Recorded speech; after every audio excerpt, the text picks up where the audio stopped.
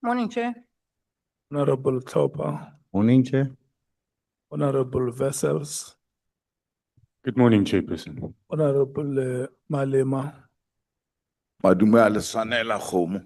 Oshiyempusha, Honorable Mngango, Good morning, Chair. Honorable Matthews, Good morning, Chair.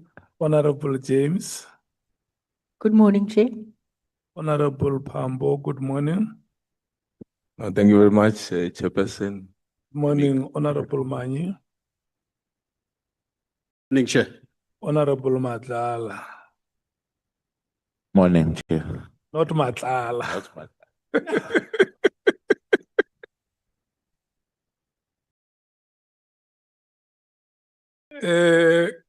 Good morning, Advocate Arense.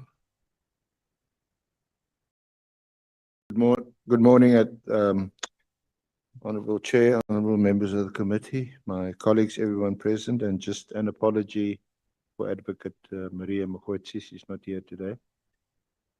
Advocate Mkhize, Good morning, Chair. Good morning, honorable members. Mr. Antilete Jana, good morning. Good morning, Chairperson. Mr. Paul O'Sullivan, Paul Robert O'Sullivan, Good morning, Chair. good morning. Good morning to the staff of Parliament, to the staff in the political caucuses,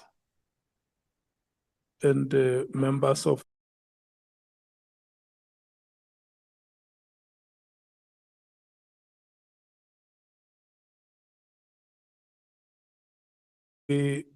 we have the following apologies. We have recorded the apology of Honorable Shongwe. Honorable Sangoni has requested to be released today at 17:30 due to organizational commitments. And Honorable James has also requested to be released after 12 middag. We will grant those requests to the members. Honorable Kola Barnard is going to join us later today. Is that correct, Honorable Breitenbach? Yes, Chair, she'll join as soon as she's able. And Honorable Cameron will be 15 minutes late. Okay. Those are the apologies for. As matters stand, Chair, I may need to be excused at around 5:45 tonight, if I can't shift an appointment that I already have. Okay. Honorable Skosana. Ngithokoze Mgcinisihlalo, ilunga elihloniphekileko Honorable Shongwe bekacabange ukuthi ku-11 kanti namhlanje sitshintsha amagere. Uza kufika kungasikade, ngiyakuthokoza. Okay, thank you so much. Honorable Vessels. Thank you very much, Chairperson, and good morning once again. If I could also just be excused by 6 o'clock this evening, I have a caucus commitment. That'd be great. Thank you. Yeah, those apologies are recorded. We are going to allocate this time to Advocate Arense and Mr. Paul O'Sullivan to conclude the presentation. Today is the 11th of February 2026. It is 36 years after President Mandela was released from the Victor Verster prison in 1990.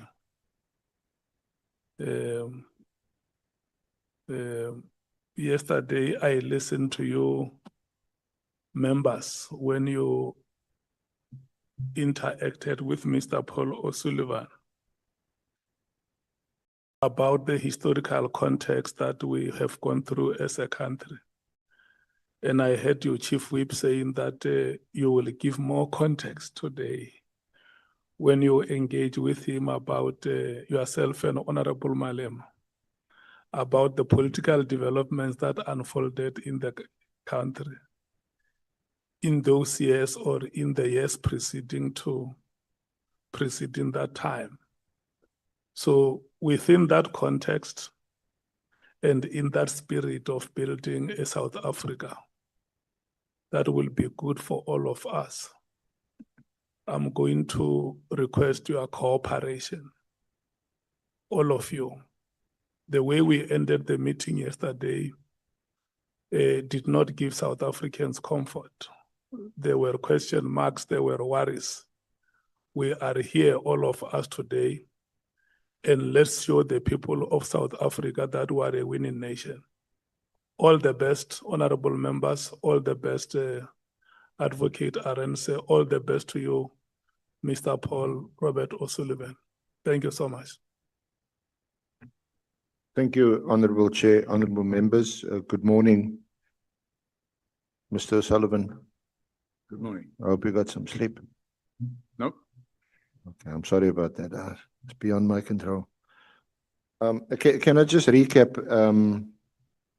We've got a limited time available. So some of the questions that I'm going to put to you, I would appreciate just a yes or no answer, unless you want to elaborate here and there. I also just want to assure you that you have deposed to an affidavit, a sworn affidavit. It's part of the record. It would have, should have been read by everybody here today. And when it comes to the evaluation or assessment of the evidence, both written and oral, it will be taken into account. So to the extent that you might be or might have been concerned that you didn't get an opportunity to go through all the allegations that you make in your affidavit, they will be considered. And of course, there will still be questions from the honorable members, and to the extent that you refer to your affidavit and the annexures, I can't predict that, but you're obviously at liberty to do that. So the topics that we almost certainly won't get through, but there's a whole list, and I'm just referring you and the honorable committee to the index to your statement. There is criminal activity within PKTT, the slush funds, the secret service account, taxpayer funded trip to Japan for a friend in inverted commas of Khumalo, Mkhwanazi's alleged role in kidnap and torture. Commissioner Masemola, as part of the problem, you allege allegations of state-sponsored hit squads at work in KZN. You question that adverse effect of Khumalo's conduct on the criminal intelligence, or crime intelligence, sorry. Mkhwanazi's, what you describe as lies to the Commission and Parliament. Mkhwanazi's secret business dealings, outlandish lies you allege by Nkabindi and Pashlani. The criminal syndicate against you, claims of infiltration by you of IPID and other organs of state, some miscellaneous matters. You question or ask the question and you answer the question, who is ultimately to blame for the what you describe as mess we are in today, and how can the criminal justice system be fixed? What we want to focus on are really four big topics. General Mkhwanazi's statement on the 6th of July and the aftermath of that, the so-called slush fund, then IPID and SAP's infiltration as alleged, and the spyware grabbers issue, which actually has been addressed by quite a few witnesses. I think the last witness was Brigadier Nhlanhla, who was the accounting officer at the time. So perhaps we shouldn't, unless you have anything to add there. So perhaps let me kick off with the for the alleged IPID infiltration and SAPS. Do you know who the current director of IPID is? Executive director, sorry. No, Chairman. Who is the last executive director of IPID that you interacted with? Since 2017, since 2018, I haven't interacted with any executive director of IPID, Chairman. Have you recently, or put another way, when is the last time that you referred any complaints to IPID? It was the complaint which I laid against General Pashlani in January or February 2016. Yeah. And you haven't laid any complaint with IPID since? That's correct. Is it your evidence today under oath that you've had no contact or interaction with IPID since 2016?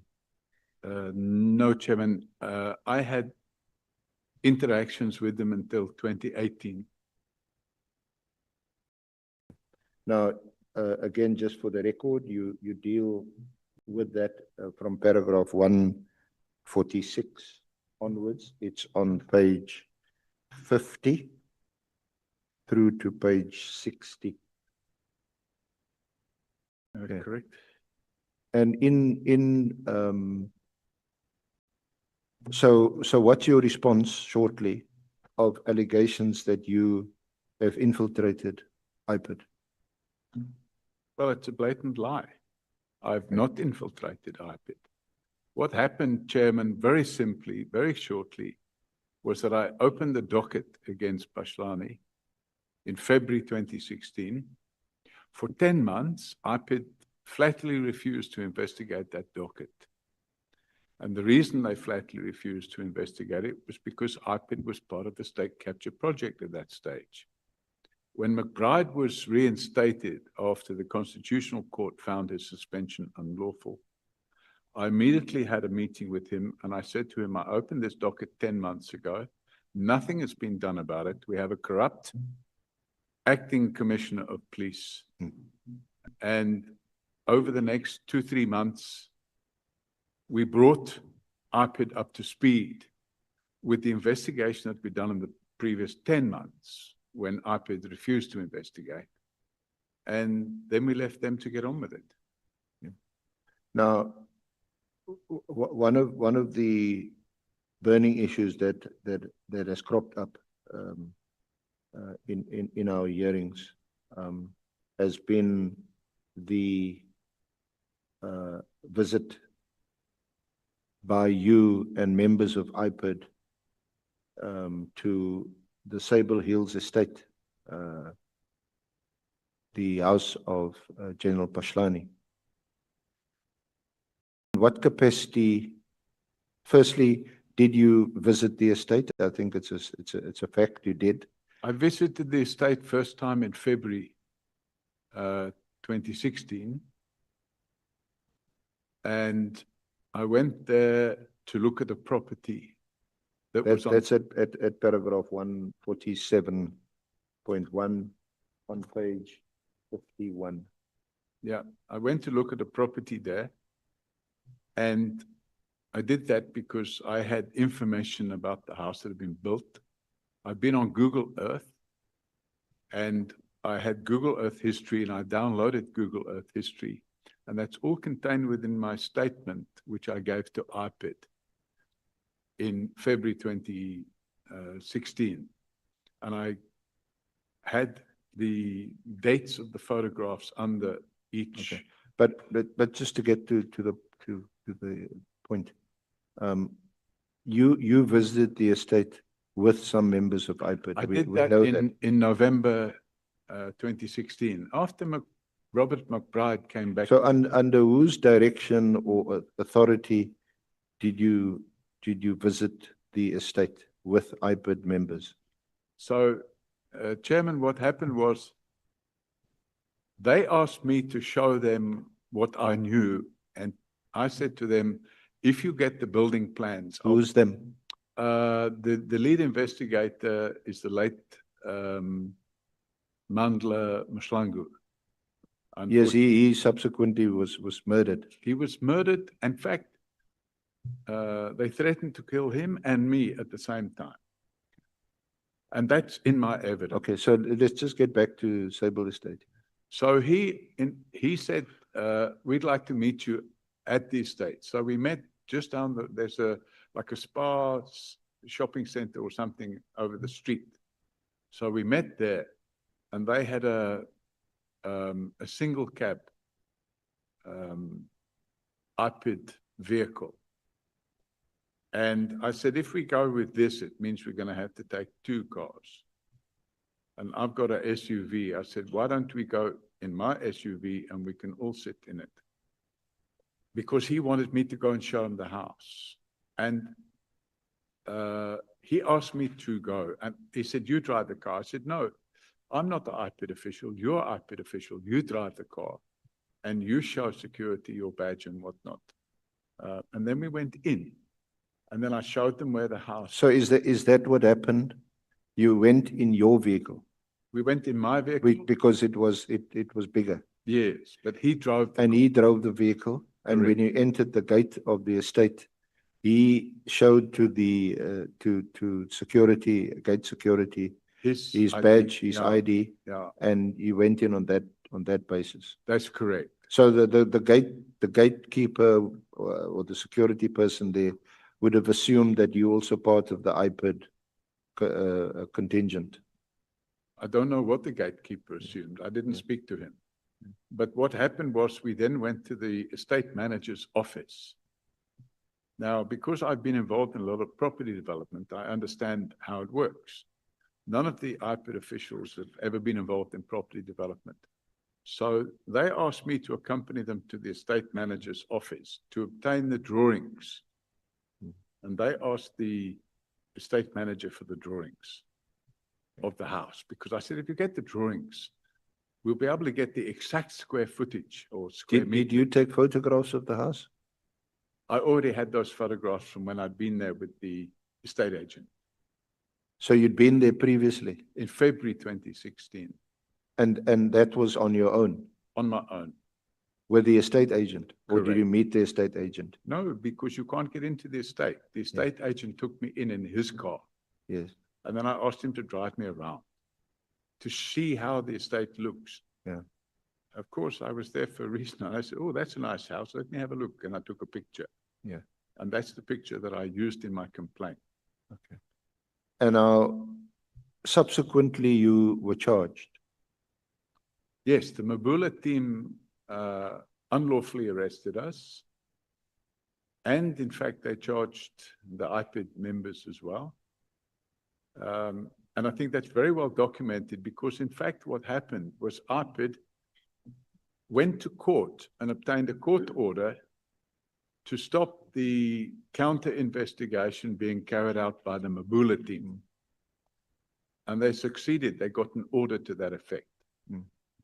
And that put a stop to the counter investigation. But in the meantime, I wasn't only arrested and charged, I was detained again. My assistant, she was my corporate counsel, Sarah Trent. She was arrested and detained for 2 nights in appalling conditions. Yeah. They took her cell phone. One of the members of the Northwest team flew to Israel with her cell phone because she wouldn't give them the PIN code. They flew to Israel with the cell phone and they broke the cell phone open to download the contents of the cell phone, which was all unlawful. How do you know the official flew to Israel? Because they had to prove the contents, how they got the contents of the phone. And they submitted affidavit, what they call a chain of evidence affidavit. In the alleged, you see, when you get... Because we need to close off on this topic. Okay. So when you get a charge sheet, you ask for further particulars or Correct. Your counsel would, Correct. And your counsel would then be entitled Yeah. for the state to demonstrate the chain of evidence to be Correct. satisfied, that it's genuine, authentic, or whatever. And not only that, they submitted the same documentation to the Zondo Commission. Yeah. Because they tried to show the Zondo Commission that they hadn't done So anything did wrong. that document demonstrate that they actually went to Israel? Correct. Who in Israel, or which other organization in Israel to? Why Israel? Because there's a company in Israel which works for Mossad, which is the secret, what do you call it, service of Israel. And that company specializes in cracking cell phones. So they're able to open a cell phone if you refuse to Okay, give. so at that stage, when they decided to go to Israel and to Mossad, who would have been the executive there? Who would have authorized that trip, assuming it was authorized? I'm assuming it was General Mabula. He was the head of this team, this Northwest team. Yeah. And if it wasn't General Mabula, it would have been General Pashlani. Okay, so these messages were retrieved. And so just to conclude, I'm sure you'll get some questions on this aspect later. What happened to the case that was brought against you? I think after 7 or 8 months, after repeated appearances in court, it was struck from the roll. But not only was it struck from the roll, IPID launched a High Court application to have the Mabula team investigation declared unlawful. And the court issued an order to that effect, that the Mabula team were no longer allowed to be involved in that investigation. You make it, sorry, Mr. McBride. Yeah, okay. All right, yeah, I think their questions were asked about that, because that was a 342A application. When there's a delay, then you can ask. That is correct. Yeah, but the matter was just struck from the roll, of course. It's still alive, potentially. It can still be re-enrolled. You weren't acquitted or found not guilty. It was struck from the roll, and 10 years later, nothing. Yes, so let's not get too technical, but that's the point. It's still possible that it may be reinstated anyway. Yes, of course, the prospects after some, 7 years or so later, that it hasn't been reinstituted.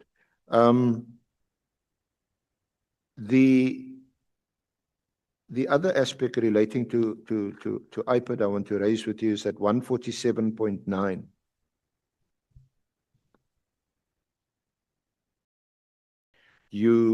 There's a reference there to 200,000 rand that of your own money, you say, that was contributed towards the fees of his lawyers. That's correct. He was represented by Adams and Adams. Alan Suzman Foundation. No, Adams and Adams. Oh, were the Adams, lawyers. Adams and Adams. Yeah, they were they represented the amicus in that case. I I don't think McBride was represented by. know. Helen Suzman Foundation were amicus, and they were sorry. represented by I think by, Weber Wenzel. all right. So McBride was represented by Adams and Adams. And the reason I made the donation was because, having opened the docket in 2016 in February, by the middle of the year, nothing had happened. No investigation was taking place. And I was satisfied that the country's police service was being run by a corrupt commissioner of police. Okay, so would Mr. McBride have been aware of your contribution? Was the contribution to him personally, or did it go to the lawyers representing him?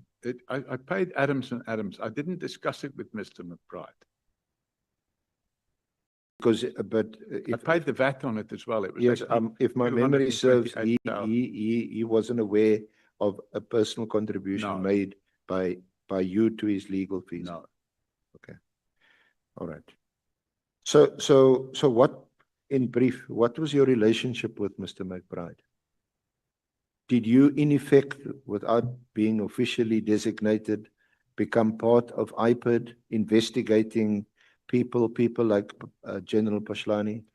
The only work we did in terms of investigation was between February 2016 and the period when IPID took a decision to carry on with the investigation, because from February 2016 till November 2016, no work had been done on the investigation whatsoever.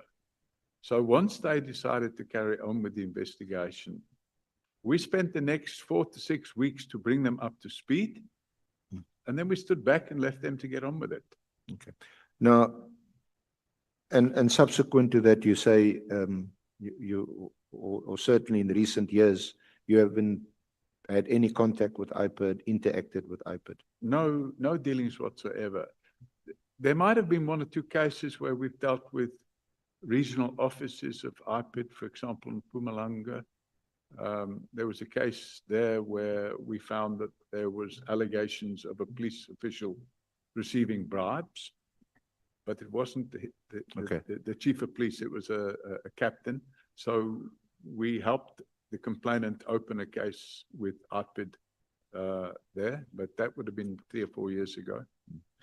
And I wasn't involved in that, it was one of my staff. So in relation to General Pashlani, have you, subsequent to 2016, because the allegation is that you targeted General Pashlani deliberately, you and Mr. McBride, the purpose being that McBride and you presumably wanted McBride to become the National Commissioner of Police. That's the narrative, that's the false narrative of both Pashlani and Nkabindi. Okay. So subsequent to McBride's tenure at IPID and your evidence that you, save for the 1 or 2 instances where you have referred complaints at provincial offices,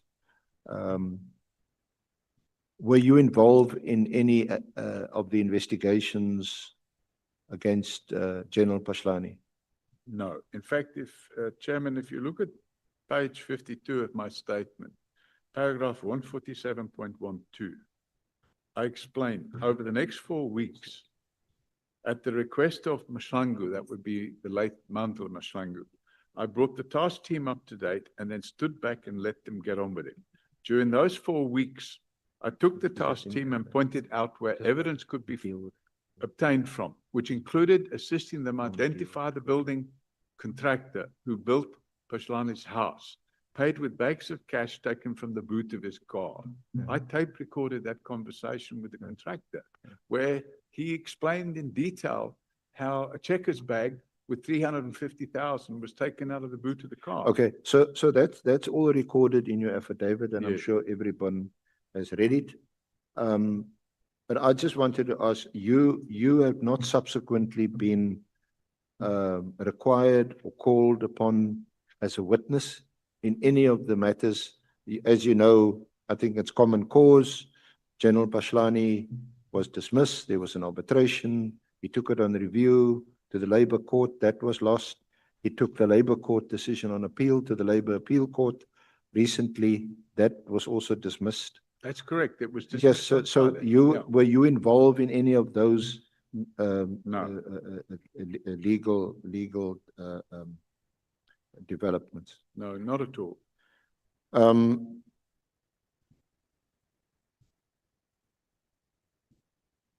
Questions are asked given your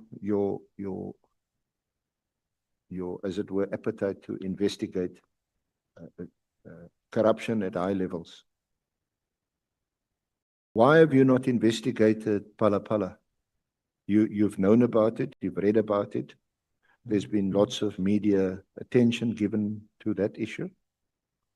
Chairman, the first I knew of Phala Phala was in June.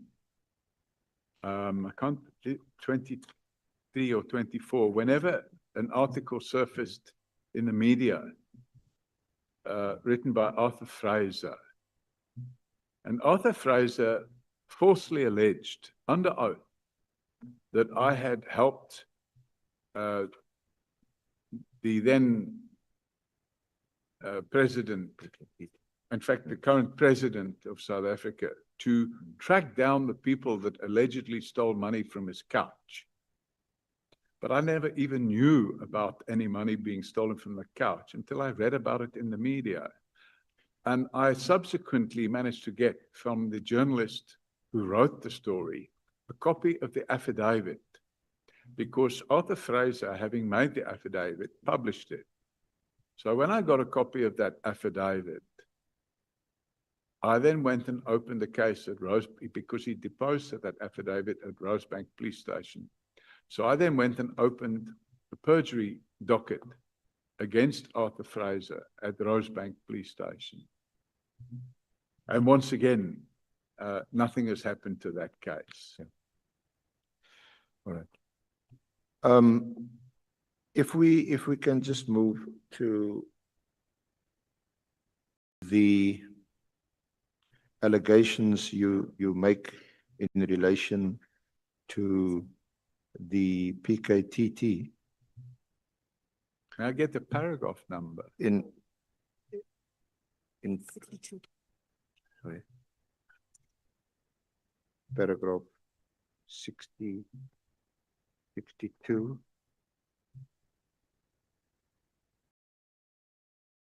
In paragraph 62, you allege, or you say in your affidavit, during his testimony both at Nhlanhla and at the Ad Hoc Committee of Parliament, Lieutenant General Mkhwanazi remained totally silent about the rampant criminal activity within the PKTT. In that regard, I've been anonymously supplied with the following copies of 4 sworn statements by Sergeant Mkhwanazi, dated 16 September 2024, Captain, I don't know if it's OOR, dated 30 September 2024, Lieutenant Colonel Khumalo, dated 24 August 2024, and Constable Nhlanhla, dated 9 October. And these affidavits are annexed.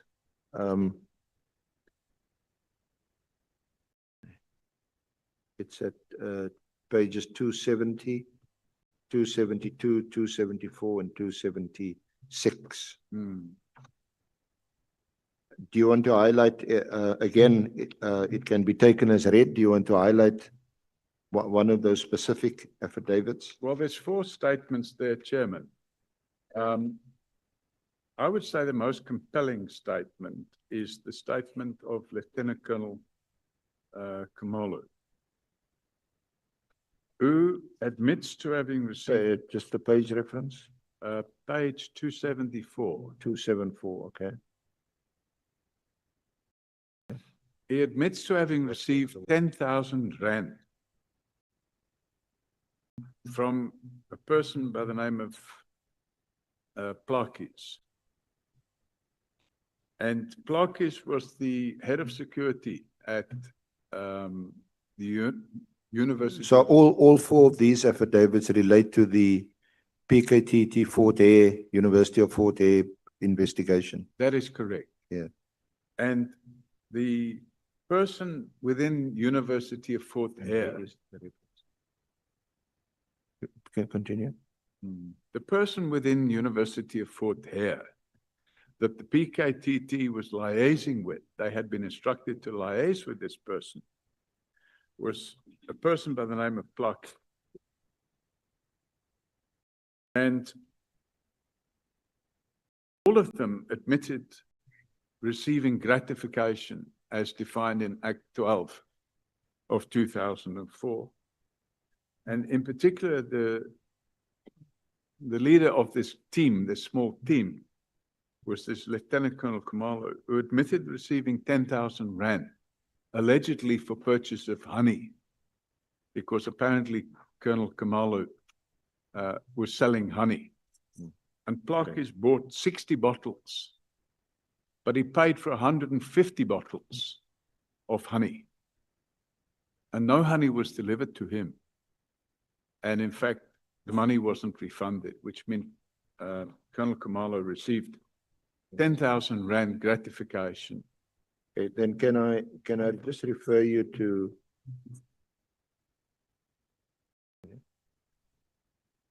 And Plakis was subsequently arrested and charged. He, in fact, was the main suspect. I think that's common knowledge. Can I just refer you to paragraph, it's section J of your affidavit, paragraph 96. Section J. What's Yeah. the page number? It's page 32. Allegations of state-sponsored heat squads at work in KZN. And then, Page 32. yeah, you say that that in the week following General Mkhwanazi's media conference, Forensic for Justice were approached by an informer. That's correct. This informer made shocking allegations. As a result, the informer was interviewed over several days and a sworn statement taken from him. To protect the identity of this informer, I've redacted his sworn statement. I've also redacted the transcript of the main interview. You say unredacted versions will be made available to the Commission of Inquiry, and you attach the statement, and it's J638 to 634. So can you go to 638 and 6?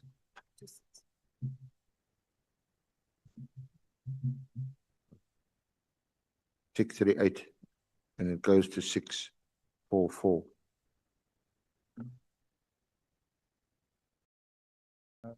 Yes. I'm there. Yeah. And there the deponent, whose name is redacted, says in paragraph 3, on 8 July 2025, following the allegations made by Lieutenant General Nhlanhla Mkhwanazi in a national media briefing on the 6th of July, I decided to call Mr. Paul O'Sullivan of Forensics for Justice. The reason I reached out to Mr. O'Sullivan was because I knew of Mr. O'Sullivan and his prior investigations into corrupt police officials. I'm sick of what I'm taking part in, and I desperately want to get out. And I'm fearful that if I leave on my own, I will be killed. To silence me because I know too much. And then in and around 2019, when I was around the age is deleted, I was approached by a tall black Zulu man who seemed to be in his early 70s, whom I called Baba and Ndlovu, approached me. Ndlovu and Mkhwanazi both reside in Pietermaritzburg. I was informed by Mkhwanazi that Mkhwanazi was looking for a bright young man whom he could train to be what was referred to as an arm of the police service. I understood this to mean that we would be trained to support services to the police. Paragraph 6, I, along with at least 40 other young black males, took part in rigorous training for approximately 7 months. We were told that we would not be paid for our time while training, but we were guaranteed work when the training was over. Paragraph 8, when the training was over, we were all given 50,000 Rand in cash by Mr. Mtetwa and told to return home and await further instructions. A week or two after being back home, I received a phone call from Mtetwa. He told me to collect a package. Upon my arrival, I would meet some man. I never knew his name, but he knew who I was and what I looked like, and he handed me a further 50,000 Rand cash, which was held together by an elastic band. A few weeks later, I received another 20,000 Rand in cash in the same manner. In total, I received after the training was therefore 120,000 rand. Paragraph 9, in and around the end of 2019, early 2020, there was civil unrest in KwaZulu-Natal, KZN, and I received a phone call from Tetwa telling me to go to the same meeting spot. I was collected by prior arrangement by bus, and the driver was the same man who would hand me the cash every time. We were transported to a meeting spot near the Rainbow Chicken Farm in Hammersdale. By the time of our arrival, there were about 19 or 20 of us in the bus. We were all given suit bags with our names on it, with blue SAPS uniform inside them. The SAPS uniform didn't have any ranks on them and nor our names on the pocket, but they look exactly like blue SAPS uniforms. Later on, and in our time with the task team, our SAPS uniforms were given rank badges. None of us were actual police officers or SAPS members. Paragraph 10, the first mission in KwaZulu-Natal was crowd control mission, where we were told to fire rubber bullets at a crowd of people that were protesting. Then I skip a few lines. It was made clear to me and the other members of the task team, our main purpose, according to Mkhwanazi, was to, quote, clean the streets, unquote. I later realized this meant we would be killing criminals instead of arresting them. Paragraph 11, in about mid-2022, there was a mission which I referred to as the West Boys drug bust. We were told that we would be required to do a quote-unquote drug bust. And when we arrived at the location, the so-called drug lab in Mkhwanazi, a shootout ensued between us, who was described by him as an extrajudicial task team, real legitimate police officers and the suspects. It ended with at least 15 suspects being shot dead. Many times during our missions, no arrests were ever made of any suspects, and a lot of the time the suspect or civilians were shot in the back as if they were running away. We would often, quote unquote, shoot to kill. The next mission in paragraph 12, I'll speak about in around August 2024 in section 8, Mkhwanazi. We were told by Mtetwa there was an abandoned house in section 8, Mkhwanazi, where people were using the abandoned house for a drug syndicate and we needed to get rid of them. I understood this to mean they were dangerous and we needed to eliminate them. When we arrived, we split into two groups and went in kicking the doors front and back and immediately shot everyone inside. Paragraph 13, when we noticed that 6 teenagers had been shot and killed, we knew there would be trouble. Nhlanhla phoned Mkhwanazi to come to the scene. Just before Mkhwanazi came to the scene, we were told by Nhlanhla that some of us had to leave, and 9mm weapons with dead teenagers and some weapons were left next to their bodies. So it could be said that these kids shot at us. This is the second mission where kids were fatally shot, yet they were unarmed. And Mkhwanazi planted evidence or had evidence planted to cover up what had actually happened. I was not involved in the first incidents. It must have been one of the other groups. I also wish to mention that Mkhwanazi always arrived at these missions with other police officers to basically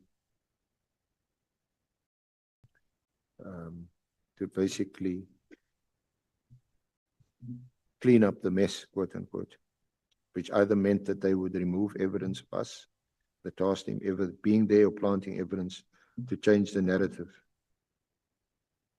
Last sentence in that paragraph, none of us had firearm licenses for the weapons we were using Wilson police uniform.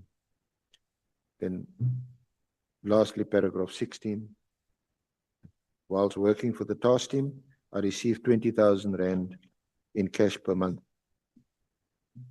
Considering there were at least 3 or 4 groups or task teams, each receiving 20,000 rand in cash. This would mean that the total cash payment made of all these members in the task team was between 1.2 million and 1.6 million per month. It seems to me there were 3 groups of 20 people, none of them cops. We were all promised that after we had been doing this work for 5 years, we would each receive 5 million rand in cash. What is these allegations clearly very serious? What's happened to this? Has a case been opened? Is it being investigated? What's the status of these allegations? Chairman, we supplied a copy of this. In fact, no, we supplied the original of this in terms of Section 27 of the NPA Act to IDAC.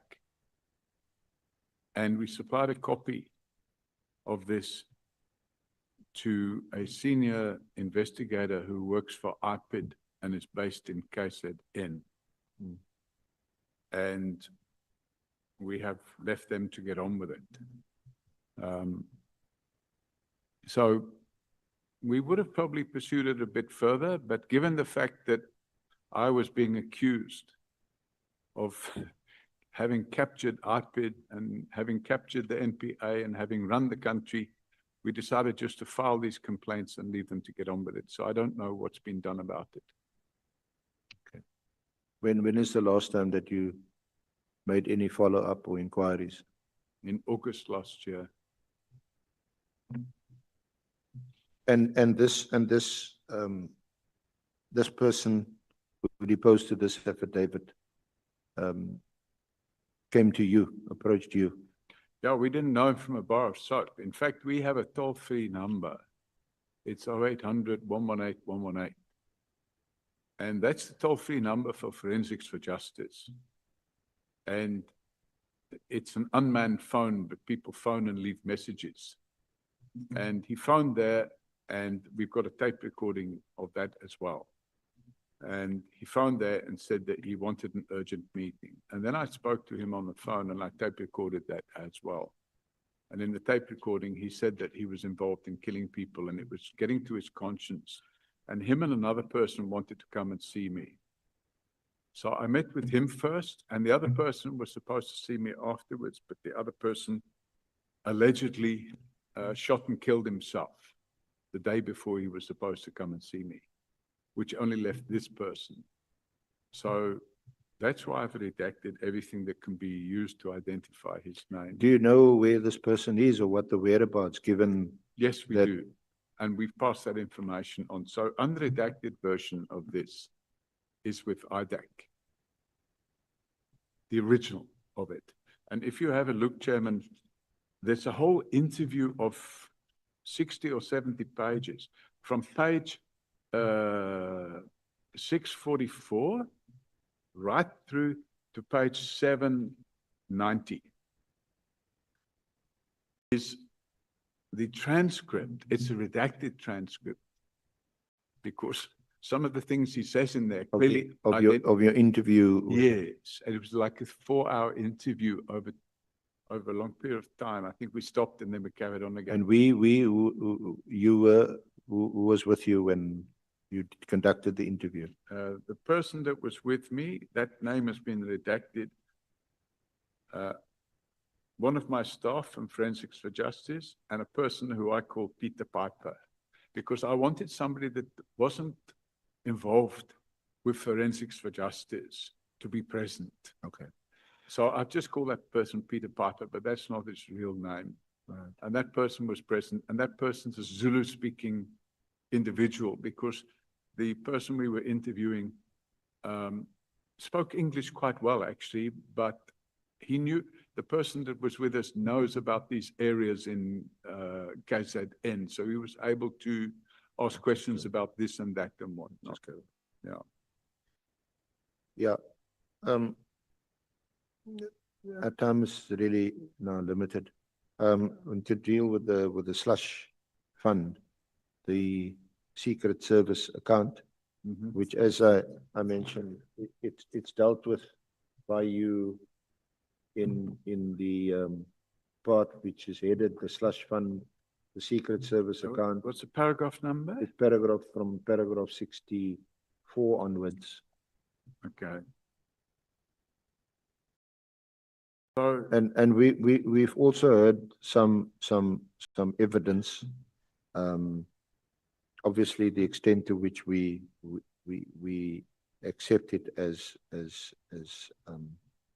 evidence, corroborated and confirmed of Mr. Nhlanhla.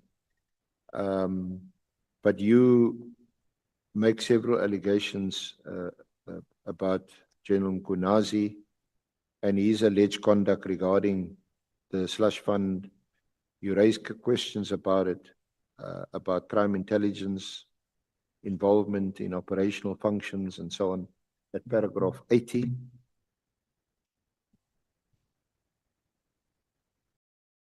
yeah. So, Chairman, during his testimony at the Nhlanhla Commission and at this ad hoc committee, General Mkhwanazi repeatedly talked about informers that were supplying him with information. Now, it's not the function of somebody that doesn't have security clearance to manage informers. And General Mkhwanazi had no security clearance. Plus, he wasn't working in crime intelligence. It's a function of crime intelligence to manage informers. And that is the purpose of the slush fund. The slush fund, actually, its real name is the Secret Service account. And that money is supposed to be used to pay the informers to get information pertaining to criminal activity. And then if the information is good and it results in arrests, the informers get paid. Now, what I couldn't understand is how General Mkhwanazi was able to claim at the Nhlanhla Commission and in Parliament that he was managing informers. And I have made the suggestion at paragraph 81, Chairman, that if the committee wants to get to the bottom of the root of all evil in the police, it needs to start with the slush fund. Because if they can stop the wanton theft of millions of rand, which is stolen in secret and spent in secret with zero accountability, and in fact, the loose strings around the purse of the slush fund results in inside factional battles within the police, because many senior police officials want to get their hands on these taxpayer funds. And it's a fact of life that in 2012-2013 financial year, the slush fund budget was 98 million rand a year. In the 13 years since then, it's grown to 600 million rand a year, which is a 500% increase. During the same period, Chairman, we've had inflation of 113%. So we have not seen a concomitant drop in serious crime. In fact, we've seen the opposite. We've seen crime increase in the last 13 years. Okay, there's just another two topics I need to cover with you quickly. The one is the now infamous, notorious braai that you had at what used to be Kretsche's house. What was that gathering? Did you conspire there? Who was there? Did you conspire there to do anything? To frame anyone? No, Chairman, I was anyone? in fact flying overseas. I was flying to Vienna on the night of that braai. And it was the end of the year. The people that are stated to be at the braai by Nkabindi and General Mokateri. So Cedric Nkabindi was not invited to the braai, but he turned up. The persons that were invited to the braai, and it was just an informal braai of 2 hours, was Robert McBride, General Sabir, who by that stage was no longer in the police. He was, I think, working for the Johannesburg City Council. And there were some of my staff there. And the late Nhlanhla Mashlangu was there. And there was a journalist there, but the journalist was there to talk about a new book that she'd just published about Radovan Krejcir. And that's why we decided to have the braai at Radovan Krejcir's house, because she was launching the book that she'd written about Radovan Krejcir. And I asked the person who owned the house if we could have a braai there. And that's what we did. And what did you discuss? Was it just an end of year braai? Was it just a social gathering, or did you meet for any particular purpose? It was a 2-hour social gathering, and I was quite surprised to see the number of people that turned up, because from IPID there were probably 6 or 7. I invited Nhlanhla Mashlangu, the late Nhlanhla Mashlangu, and I invited Robert McBride. I invited Matthew Sissoko, but he didn't come. And there were 1 or 2 others, but I can't remember their names now, plus Cedric and Kubindi. And actually, if things that had happened afterwards hadn't have happened, I wouldn't have even remembered Cedric and Kubindi's name. He alleged that there were people there from AfriForum and the DA. There were nobody there from AfriForum, and there were nobody there from the DA. So all these things were fabricated. He also alleged... Any journalists there? Angelique Soraya, she made a book about, or she published a book then, that same week, about Radovan Krejcir. So, and she gave everybody a copy of the book. So that was now your house. You bought it from Krejcir. No, it wasn't my house. Is it Krejcir's house? No, it was never Radovan Krejcir's house. So I don't really know. Okay. Well, you know, there's a whole fabrication that was Radovan Krejcir's house. It was never Radovan Krejcir's house. The house in question is owned by a company, and the owner of that company, I asked him, can we use the house? Radovan Krejcir used to live there. Oh, I see. Okay. Now,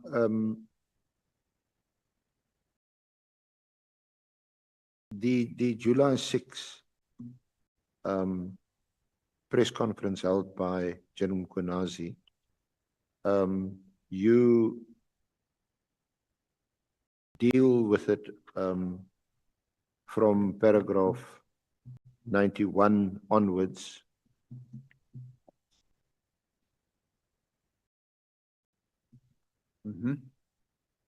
Paragraph 91 on 1 July 2025, following the arrest and appearance in court, where 5 generals and 2 brigadiers, all from crime intelligence, based on complaints laid by myself and others pertaining to nepotistic corruption within crime intelligence, I caused my attorney to write a letter of demand to General Masemola demanding the suspension of these 7 crime intelligence people. Within hours, General Masemola responded to the letter of demand, fobbing me off with a tough response, thereby removing the urgency. When did you lay those complaints? Chairman, I met with the Office for the Inspector General of Intelligence in January of 2025. And I supplied them, we carried out some research, and we were able to identify the company which had bought these properties. We received the tip-off. It's probably the same tip-off that the Honorable Fadi L. Adams and Honorable Carla Barnard received. And we also got it. We have a anonymous email address that we use. And we got this tip-off, and I decided to carry out some research. And I wrote to the Inspector General of Intelligence. They asked me for a meeting, and I handed over. We got copies of the. So sorry, just repeat the dates. I just missed it. It was in it's one of the annexes is my email to the Inspector General of Intelligence. I'm not quite sure which of them it is without looking at the annex list. in section H. Yes, 30.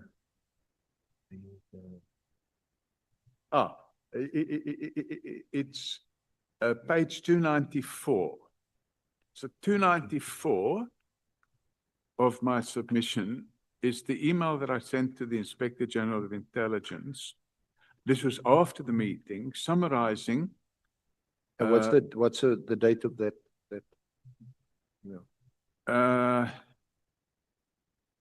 The email is the 16th of February, 2025, but we had the meeting in January. And he asked me to do further research, which I did, and I supplied him with that information. I then sent him an email on the 16th of February. He wrote back on the 3rd of March, and he said, "Thank you for this valuable information. We will be in KZN from 10 to 11th of March, 2025. And after that, I had no further interaction with him, but I supplied him with all that information. And the most critical point that we discovered was the fact that the properties were purchased at the full asking price. In fact, they paid more than the asking price. Okay. So if I can just move on from there, just back to the braai quickly. The person who was there from City of Johannesburg had also mentioned to you the procurement of spyware. Never. No? Never. By Sabia?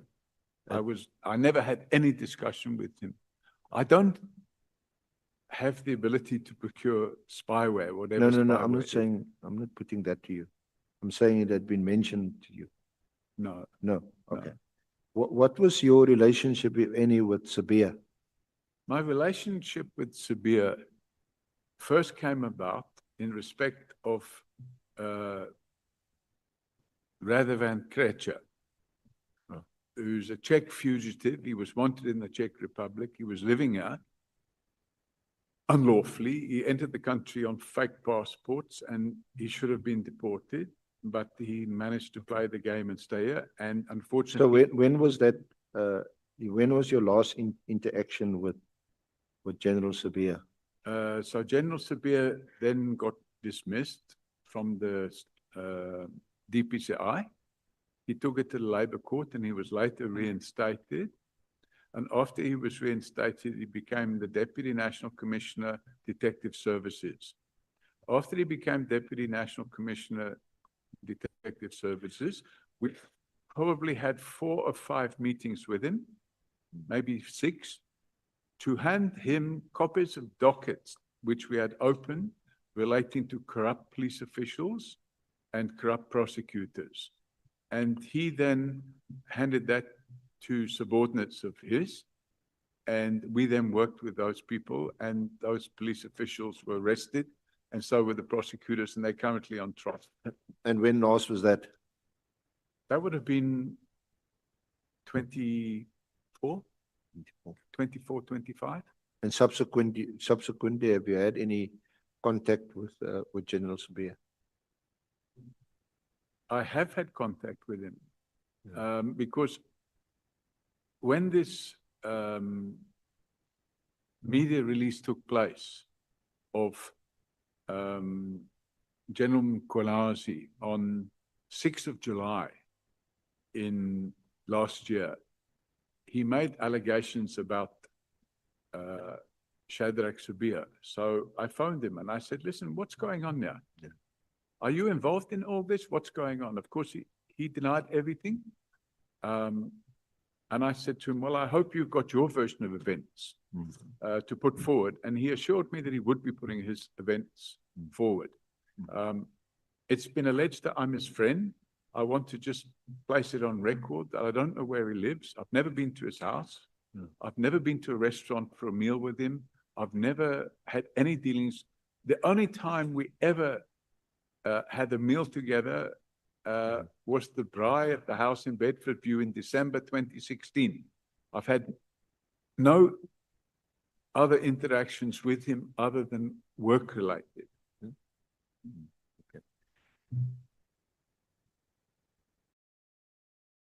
You have called for,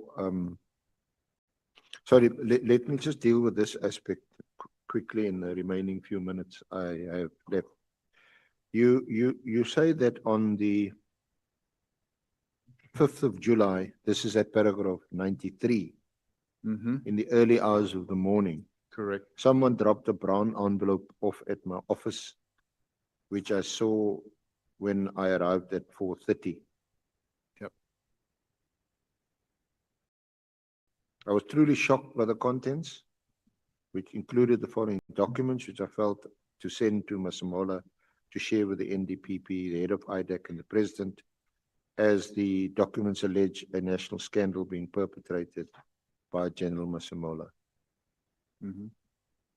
Now, this is, why do you mention that this is just the day before the 6th of July, when Yes. the press announcement was made? I And in paragraph 92, you also allege that you received information that on the 3rd and 4th of July at the police college in Pretoria, Generals Masemola and Mkhwanazi put the finishing touches to the presentation that General Mkhwanazi would use to shock the nation on the 6th.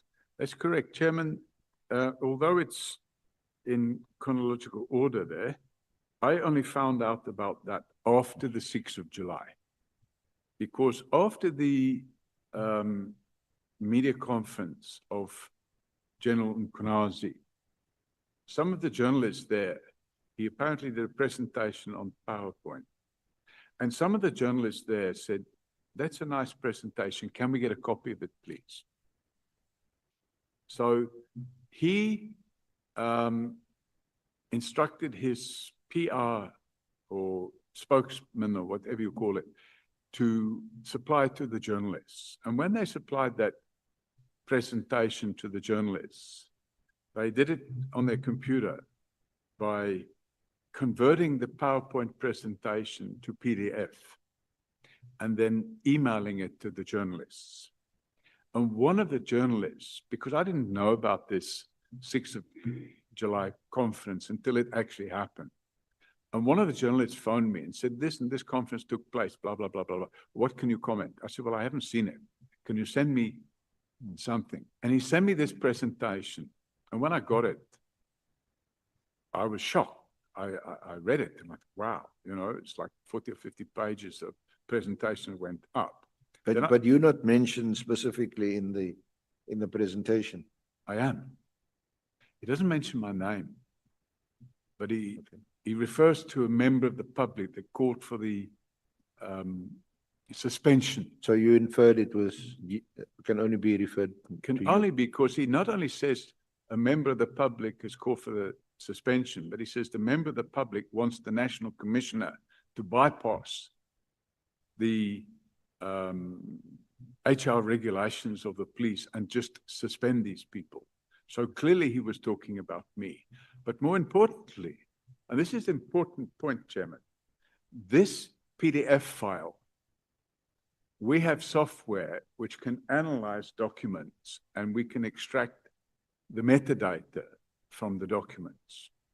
So I decided to run a quick metadata check on this document that had been sent to me. As a result, I was able to identify the computer on which the PDF was created. And the location where the computer is. A head office computer. So a police head office computer. And we have supplied the information to the Nhlanhla Commission with a suggestion that they inquire from the police to find out who is using that computer. We've got the details on the user number because we extract it from the metadata. Okay. Just lastly to round off, Chair. I think I did start 9-10 minutes past 10. You called for General Khumalo's suspension. Were you responsible for his arrest by IDAC? No. in no way, shape or form. I didn't even know he was being arrested. But when he was arrested, I thought, wow, you know, this is good. Now, I put the copy of the charge sheet in here. Charge sheets, once you've been arrested and charged, it's a public document. So I managed to get a copy of the charge sheet. But the charge sheet, was that based on the, Oh, sorry, I haven't put that charge sheet in there. I don't have that one. I couldn't but it get was it. based on the information that was provided by Honorable Adams, MP. Chairman, from what I can understand, Honorable Adams and Honorable Carla Barnard and Dishonorable Paul O'Sullivan all laid complaints in different directions, and they somehow merged. They found themselves together. I didn't lay a complaint with IDAC. I laid my complaint with the Office for the Inspector General of Intelligence because of the nature of the complaint, which related to the Crime Intelligence Secret Service account. As far as I'm aware, Honorable Adams laid a complaint with the police. So I think these complaints all ended up with IDAC. And IDAC obviously investigated and chose to make the arrest, but I wasn't involved in any way, shape or form. Thank you. Thank you, Honorable Chair. Perhaps I'll get another opportunity at the end. Maybe my colleague can use that opportunity. Thank you, Mr. Sullivan. Did you conclude, Advocate Aransa? Or must I give you 15 more minutes?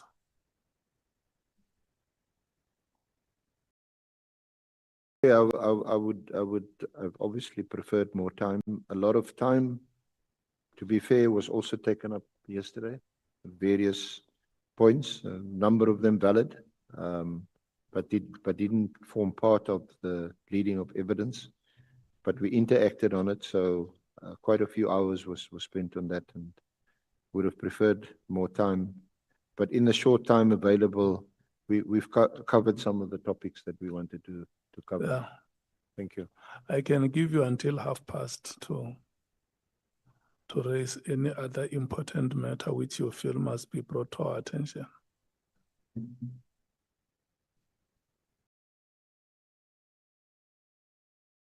Yeah, it's fine. We'll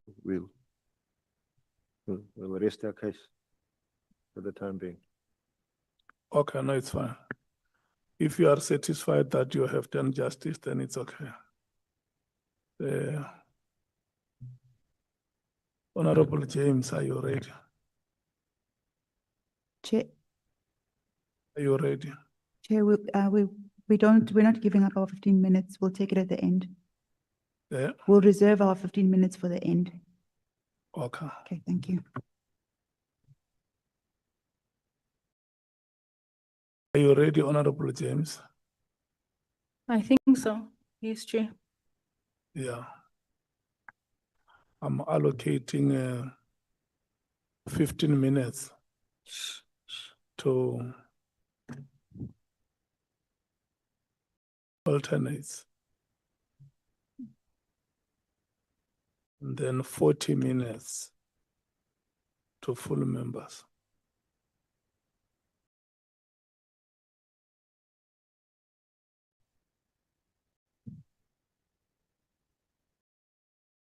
"15 minutes to alternates and 40 minutes to full members."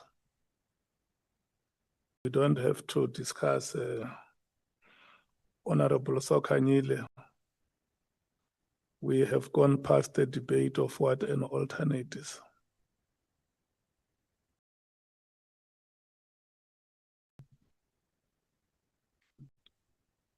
Can we, the watch that I'm having in my hand, not the one that you see on the wall. The one that I have now says is 14 minutes past 11. So it means exactly at 29 minutes past 11. your time would have ended, and the next speaker is Sokanyile. 29 minutes past 11. Your microphone must be on. Don't look at the chair, look at your microphone. Yes. Your time starts now, Honorable James. Thank you, Chair. Goeiemôre, meneer O'Sullivan. As jy Goeiemôre. okay vandag, ek het gesien jy het bietjie gestretch nou. Is jou rug alright? Ja, ek is lekker. Okay. Baie dankie vir jou testimonie wat jy voor ons gebring het gister. Jy het mos Suid-Afrika toe gekom om Afrikaans te leer. Is dit reg? Nu Engels praat asseblief. Maar het jy nie gesê jy het hiernatoe gekom vir die goeie weer en om bietjie Afrikaans te leer? My Afrikaans is nie goed nie. Jou Afrikaans. Okay. Ek gaan dit maar ek het vrae gehad vir jou in Afrikaans, maar ek gaan dit maar nou daar los. Ons wil net getoets het of jy wel hier gekom het vir die Afrikaans, soos jy ons gesê het gister.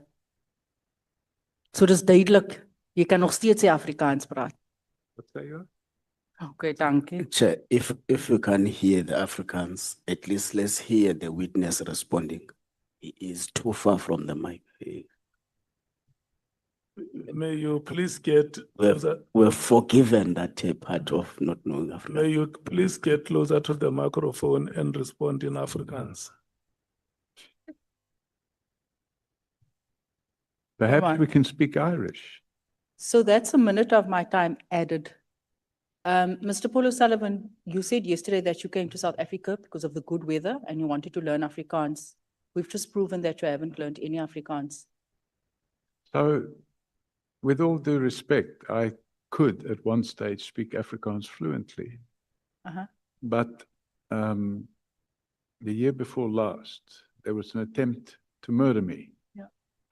And that attempt resulted in a brain injury. Okay. And I have photographs which I can show to demonstrate that, in fact, I was nearly killed. I had a Sorry to hear. broken neck Thank you so much. and a fractured skull. Thank you very much. I want to move to a very important topic and you start with it and I want to fully agree. And in such cases, we need to track the money because where there's money, there's chaos. You mentioned that the Slush Fund, Secret Service Fund, root of all evil, cause of our unhappiness and why we find ourselves here today. Am I correct? No, I didn't say it's why we find ourselves here today. You said it's the root of all evil. Yes, that's correct. That's correct. Let's stay there. I want to turn to Crime Intelligence Slush Fund, right? It is also known as the C Fund, and in your affidavit, you refer to it as the Secret Service account, right? On paragraph 2265, you state that theft and abuse of this fund have been prevalent for 20 years. Is that Yes, correct? That's Okay. correct. Are you therefore saying since 2006, the Slush Fund has operated as a vehicle for corruption and theft financed by South African taxpayers? Well, the slush fund is taxpayers' fund. Thank you. Also on page 23, paragraph 66, you identify the extreme secrecy that surrounds and governs the Slush Fund as one of the fund's primary weaknesses. That correct? Saying the secrecy, What page number, sorry? page 23, paragraph 66.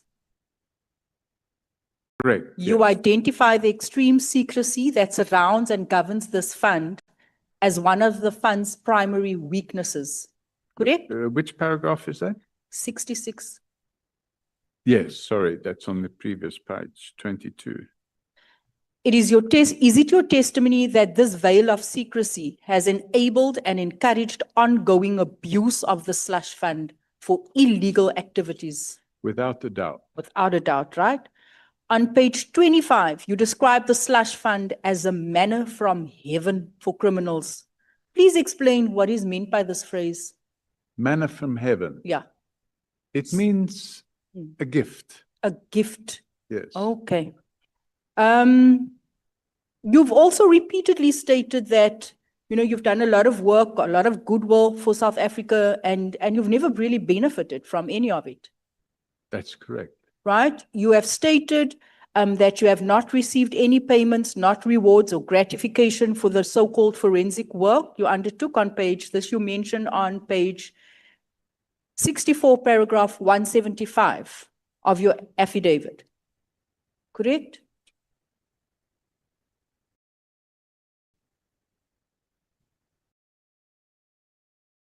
public interest work. I've never received anything for the public interest work I've done in this country. In fact, quite the opposite. Please speaking to the mic. I need you to I say said that I've loud never and clearly. received anything. You've never received anything? No. Niks nie. Okay. Jy's 'n regtig 'n goeie mens. Chair, and also, you've also claimed you've had a conversation with, Honorable Trollop, and it states in the WhatsApp. Sorry, Honourable who? Honorable Trollop, Ethel Trollop.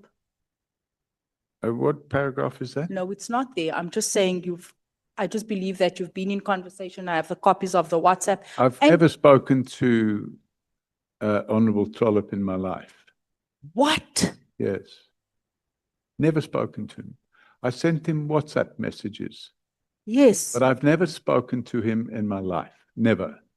Okay, but I've got proof that you sent him WhatsApp messages. And I you have didn't say, Wait for me to finish my question. And in your WhatsApp messages there, you've also said that you've never received any funds or gratification. correct. Okay.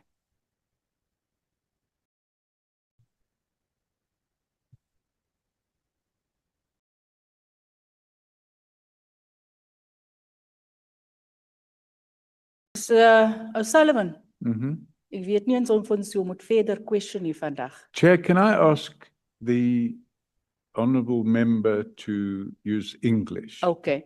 Chair, in my possession, our internal memorandum dated the 7th of May 2007 and subsequent proof of payment dated the 16th of May 2007, reflecting a payment of 100,000 rand to Mr. Paul O'Sullivan, originating from the Slush Fund. Mr. O'Sullivan, request for an advance from the DSO confidential funds, right, for work pertaining to the Kretschner case that you mentioned. Wag nou eers, Mr. O'Sullivan. Here's the application. Mr. O'Sullivan, here is the check made out to you. 100,000 from the very root of all evil that you have received when you came here telling us that this is the root of, you too have benefited from the manna of heaven. Not true. Not true. Not true. Mr. Sullivan, and I can provide this request for advance reimbursement. Here's the application. Here's the money you've deposited into your net bank account. Can I answer, or are you going to carry on talking? May I? I'm showing you the proof. You're not showing me the proof. I can't read what you've put in front of yourself there. You can take it. You can, there we go.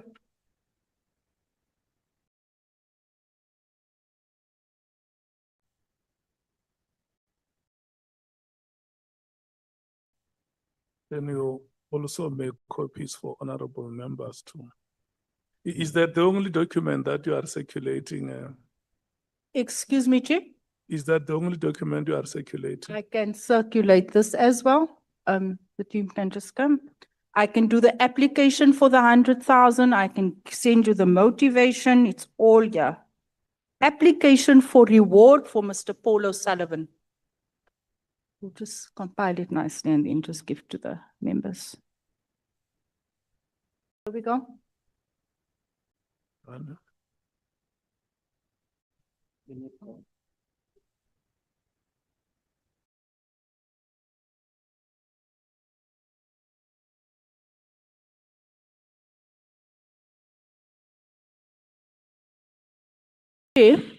This is taking up my time. I think, and my time is almost up. Yeah, you should have arranged with Bonani before the meeting. Yeah, I should have arranged with him. But nevertheless, I want to conclude that you have repeatedly stated that you did not receive any money, Mr. Paul O'Sullivan. And today, I have brought receipts to prove to you that you have lied to this house under oath. And because you have lied to this house under oath, and we do have the evidence, as Action SA, after this meeting, we will be opening up and laying criminal charges against you. I leave it at that. Thank you, Chair. Sorry, Chair, am I allowed to respond, or am I just going to sit here and listen to the lies being peddled by the honourable member. It's me. Listen to me. She has raised matters with you, and she has also given you what she says is proof. So now, like we promised you yesterday, now it's your time to speak to the document that she has put before you. Thank you, Chairman. And any other answer that you may want to give from what she has said. Thank you, Chairman. So, this payment of 100,000 rand did not come from the Crime Intelligence Slush Fund. It came from the DSO's C Fund. And it's not in 2007. It was in 2006. And it was a refund for monies that I spent. Sorry, Chairman, if I have to sit here and have somebody making body language faces at me while I'm giving an explanation, I will then have to turn and look at you and not the honourable member. You only spent 22,500. It's on the application form. Chairman. You said you did not receive any funds ever. Honorable James, may we please allow the witness, give him chance to respond to your questions. Thank you, Chairman. It's a refund of expenses I've incurred at the request of the DSO, which was then called the Scorpions, for two things. The one was for security, additional security arrangements put in place for a witness who was afraid for his life. And this is in connection with the Scorpions investigation, the DSO, carried out in respect of the late Jackie Celebi. And they agreed to refund me the monies I spent, which also included the use of my aircraft. And they, not me, they chose to refund it in this format. And in fact, the amount of money I spent was in excess of R500,000, of which they contributed 100,000 rand. And it wasn't paid from the Crime Intelligence Slush Fund.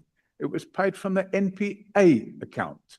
So the honourable member is wrong when she says that I lied when I denied receiving monies from the Slush Fund. Yeah, I don't want you or any other member to use the word lies or wrong. We can choose to use the word inaccurate. Maybe before, still on this question, the reimbursements that you received, was there a prior agreement before was there a prior agreement between yourself and the DSO that you were going to investigate, or this is going to be the role? Chairman, I have my own aircraft. If you asked me a question. If you can allow me to continue. Sorry, I thought you finished. The thing is, I speak very slow so that you get every word that I want to say. Any prior agreement that we are now going to start investigations on the affairs of Mr. Celebi or the alleged corruption against Mr. Celebi. We are the DSO. This is the capacity we have. These are our limitations. We are now going to source external services from Mr. Paul O'Sullivan. This is how far he can go, and this is how much we will pay him after the work has been done. Was there that kind of an agreement? The agreement, it was an oral agreement, Chairman, and the agreement was that they would assist with the expenses I was incurring. And it wasn't just in respect of Jackie Celebi. I don't know what the project was about, but they had a drug project that they were busy with, where they were tracking people that were transporting drugs. And I took 2 members of the DSO in my plane. I supplied a radio to members of the DSO in cars on the ground, and we flew over and we watched and followed a car going from different places to different places. And I wasn't involved in that project. I just allowed them to use my plane. Who were those 2 members that were in your craft? The one was Advocate Gerinel. I don't remember the name of the other person because I didn't know it. But he came with Advocate Gerinel. Okay. And then you say that the agreement was oral. Oral agreement. They needed my urgent assistance. And in addition to that, Chairman, there was an attempt to murder one of the witnesses in the Jackie Celebi matter. And who was the person who approved these payments that were made to you? I am assuming it was Advocate Gerinel. I don't know who approved it. Honorable James, yeah, okay. Chair, Mr. Sullivan, in your testimony, you have said that you have never received any funds, no reimbursement, nothing. Dololo. Haven't said That's I've what you received said, reimbursement. paragraph 175. It's there, Chairman, right? You said that you have never received. You were reimbursed for the aircraft 6,000 rand. It's on the application. Your total reimbursement amounted to 22,000 rand. The entire application I have circulated to the members. It clearly outlines the project name Coffee. Chairman, I don't have any. It outlines the work you've done. It clearly outlines the reason for your payment. It's all in the application and the motivation. Unfortunately, my time does not permit me to go through the application, and hence I have circulated it to all the members. It's all there. So the hogwash you are telling us contradicts what's in the application. The documents, the proof speaks for itself. Yeah. Is there anything you want? I want you to be calm, both of you, yourself and Honorable James. Well, unlike the honourable member, I will remain calm. First of all, Chairman, I'm not in the business of providing hogwash. I have stated there, and I'm going to read it, paragraph 175. For the avoidance of doubt, I have never been remunerated for any of my public interest work over the last 25 years. Quite the opposite, I've spent vast sums of my own funds in the interest of making South Africa a safer country for all its inhabitants. However, when I was requested to provide extra services, not something I chose to do of my own account, I was requested to pay for the security enhancements of a witness. And unfortunately, Chairman, these documents from 20 years ago, I don't have in my possession. And it would be appropriate for them to be in my possession before these wild allegations are being made against me. It would absolutely be appropriate to put the documents in front of me and say, can you explain that? And that's not what's happened here, Chairman. Okay. Your time has expired, Honorable James. May we move to Honorable Sokanyil. Thank you so much. Thank you very much. Chairperson. Morning, Mr. Paul O'Sullivan. She's sitting here. I'm greeting you. Oh, thank you. Sorry, I didn't. I'm trying to. Honorable Sangoni, may you please make way here. Johnny. I'm greeting you, sir. Thank you. I'm looking at your statement, paragraph 102. You are talking about monies that were intended for CIG informants that were removed from the system, and you are accusing General Khumalo that they were removed during his time. Can you provide evidence that sources of information under Khumalo that have dried up, that you are referring to in paragraph 102?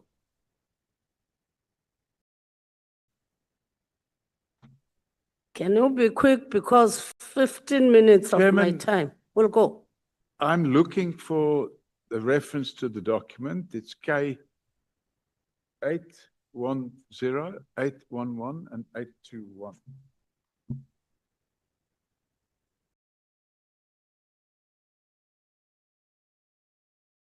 Your affidavit. Yeah, I'm not looking at the affidavit, Chairman. I'm looking at the evidence that's mentioned in the affidavit. It's 810. So what we have, Chairman, if you look at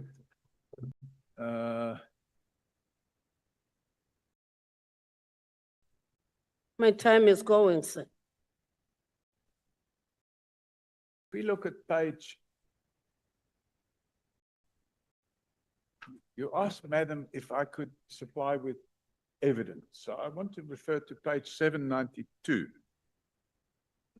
792 is a transcript of a telephone call I had on the 22nd of September, 2025, from a confidential informant who was employed in crime intelligence. And his complaint, he reached out to me. I didn't know this person from a bar of soap.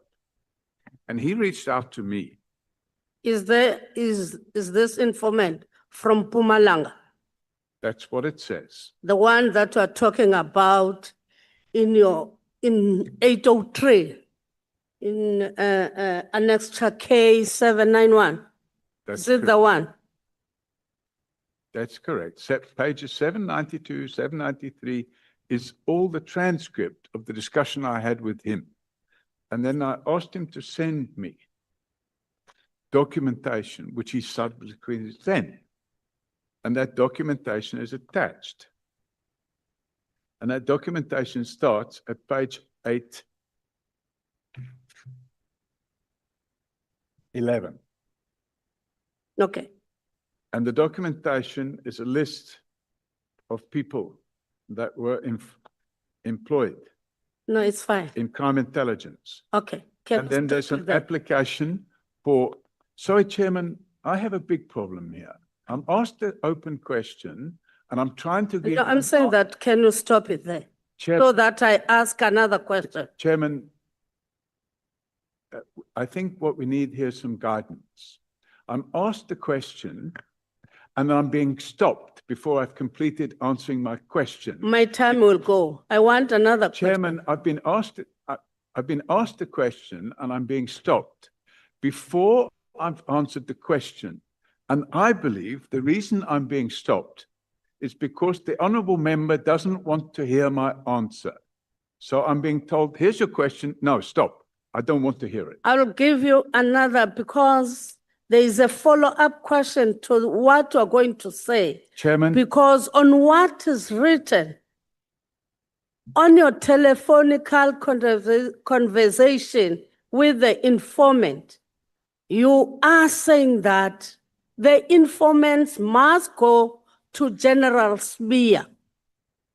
You don't want him talking to General Mkhwanazi, General Masemula, General Khumalo, because after appearance of General Masemula, they are all going to jail, the three.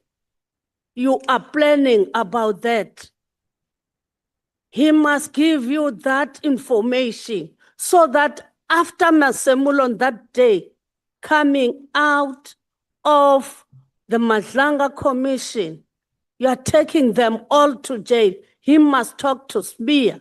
Why Do you have an informant to talk to someone else, not to talk to the people at the helm of SAPS? For instance, in the crime intelligence is General Khumalo, and then General Masemola is the National Commissioner. Can I check with you?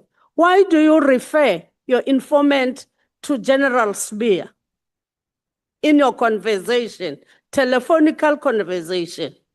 Chairman, Yeah, you can respond to the questions that have been I put. haven't finished responding to the first question, Chairman. Yeah, And the reality of the situation is, Combine all of them. yeah, I'll combine all of them. Thank you. Quick, I think what you, summarized form. Mr. Paul Robert O'Sullivan, each and every member is allocated time. 15 minutes. They may not have the time like you had with the evidence leader yesterday to make a presentation. So when you respond to their questions, just be mindful of the time that the member is allocated to, so that the member does not ask one question and their time expires. So I'm going to be as quick as I can. If you look at page 810, it's an explanatory note about all of the documentation. And it says the transcription, this is the 20-minute call with the informer, who is employed at Crime Intelligence in Mpumalanga. It is mostly self-explanatory and alludes to micromanagement by Khumalo. The complainant in this case is a member of Crime Intelligence, and he's complaining about General Khumalo. And the honourable member is asking why I didn't instruct him to go and complain to General Khumalo. To Spear.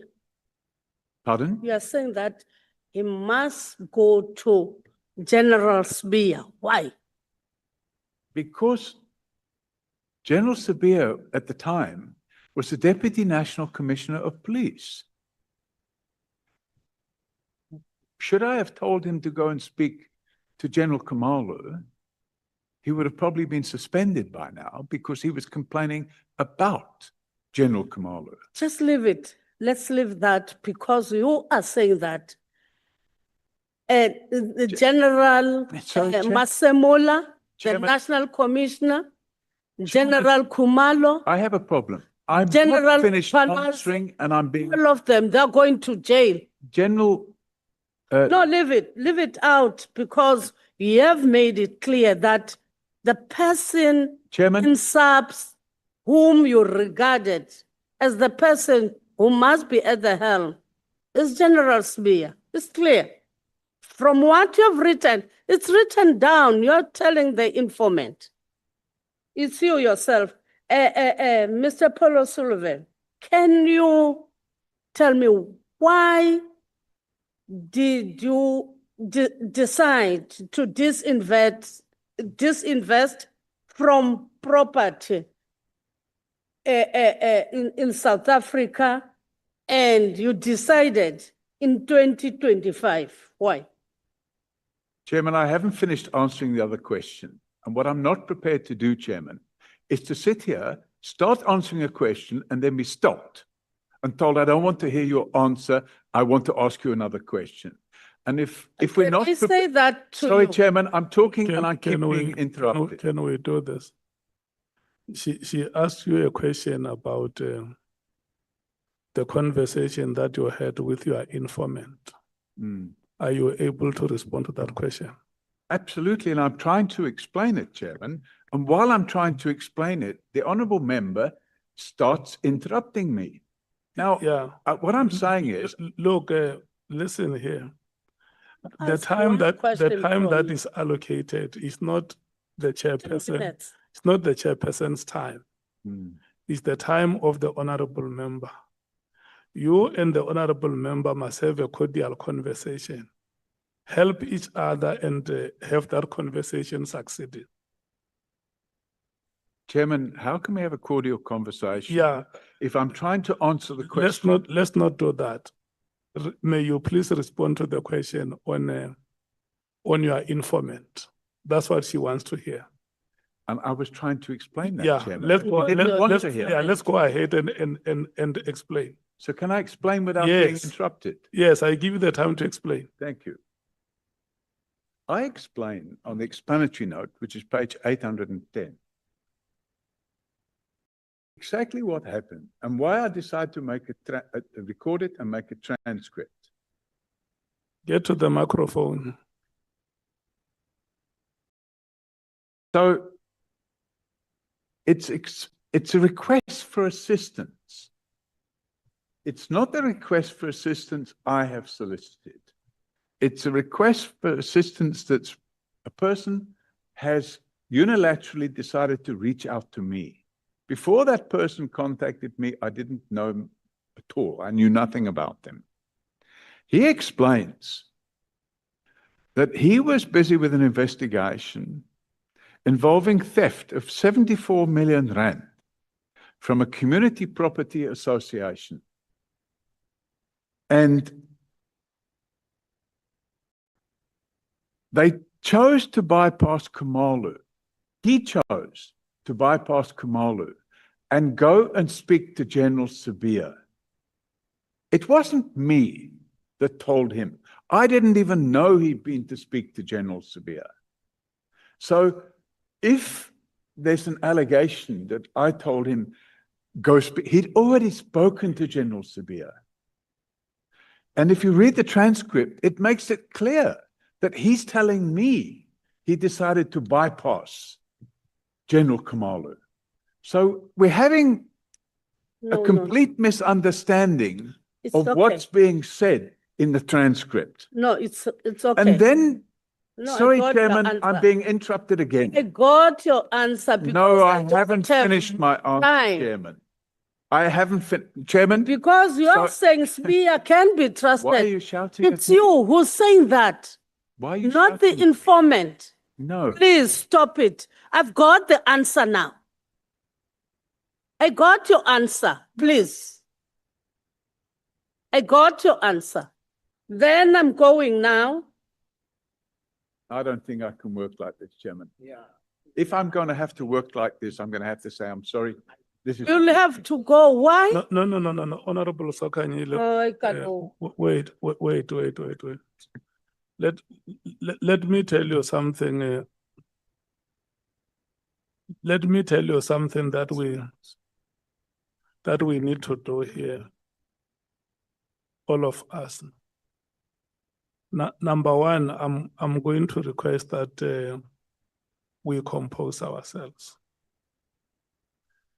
And number two, I'm going to ask the witness to be mindful of the time that is allocated to members and respond to the questions without taking their time.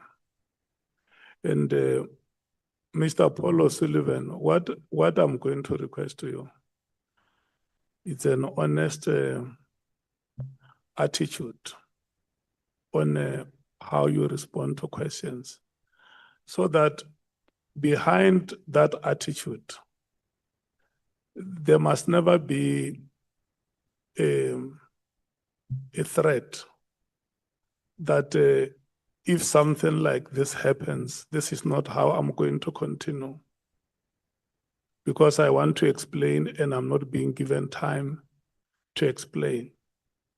There are some questions which will need a yes or no answer. Were you in a conversation with this informant? Yes. Is it true that you told him to go and talk to Sibiya? Yes or no? And then if there is any context behind that you may want to explain, you can do that, but without eating on the time of the member. But you know, if we have a conversation where from time to time you want to appeal to the chair to say, you see, Chairperson, this is how I'm being treated, and I can't continue like this. I don't think that is going to help us. Have a conversation with the member. The member is allocated time. There is a set of questions that the member wants to have them answered within the limited time allocation. And at the beginning of every slot, I tell the member what time has been allocated to them. That's what we do.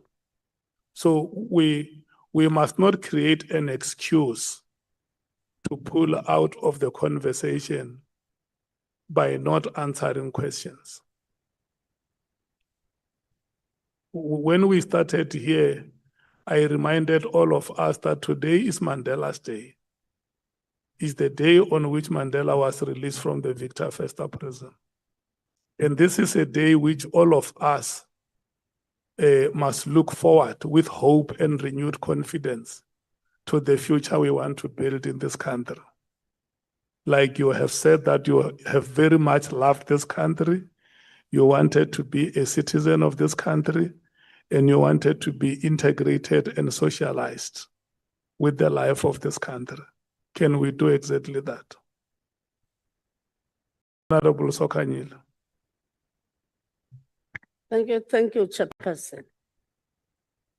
Because I want to repeat You ask your question, allow him to respond.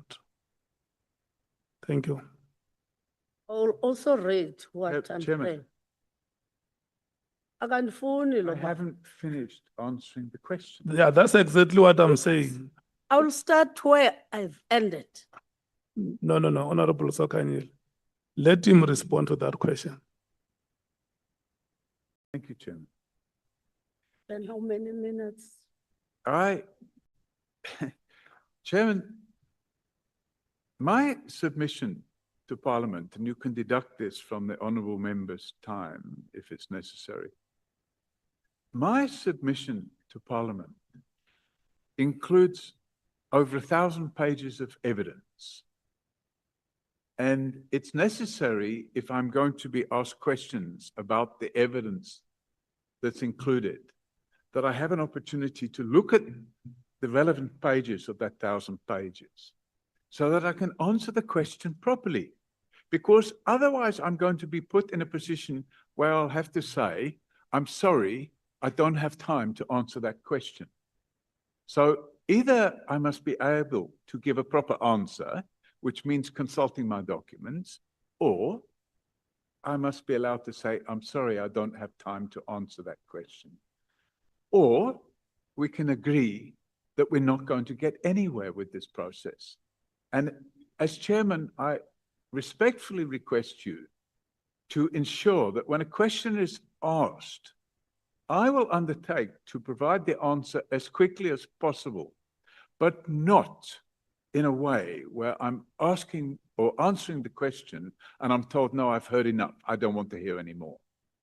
And that's really the reality. Explaining the process. So, Chairman, the allegation is I'm asked to explain why I told him to went to the Sabia. In fact, if you look at page 799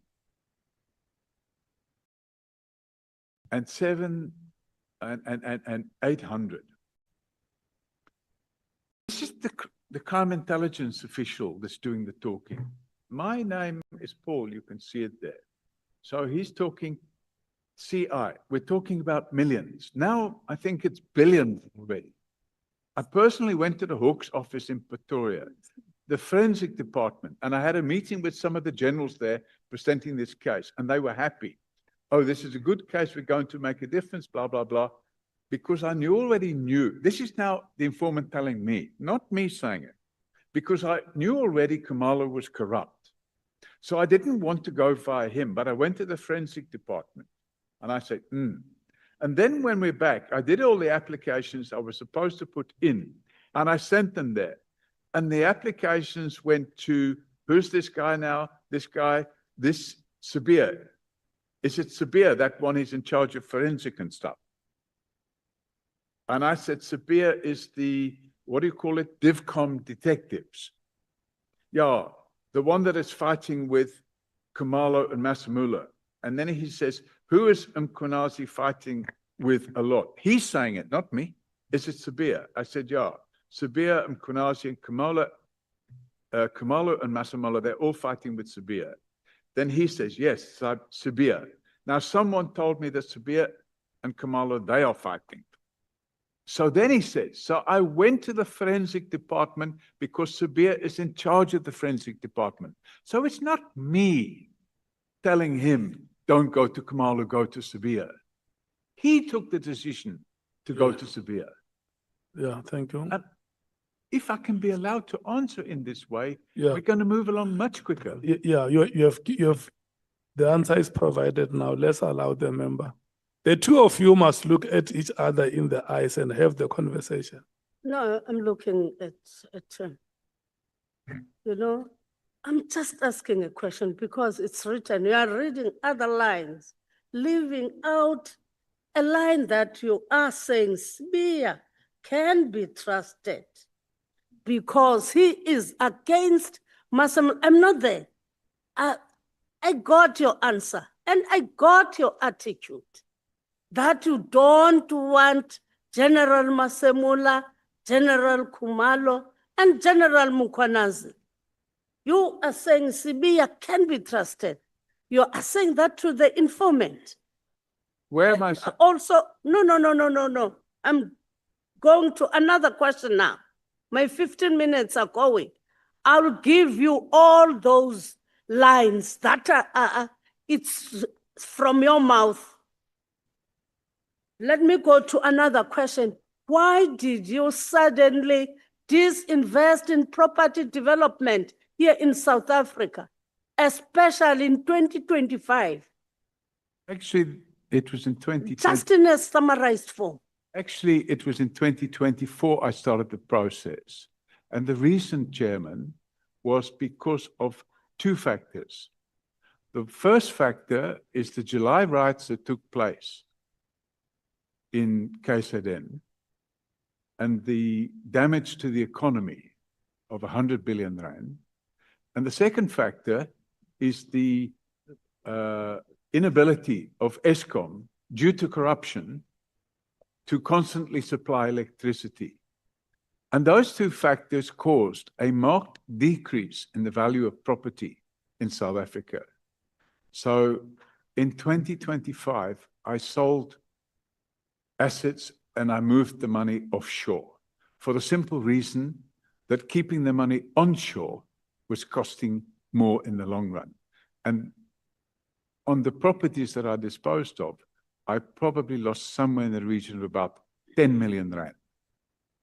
So that's why I disinvested. But in your statement, you are talking about COVID-19 and talking about Masemola, Khumalo, using the slush fund to get properties, whereas you, wara. No, that's what I'm saying. And it's Chairman, written that's a misunderstanding. I know nothing about those things. That's a misunderstanding. Yeah, you have given it to us as this committee.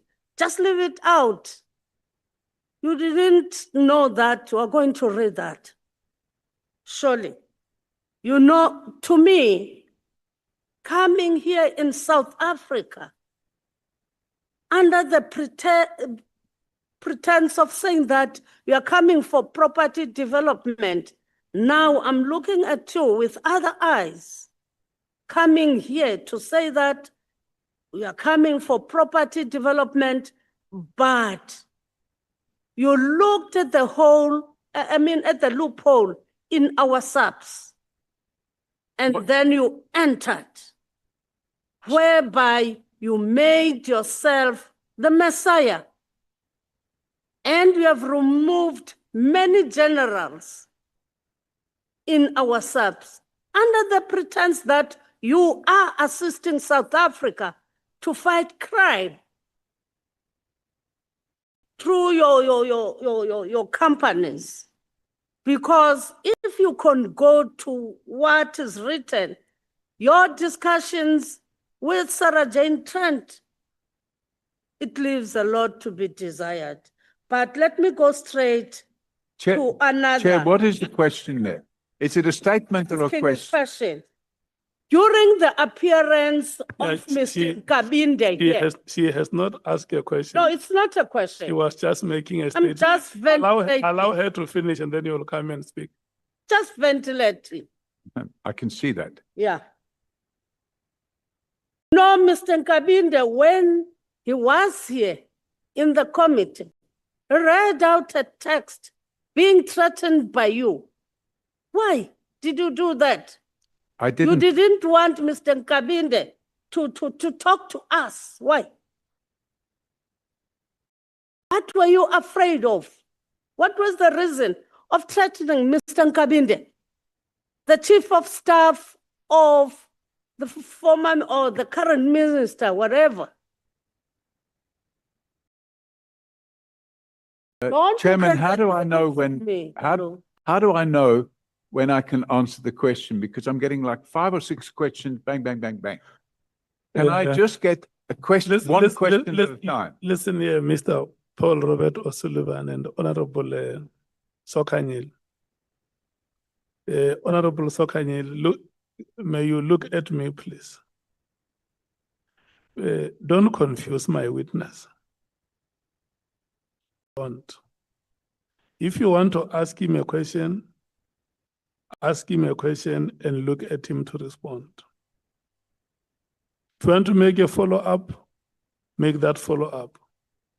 Because I can tell you, you confused him with that long statement. Yeah, Sorry. you have said so many things. What is the question? Do you want to ask him about the SMS that he sent Kabinde, or do you want to ask him about his involvement at IPID? I'm saying that Mr. Kabinde was here in this committee. He read out a message that you threatened him. When he was here, he had to read out that message, afraid of you. Why did you threaten Mr. Kabinde when he was in front of us? That's the question. I'm putting a background in what I'm saying so that you are clear what I'm asking for. Don't look at me, just answer me. I'm waiting for you to finish. I finished. Okay, so I think, Honourable Member, if you can say, I've now finished answering my question, I will know that you're finished. I'll do that. In the first place, I didn't threaten him. I told him that it was a criminal offence to lie under oath, and you can go to prison for that. And I said to him, you're a lying crook and you belong in prison. Because what happened to me, I received a WhatsApp. I wasn't watching. If someone does Wait, that Chairman, to you, Can I when you are finish sitting answering the there. question? Because we're not getting anywhere like this. I'm trying to answer the question and I'm being interrupted again. Yeah, so you confirm that that message was yours? Yeah. No, Chairman, I did not threaten him. I told him that it's an offence to lie under oath in Parliament. It's okay. Do you confirm that you sent that message to Mr. Nkabinde? I sent that message to him, Thank you. but I wasn't watching him. Read the message. What did it say? I'll have to find it. Actually, Why are you lying under oath? Why crook? wait. You are If left, someone- you are okay, left, no, it's you are fine. left with 2 minutes to No, conclude. it's fine. You, This is what I said to him. I sent him a copy. you've got the message, remember? Chairman, I'm asking you. The time of the member has expired. May you Right. please stop speaking? Let's do like this, honorable members, so that I want to avoid this thing of the chair having to come in all the time between the speaker and the witness.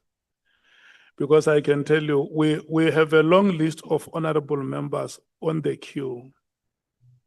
And we have to manage our time in such a way that each of the honorable members is going to be afforded time with the witness, especially now that we are going into the long slots of 40 minutes. Can I request we do that? Honorable Sangon, who is taking the first 40 minutes from the ANC? It shall be Honorable Nhlanhla, Chair. Thank you. Can I warn both of you, Honorable Nhlanhla and Mr. Paul O'Sullivan, before you start, that you are allocated 40 minutes and that you must have a cordial conversation. I'm not saying members must not be robust. Members must come to you bone crunching because there are allegations that have been made, but they must give you time to respond to the questions that they raise. Robust and bone crunching. Can we proceed? Thank you, Chair. Let's quickly pick up from where Honorable Sokanyile left. Let's go straight to the message. You are reading the message. Read the message.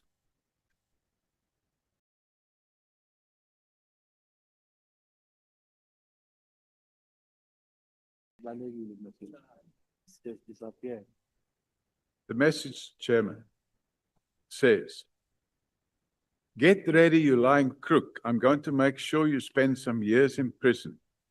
You were bribed by Mkhwanazi and Mabula. Now you will pay for your crimes, guaranteed." And you consider that not a threat? It's a statement of fact. No, it's a threat. You Mr. may O'Sullivan. consider it a threat. No, no, I no, don't Mr. consider it a O'Sullivan. threat. That is a threat. Mr. Ngabinde is within his testimony in Parliament. You send him an SMS whilst he's still giving testimony in Parliament. And you say he must get ready, you what? Lying crook. That's not a statement of fact. That's a threat. And that's a deliberate undermining of the work of Parliament. Because I then go on to say lying under oath to Parliament is a very serious offence. Newton's third law, for every action, there's an equal and opposite reaction. Chairman, if certain members determine it to be a threat, that may be their opinion. I had several years of experience of the criminal conduct of Cedric Nkabindi and his conduct. So the lying under oath part is a second SMS you sent? Correct. What time was it sent? So, Chairman, what happened was I received a message from somebody else. No, Mr. O'Sullivan, please. It was 1840. What time was the second message sent? The first message was 1843. The second message was 2015. That's exactly when we would have finished the business of the day. Right. So would I be correct when I say you saw that you messed up and you were trying to clean your mess? No, Chairman, somebody sent me a screenshot of what Cedric and Kabindi were saying at Parliament. And that prompted me to send that message. You said, get ready, you lying crook. Correct. You are going to jail, it's your time to pay for your crimes. Isn't that a threat to a witness of Parliament? I don't believe it's It is a threat, and it is undermining the people's Parliament. I don't believe it's and it should not be done.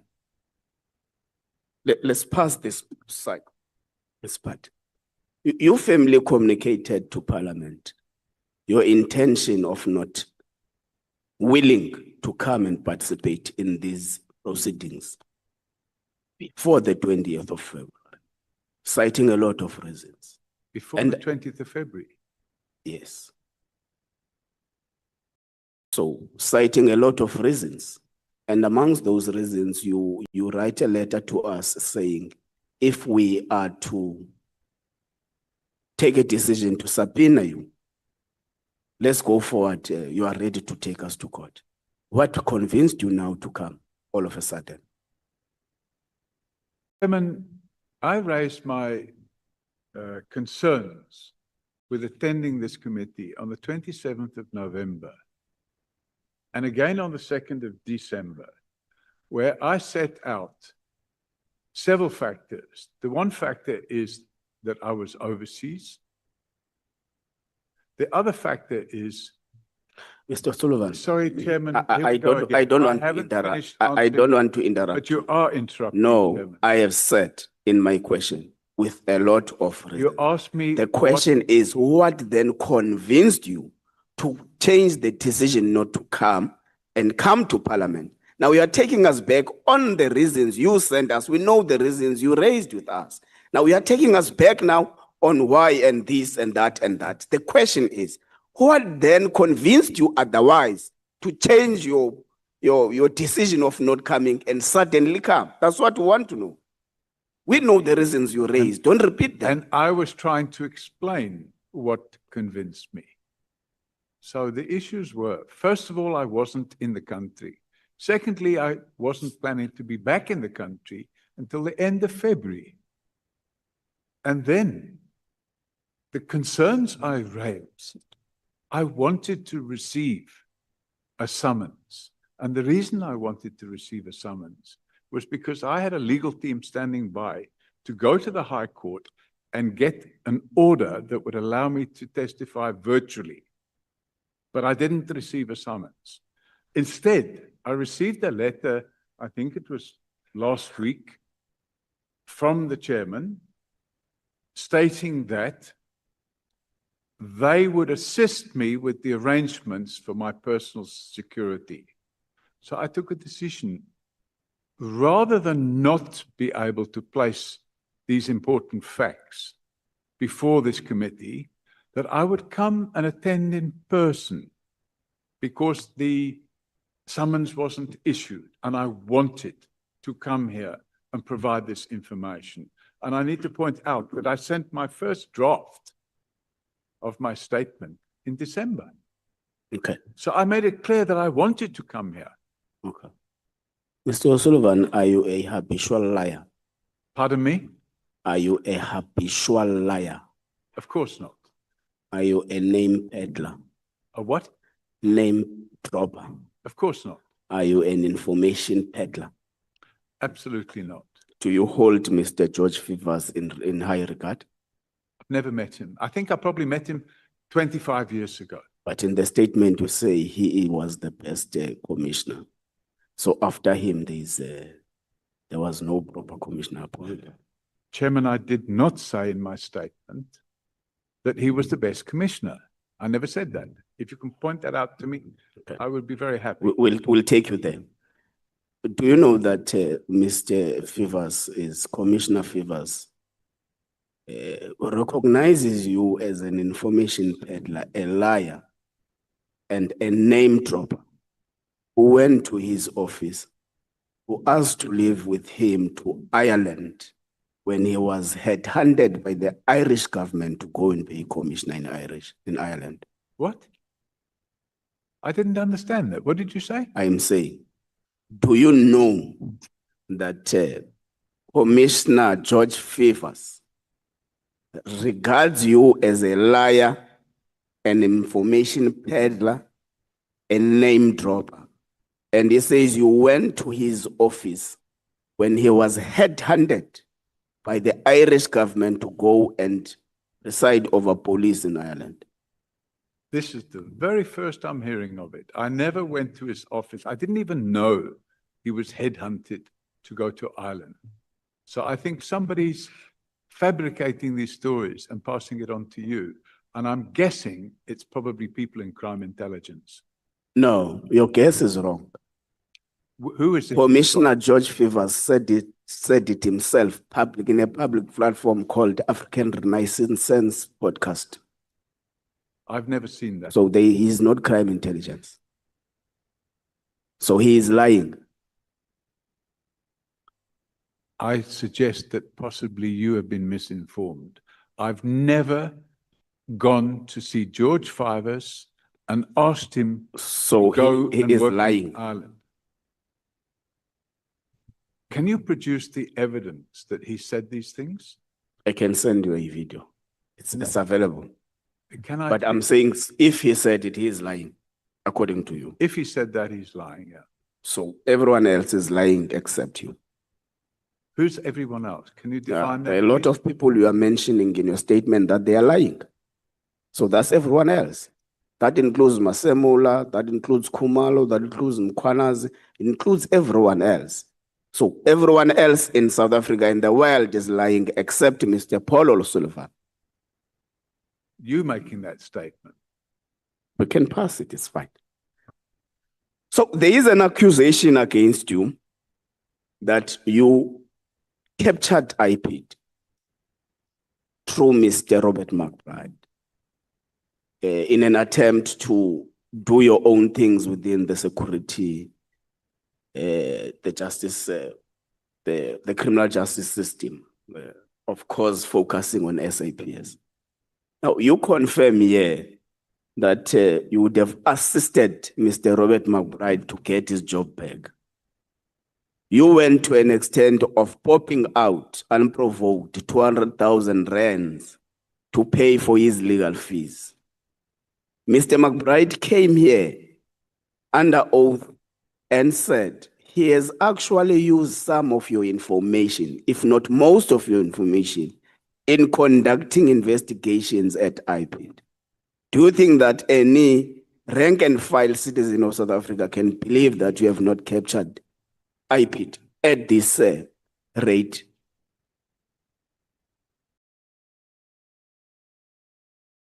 I can state categorically on the record, Chairman, that I did not capture IPID.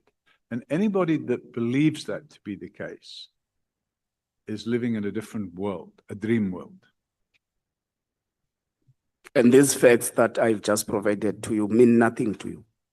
Which facts? The facts that under oath, Mr. McBride said he has used a lot of information to conduct investigations at IPID. You have under oath confirmed in this parliament that you have paid Mr. McBride legal fees to get him reinstated at IPID. You said it. So are you saying these facts, two particular facts I'm talking about, mean nothing to you? Is that what you are saying? I don't understand what you mean by it means nothing to me. The reality of the situation. No, you're saying anyone who believes that you have captured IPID is dreaming. So I'm saying I'm putting facts before you that were actually accused under oath. So we were saying these facts are dreaming. Is these facts, two facts, a dream to you? So if you have a situation, Chairman, where the criminal justice system is captured by criminals, and a person such as myself, and I wasn't alone, by the way, there were others, decides to come and assist in uncapturing the criminal justice system, are all of those people now to be accused of capturing the criminal justice system? Because that's your analogy of it. And the reality of the situation is quite simple. In 2015 or 2016, I can't remember the year now, Robert McBride was unlawfully suspended. And after he was unlawfully suspended, a number of people got together, not as part of a strategy or anything like that. I found out that the Helen Suzman Foundation wanted to join as an amicus in an application that was being brought to set aside his suspension. I also found out that he had hired attorneys, a company called Adams & Adams, a very reputable firm in Pretoria. And I contacted the partner of that firm and I asked him, would it be acceptable to make a contribution towards the legal fees? I didn't ask for anything in return. What I wanted to see was McBride back in his job. I wanted to see Nhlanhla out of his job, and I wanted What to do you stand to benefit when he's back at his job? Pardon? What do you stand to benefit when he is back at his job? What do I stand what? Benefit when he is I don't back stand at to his job. benefit anything. It's what the country stands to benefit.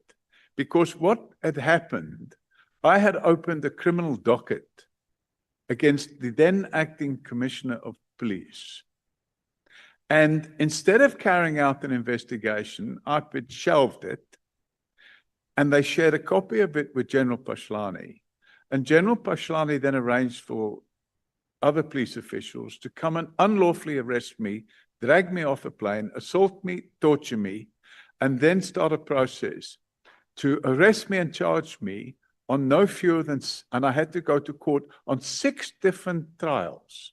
And I spent 88 days in trial and 140 And days out of preparing that 6 for trial. different trials, how many were withdrawn? 3 were withdrawn. I was acquitted on 3. Okay, let's proceed on this fact, on this aspect. Is it correct that the British military intelligence works closely with the MI5 for domestic operation and with MI6 for foreign operations? Now I think they do. Okay. But 40 years ago, I don't think they did. So you are not aware that at the time you were there, the MI5 and MI6 was working with the British military intelligence? 40 years ago, they weren't. Okay. So you are a property developer in UK in 1985. You suddenly become a tourist in South Africa and the Africa at large. You identify an interest of property development as a former military agent of Britain. You enter the public service through being a reservist. When you have actually acquired citizenship within a very short space of time. In 1995, you were given your citizenship. In 1997, you were training people as a reservist. Now, you entered through some unexplained properly ways of being at the airport and stuff. You get into the you open a forensic company, forensic investigation company. You also open an NGO, Justice which is one of the features actually foreign intelligence infiltrates foreign countries. So with this explanation of your history and your trajectory in South Africa, would you blame anyone who accuses you of being a foreign spy? That is the narrative of the corrupt. But do you blame them given these facts I'm putting before you? Yes, I do. That's the narrative of the corrupt generals in crime intelligence and the police service. And it's not a new narrative. It was first started by the late Jackie Celebi. It was peddled again by General Pashlani, and it's been peddled recently again by General Pashlani and by his comrade Cedric Nkabindi, and it was peddled again in this house by General Mkhwanazi. So there's this strategy to discredit the good work I've done in this country over the last 36 years. Okay. Who paid for who funded your property development business in South Africa? I did. You did? Yeah. But your company was still new, was established in 1985 in the UK.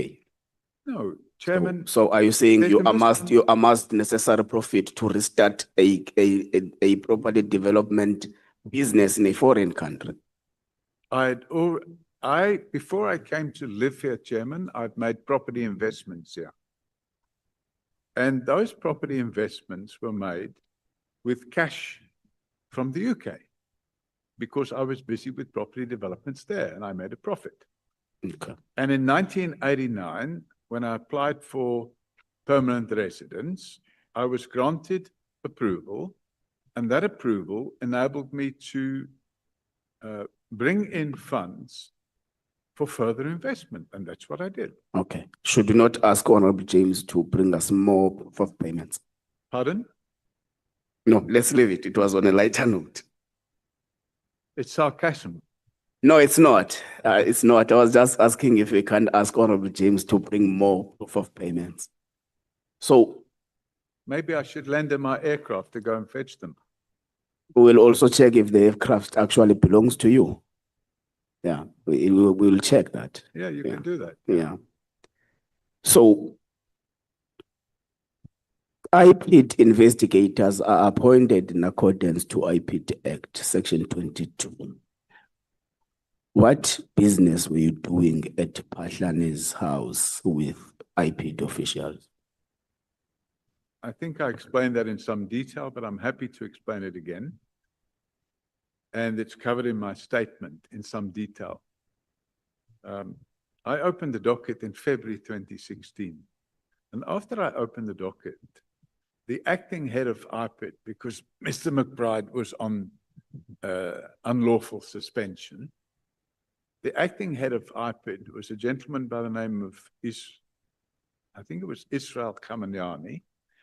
And while he was acting head of IPID, instead of carrying out or instructing the carrying out of the investigation, he passed a copy of the docket to General Pashlani. For 10 months, no investigation was carried out. When Mr. McBride came back to his office at the end of October, I met with him and a team of his investigators at the beginning of November. And after that meeting, I was informed by Mr. McBride that he was putting Nhlanhla as the lead investigator on this investigation into General Pashlani. And Nhlanhla, I met with him in the Spa shopping center across the road. And he asked me Mr. Sullivan, to can you go show back to the site at the Sable Hills Estate, that, where you were there with IPID officials? that's what I'm talking about. We met at the shopping center across the road, and he said, "Can you show me the house?" I said, "Yes, I can." So it was a coincidence No. that you were around and they did not know the house. No, they asked me to meet there, to show them the house. Okay. On what capacity were you part of investigation? I wasn't part of the No, investigation. you were. If they are going to check something that is alleged to be from the proceeds of crime, and they want to go and do site viewing as part of collecting evidence, and they call you to go with you, you were an investigator, obviously. No, in fact, You were a complainant and then a bogus investigator as well. no. So unfortunately, you've got the wrong end of the stick.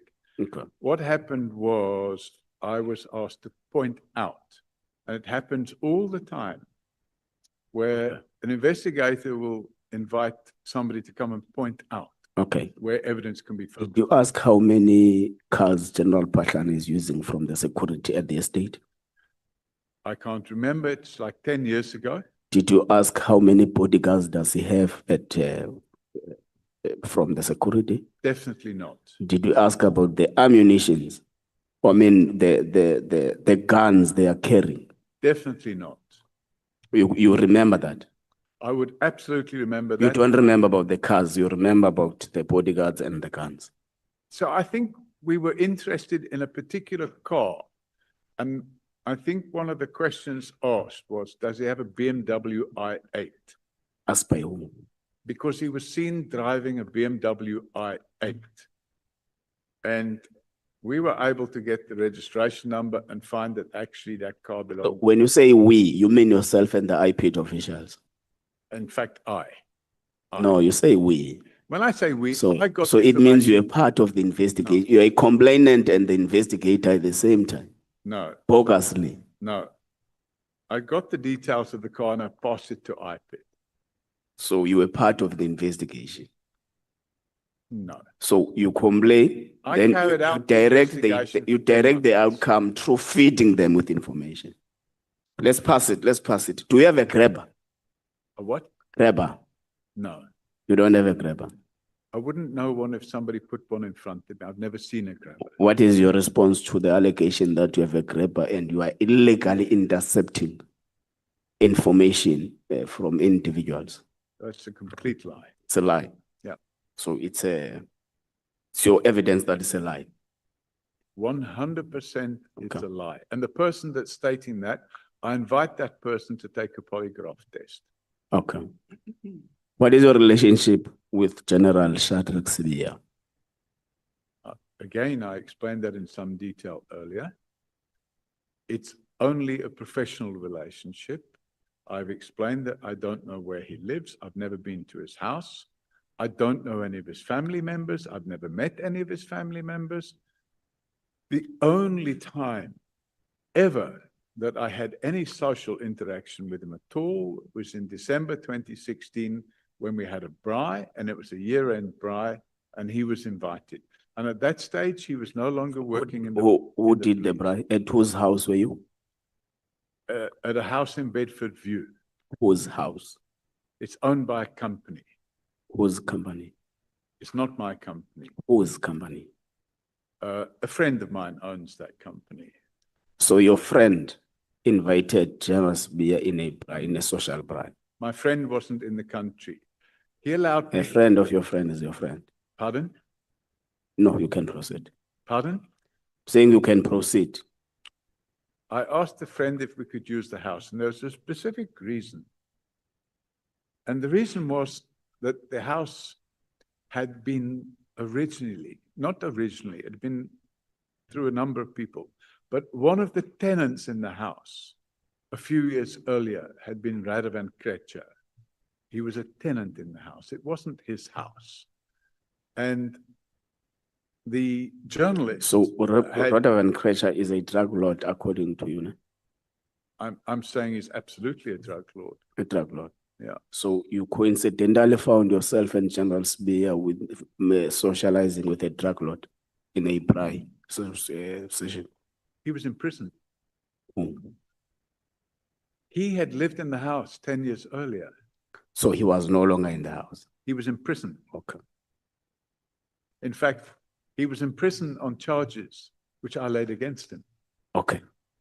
That's fine. Let's how many years have you been a forensic investigator? Well, we can say 25 years. 25.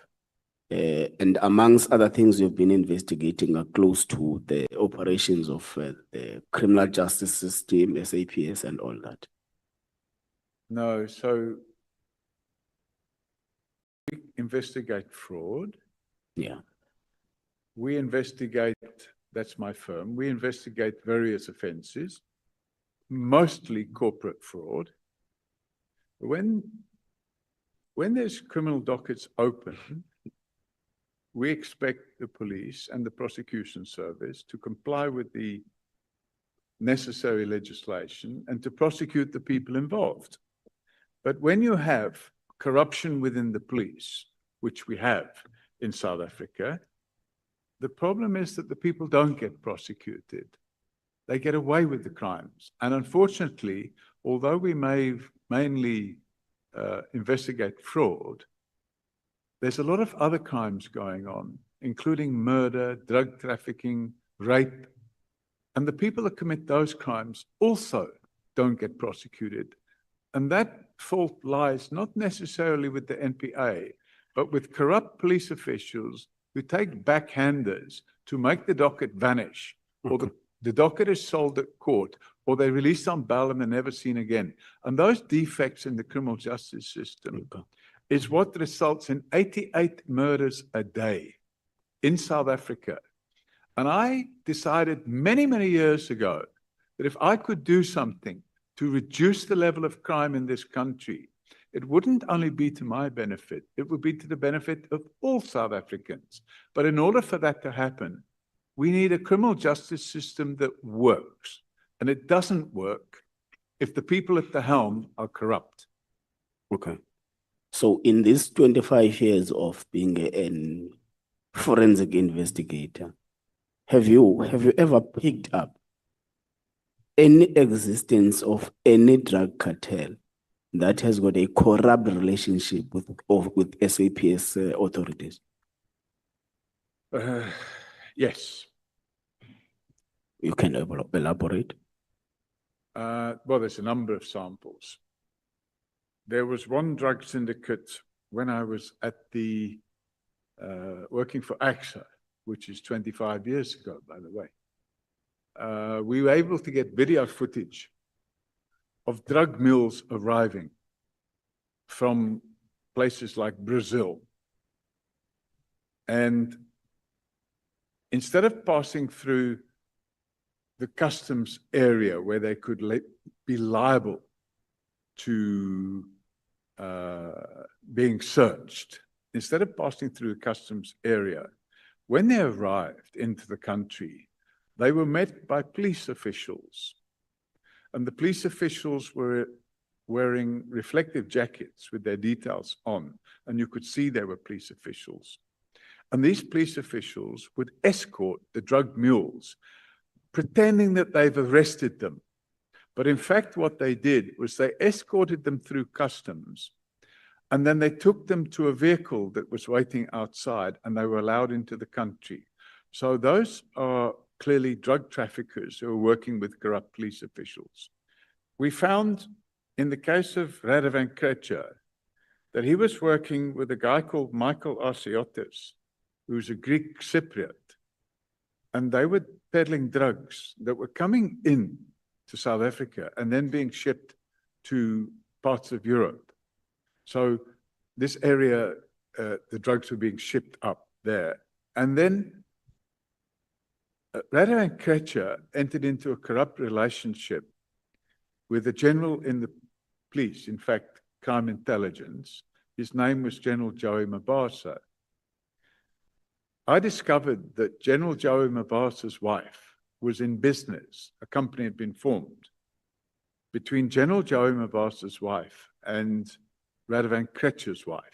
So that was how General Mabasa was getting funded.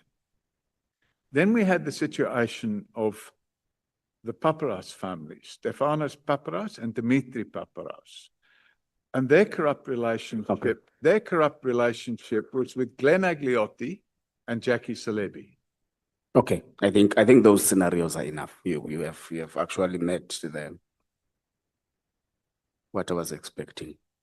Now, you speak about also the fluctuating budgeting of both the PKTT and the crime intelligence. Sorry, I'm the fluctuating what? Budget.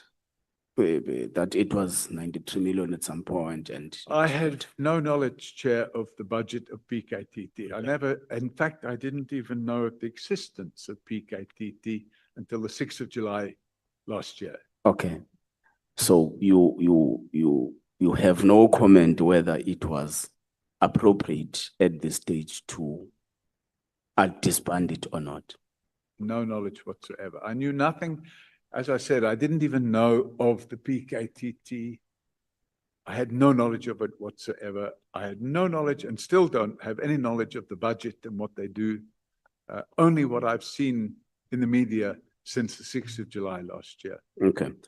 You also make mention of what is wrongly done within the crime intelligence. And amongst other things, you speak about the inappropriate hiring of relatives, talk about buying of farms that are not used for the operations of crime intelligence, speak about buying houses and all that. Are you able to share with us who is doing that? Who are these people who have hired relatives? Do you have the actual proof of the farms and the houses that you can share with us, even if it's after the session, if you want to? Chairman. Yeah, I'm the acting chair. You can proceed. Pardon? I am the acting chair when the chair is not here. Okay. So you are still on my hands. You're the referee. So, Chairman, the reality of the situation is that, sorry, I just forgot the question again. I'm saying you accuse crime intelligence authorities of of misuse of the Secret Services fund. What we need to do, Chairman, is to turn the clock back to 2010. And, sorry, not 2010, 2000. And in the year 2000, which is 26 years ago, the provincial head of crime intelligence. Sorry, I think it's 2005. The provincial head of crime intelligence was Major General Richard Nhlanhla. And Major General Richard Nhlanhla was promoted and became the divisional commander of crime intelligence. And after he became the divisional commander of crime intelligence, he gave somewhere in the region of about a dozen jobs to family members. They bought properties, he bought privately, and took bonds out for those properties. And then he rented those properties to crime intelligence using slush funds to pay the rent, which he then used to pay the bond on his house. And more recently, like in the last few years, we've had houses in Cape Town that would be rented out during the holiday season. Instead of using them as safe houses, they would be rented out so that cash could be paid for rent to holidaymakers, and the rent money would be received by them. So there are a lot of misuse of funds. And if we go back to 2012, when General Masemola was the acting head of crime intelligence, and General Mkhwanazi was the acting commissioner of police, in 2012, 35 million rand was spent on purchase of luxury vehicles, one of which was a Mercedes M350, which was supplied to the then Minister of Police. So, unlawfully, of course. So you have all these things going on. And then, of course, we have refurbishment works carried out at safe houses. And the refurbishment works were the production of invoices. I think General Nhlanhla, I'm sorry if I pronounce it wrong, was arrested and charged for fabricating invoices and sharing the money he got from the crime intelligence slush fund with the person that fabricated the invoice with him. So you have all this abuse of the slush fund. And during the same period, the slush fund rises by 500% when inflation was only 113%. Thank you. You say at paragraph 57 that there is a third force in the crime intelligence of South Africa. Can you describe the nature of that third force? Yes. So, Chairman, during the period what we can call state capture, during the period what we can call state capture, this third force became quite active. We had an intelligence minister by the name of David Mkhwanazi, who worked together with people from crime intelligence and National Intelligence Agency, which at the time I believe was being run by a gentleman by the name of Arthur Fraser. And what they did was they created a parallel intelligence infrastructure. And this is all set out in a very detailed affidavit, which we took. And it's not included in these papers because I didn't know you would pop out and ask that question. But we took a very detailed affidavit and we supplied it to the committee of inquiry that was set up by President Ramaphosa in 2018 to look into the intelligence services. And in there, it explained how the phones of political opponents were being tapped.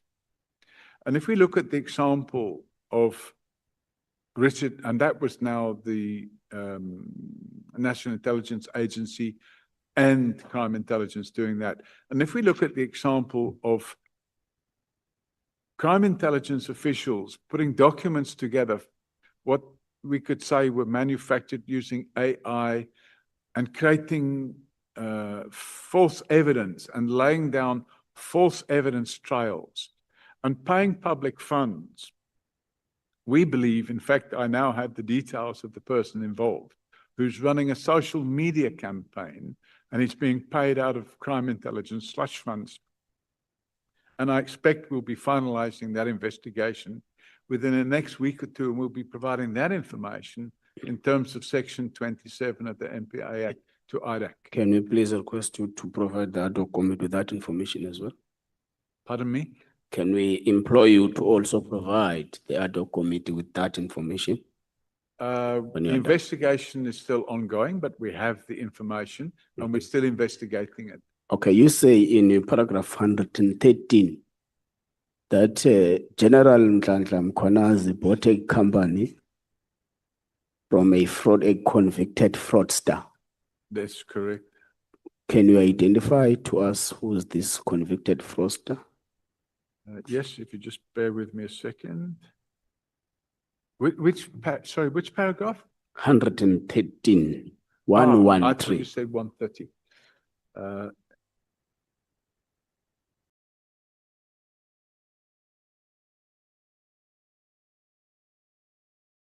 83. If you look at page M, okay, it's 833.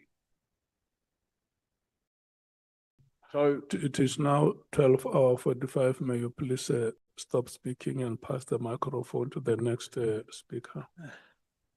should I answer the question, Chairman? No, the time of the member is done. We are now on the next speaker.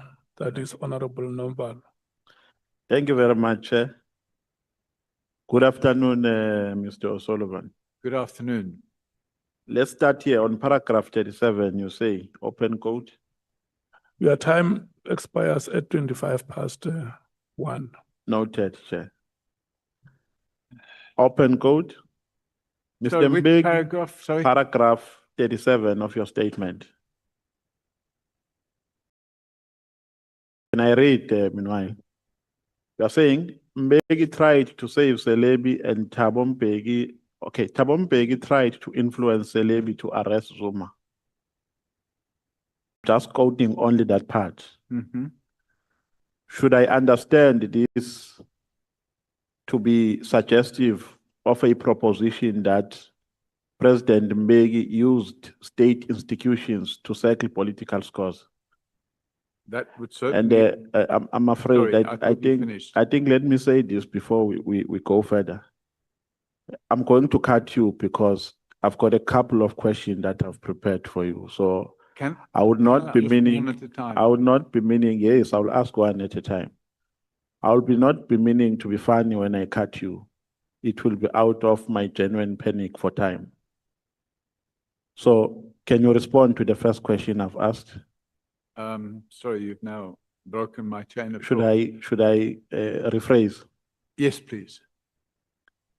On paragraph 37, you are saying, Thabo Mbeki tried to influence Celebi to arrest Zuma. Now the question is, should I understand this to be suggestive of a proposition that President Mbeki tried to use state institutions to settle political scores? It would certainly appear to be the case.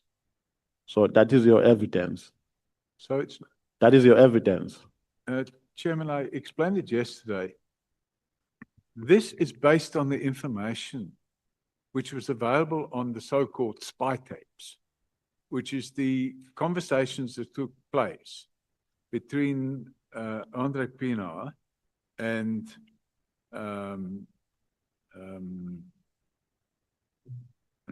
I can't. No, it's fine if you forget. Let's Leonard- move to. Okay, let's. Leonard McCarthy. I think I've gotten what I wanted.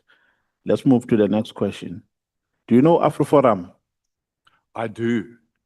Do you have a relationship with AfroForum? Absolutely, I do. I'm a member of AfriForum. When you were arrested, I think amongst the charges that were preferred against you was a charge of impersonating IPID. Where were you? I don't understand what. Where were you arrested? Where did the police catch you?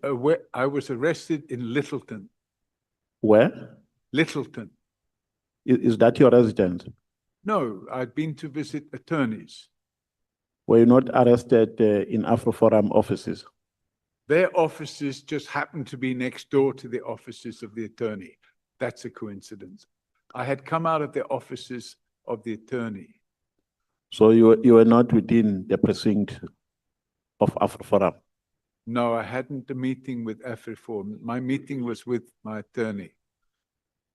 When you appear on the media, they say you are a forensic expert. Do you agree with them when they name you as such? I consider myself to be an expert. What does it take for one to be an expert?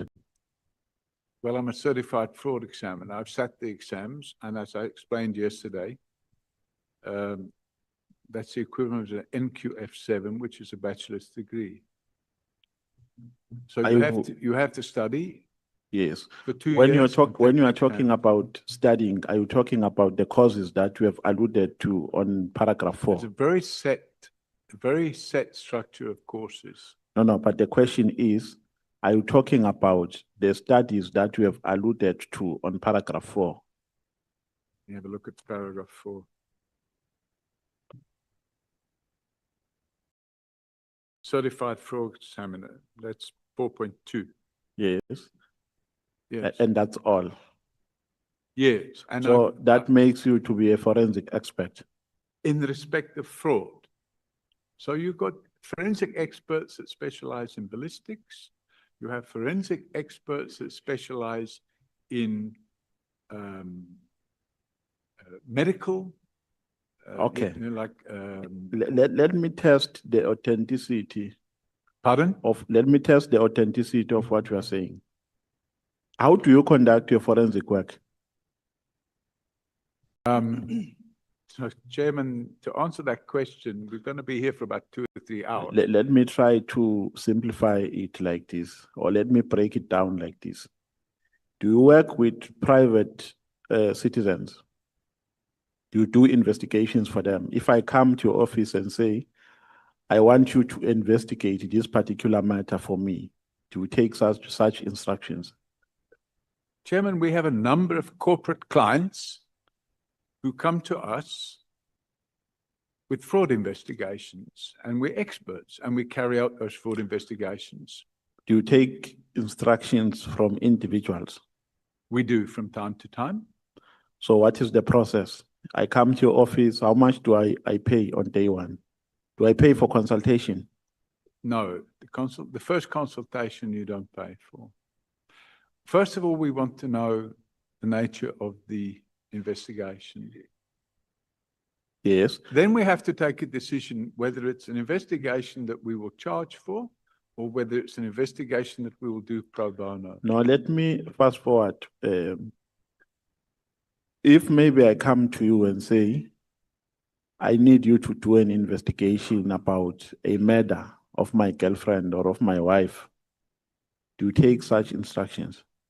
We sometimes do. And how do you charge? We charge by the hour. You charge per hour? Depending on the resources that we use. So it's not me that does all So that. which document guides your fees? It depends. At the time, it's an hourly rate. So we have a rate that we charge per hour. Yeah, but I'm talking about a legal document. Yes, we have a mandate. That guides your fees. We have a mandate that you don't take them from your head. No. There must be a document. Yes. Yes. I'm agreeing with you. So what's the name of that document? A mandate. Okay. Do you know a family? This family is a family of Itumeleng Tsenase, who was brutally murdered in May 2019. The family, okay, he was brutally murdered in Midrand. You know that family? It seems to ring a bell. Is it a lady that was strangled? Yes, strangled to death. Do you know that family? I can't remember the case, but it seems to ring a bell, yes. Do you have their file in your office? On every case that we have, we keep the files. We keep them for 6 years. How much did you take from that family? I don't know. I'd have to look at the file. I know. No. You took 115,000 rand. That's the deposit. Yes. Yes. You took that 115,000 rand. You promised to investigate the murder of their child. You never even produced a single progress report to them. Why did you do that? So I can't answer without looking. What was the name? How do you spell the surname? No, the name is the name. Which name are you talking about? The surname. The surname is Tsenase.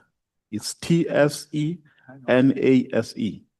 If you can speak through the mic, please. Yes, I'm asking for the initials. TS. It's T. TS. Yes. S for Sullivan.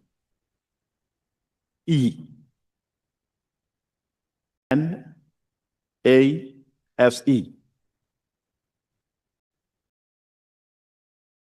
What are you looking for, Mr. O'Sullivan? I'm looking to see if it's on my computer.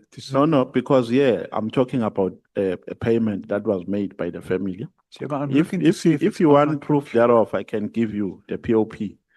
They paid you 115,000. Well have, but you've asked me about the matter. I would like to see. About?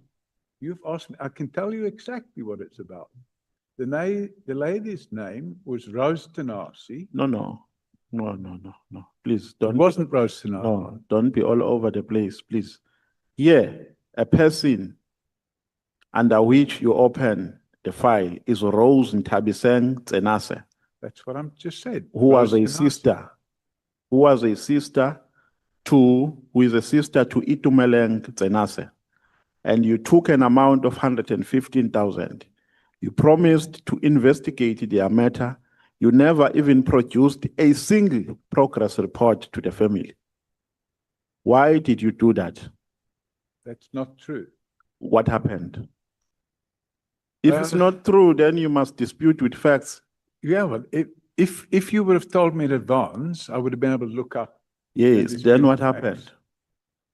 No, but you can't look forever because we are chowing my time here. Well, then, can I respectfully suggest that you allow me to go back and do the research and then send it to the chairman? So you can't remember. This is a very big matter. And it was all over the news. So you can't even recall what transpired in relation to this matter. Chairman, we have lots of clients. I have a firm of many investigators and we have lots of clients. I must now be expected to remember every single case inside out. It's impossible. Okay, no, it's fine. It's fine. You said you charge per hour.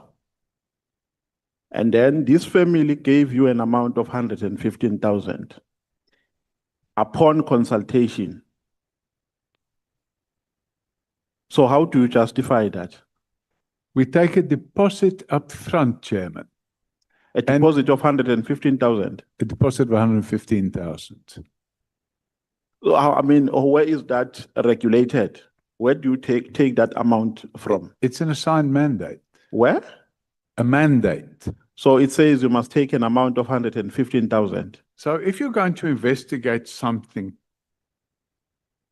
you have to have a deposit before you start work. Mr. O'Sullivan. Sorry, you're interrupting me. You can't possibly do the work and then invoice and find that the person didn't pay you. Okay. So if you get a payment up front, you can then do the work. Okay. Now, do you find it appropriate to take an amount of 115,000 from a family, from a desperate family like this one, and promise to investigate murder of their child and not revert to them? Do you find that to be ethical? That's not what happened, Chair. No, I'm not saying it if happened. That happened, Let's leave that because you are saying you want to refresh your memory. I'm looking at my But email I'm saying now. now, generally speaking, do you find it appropriate to take an amount of 150,000, and 15,000 from a desperate family and promise to investigate the murder of their child and not tender them with even single progress report? Is that appropriate? That's not what happened.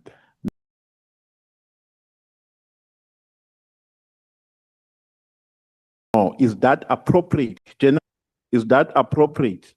If it happened, it would not be appropriate.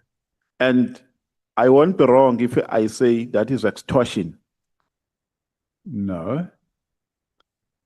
That is extortion. It's not what happened. No, but that is extortion. Chairman, I have the emails here.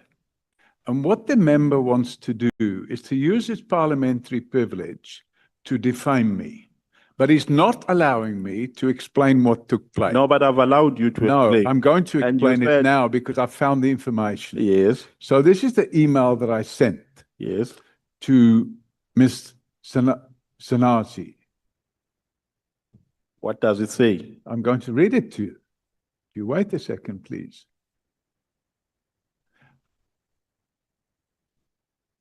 Mr. Yes.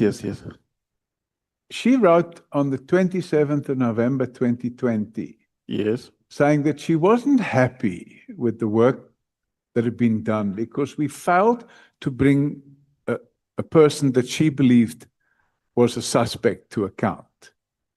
And then I point out to her the following. I said to her, Rose, you are not being truthful.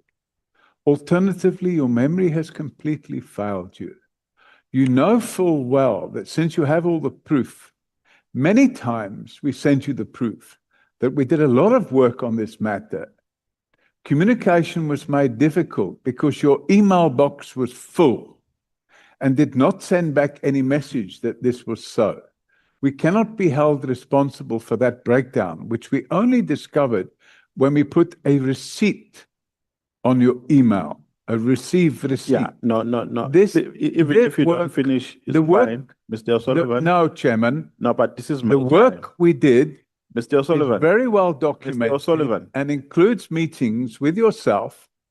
I want to finish, Chairman. Mr. The O'Sullivan. work we did is very well documented and includes meetings with yourself, the NPA, and your attorney, as well as substantial investigation work. It was 100% my intervention that got the little boy into school because she had a... No, it's fine. Chairman, I'm not going to... No, allow this to let's happen. move to No, another I'm not question. going to permit you. No, let's move to I'm another not question. going, no, we're not going to move to another question. I'm going to complete my answer to your first question because you're using parliamentary privilege to defame me, and I'm not going to But you are permit. reading emails, and that has no material The effect. email is an answer to your question. No, but it has no material I effect. said it was You are just reading an 100% email. my intervention that got the little boy into school. I went to the school and met with the headmaster to make sure that the little boy would go to school. But you know that because you thanked me for it. I managed to achieve that in less than a week after you failed for more than 5 months. You have conveniently forgotten the lengths I went to in that regard when you say below you did not even attempt to start the process. It was never a part of our mandate to assist with getting the boy into school, but we did it because we care. We spent a lot of time with the NPA looking at the docket and brainstorming with Advocate Maharaj. Your problem is that you wanted us to do things that would have been unlawful, and we were not prepared to do that. After which you became most argumentative, and I then decided, Mr. O'Sullivan, to terminate your contract. Can I be protected? I then decided to terminate your contract and write off what was owing at that time. Chairperson, can I be protected? I record that you wanted us to lie Can I be to court protected? in Randburg. Mr. O'Sullivan, by you are telling my saying time. that Mkhwana was the suspect in the murder of the deceased, May I be which was not protected? true, as we could find no evidence linking him to Chairperson, may I the be murder. protected? Chair, may I be Despite protected? looking very hard, lying to the court would have amounted to an offence on our side, something we were not prepared to do. The law is the law and we must all comply with it, despite what we may think about the biological father of your nephew. It was after this that you became difficult and unreasonable because we refused to wait around the court and lie to them. In any event, it made no difference and the matter was adjourned to allow Terence Baloyi to attend on your behalf. I should mention that prior to that, we have you on record complaining bitterly without good cause against the police and the NPA, and we had to patch things up with them before they would work with us. I'm most surprised that you have taken to this uncalled for approach and hope that you will come to your senses, thereby avoiding the need. And by the way, at this point in time, Order, Chair. the account, Point of order, Chair. the account was not Point paid. of order, Chair. Are you done answering the question? I'm done, Chairman. What I will not do, though, is I will not allow any member of this House to publicly defame me and then try to prevent me from setting the record straight. The woman in question, the client in question, we ran up 200,000 Rand. She paid 115,000 Rand. We wrote off the balance because she asked us to break the law and lie to the court. And the honourable member should not use that and accuse me of extortion. Thank you, Chairman. Chair, can I proceed? Yeah. Chair, can I be protected, please? Because he's chowing my time and he's doing this deliberately. Look, He's wrong in, he's reading an essay Look which I at have it. not, okay, which, you can talk to him. no, Chair, I'm saying the witness must respond in accordance with my guidance because I am the one who's asking questions. Now he's doing this deliberately to chow my time. And if you don't protect me, then I'm helpless under the circumstances because you are the chair who should protect me. But let's move on, Chair. Chairman, On paragraph 170, you say, the reality is that since Commissioner George Fizas, there has not been a single competent commissioner of police. So, Commissioner George Fizas is a white man. You know that. It's common cause. It's known by everyone. I thought he was coloured. Yes, he's colored. Yes. Do you have any proof that you can produce which shows that he was competent? The reason I used Commissioner George Fivers, Chairman, is because the next commissioner after George Fivers, I'm not saying here that Commissioner George Fivers was competent. I'm saying since Commissioner George Fivers, because the next commissioner after George Fivers was Jackie Celebi, Chairman. So I'm not saying, it doesn't say here, George Fivers was the most competent police official, and since then there hasn't been one. It says, since George Fivers, there hasn't been a competent. Let me ask you like this, was he competent? I have no knowledge. You have no knowledge? No. Then why are you making this statement? Because I'm saying. Why are you making this comparison? Because I'm saying since George Fivers. I'm not saying George Fivers was competent. I'm saying maybe I should have changed the word after. Take out the word since and write after. Because after George Fivers, in other words, starting with Jackie Celebi, there hasn't been a competent. Okay. On paragraph 164, you say, open quote. 164. Yes. I've been reliably informed that MKP, EFF, and Action SA have been working with corrupt crime intelligence officials. Who are those crime intelligence officials that the MK Party, EFF, and Action SA are working with? If I had their names, I'd put them on the floor right now. But I don't have their names, Chairman. But I have been reliably informed, and the proof is right here in this House. Okay. When you have people producing documents which they are in unlawful possession of. By way of example, Act 70 of 2002 makes it very clear that if you are in possession of downloads from somebody, and I'm using this as an example, if you are in possession of downloads of somebody's cellular phone without their consent, you've committed a criminal offense. And by the way, it carries a 10-year prison sentence. And we know for a fact that the people that had those downloads were the people connected to Paslane and crime intelligence. So the reality is that these documents are being dished around in that fashion. So it's an allegation, and I stand by it. Yeah, no, it's fine. Even if it's an allegation, here we're doing an investigation.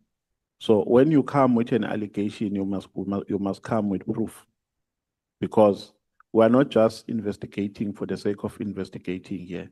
We want proof so that we can probe and make a determination. Now, who told you that? Because here we have members who have appeared before this committee, members of parliament. So if they are members of the MK party, EFF and Action SA, who are in cahoots with lawbreakers, they must also come and appear before this committee. Now, who told you? I'm interested in probing this. Who told you that the MK party, EFF and Action SA are working with corrupt crime intelligence officials? Bring that name so that we can take this thing further. Confidential informant. So you are putting something in your statement for which you are not willing to testify or to bring proof. I am testifying, a confidential informant. No, but I'm saying, give us proof, Mr. O'Sullivan. Give us proof so that you can probe this thing further. I thought here, when you write in your affidavit, you write with an intention of adducing evidence before this committee. Chairman, what it says here, I'm going to read it. When Mr. McBride was giving evidence in Parliament, I saw him receiving vitriolic attacks by certain persons. This included an Action SA member who was quoting from the contents of several pages of phone records she had unlawful possession of. This is a clear indication not only of the extreme bias of the vocal Mkhwanazi supporters in Parliament, mainly from MKP, EFF and Action SA, but also the fact that being in possession of someone's phone records without their consent is a serious crime that could see a convicted person sentenced to prison for up to 10 years. Then I say, yeah, no. I have been reliably informed that Mr. O'Sullivan, Mr. O'Sullivan, no, you are not going to do that to me.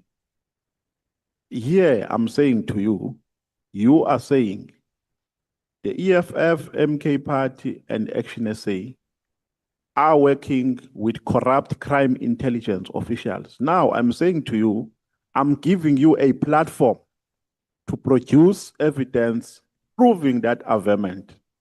Because we want to take it further, want to deal with the MK Party members and EFF members and Action SA members who are in cahoots with crime intelligence officials who are involved in corruption. That's all I'm asking for. So I have said, quote, I have been reliably informed. That doesn't make it a fact. I say I've been reliably informed. Yeah, who informed you reliable? Because that person is reliable. Who is that reliable person who informed you? A confidential informant, a person that works within crime intelligence. Oh, so if you are not going to disclose that person, let's move to another question. So it remains a rumor with no proof, a baseless rumor to this committee. On page 50, paragraph 146, you are saying, open quote, General Mkhwanazi's supporters in Parliament, instead of admonishing him for inciting violence against what me. Page? Page 50, paragraph 146. 140, yep. No, 145, you mean? 146. Okay. Oh, yes. paragraph 146. This is what you are saying, open quote. General Mkhwanazi's supporters in Parliament, instead of admonishing him for inciting violence against me, quickly lapped up his lies and opened the door to 2 other criminals to come and lie to Parliament, thereby reinforcing his lies, close quote. Who are supporters of General Mkhwanazi in Parliament? Can you list them for us, please? All the MKP members, All of them, okay. all the Action SA members. Okay. To the extent that the Action SA members even go toy-toying in support of General Mkhwanazi. In Parliament. No, they don't toy-toy in Parliament. They toy-toy on the street outside of his office with big placards saying, hands off General Mkhwanazi. So what they do is they generate their own bias there. And MK Party have also come out in support of General Mkhwanazi. So, you know, are you now saying that you don't support General Mkhwanazi? So you are saying? Are you now saying you don't? No, you are support not General going to ask me questions. I am the one who's asking you questions. This is not funny. I have no business of making jokes with you. I'd just like to get the I'm fact, doing my because job here. You're asking me. And then you go on to say, 2 other criminals. Okay, you are saying we opened the door. Okay, you are saying these people opened the door to 2 other criminals to come and lie to Parliament. Who are those 2 criminals? Named here. Yeah, who are they? I want you to state them on record. Nkabindi, So Ngabinde is a criminal. absolutely. And who? Pashlani, Phahlane is a criminal. absolutely. Was Phahlane ever evicted in a court of law? Ever what? Evicted. You mean convicted? Yes, I mean convicted, sorry. Convicted and sentenced. No, Was he ever convicted and sentenced? he will be. No. Was he ever convicted and sentenced in a court of law? Not yet, but he will be. So how does one become a criminal without being convicted by a court of law? No, I didn't say he's a convicted criminal. I say criminal. There's a difference between a criminal and a convicted criminal. No, If I go out- and you become a criminal because we have committed crime. No, excuse me, Chair. I'm trying to give an answer to the question. No, and but I'm the being question, interrupted. and you become If I a criminal. If I go out and shoot somebody in the street, am I a criminal after I shoot him, or am I only a criminal after? No, if I rob a you bank, become am I a a criminal criminal after I rob the bank, or am I a criminal after I've been convicted? There's only one institution in this country which says you are a criminal, which can say you are a criminal. That is a court of law. No, that says you're a convicted criminal. Yes, we are a criminal after you have been convicted. You can't be a criminal. That's why people are referred to as suspects, not criminals. With before respect, Chairman. Before conviction. So where do you get the audacity to call people criminals when they have not been convicted in a court of law? If I've seen the evidence, and I've seen that evidence, if they want to sue me for defamation, let them go ahead and do it. And by the way, I've been saying for the last 11 years that Pashlani is a criminal, and not once has I received a lawyer's letter asking me to retract that So statement. these people who are making allegations against you have a right, and they are correct when they call you a criminal, because they are also in possession of a certain evidence. If they've got evidence that I've committed a crime, why don't they come and put it in front of me? No. They've come, some of them. Are they correct when they say Paul O'Sullivan is a hardcore criminal? Because they are in possession of evidence as well. So, unfortunately, Chairman, this committee allowed these criminals to come here and accuse me of being a criminal, but don't apply the same test that they now want to apply to me. So you allow them to sit there, and I'm going to quote exactly what you allowed.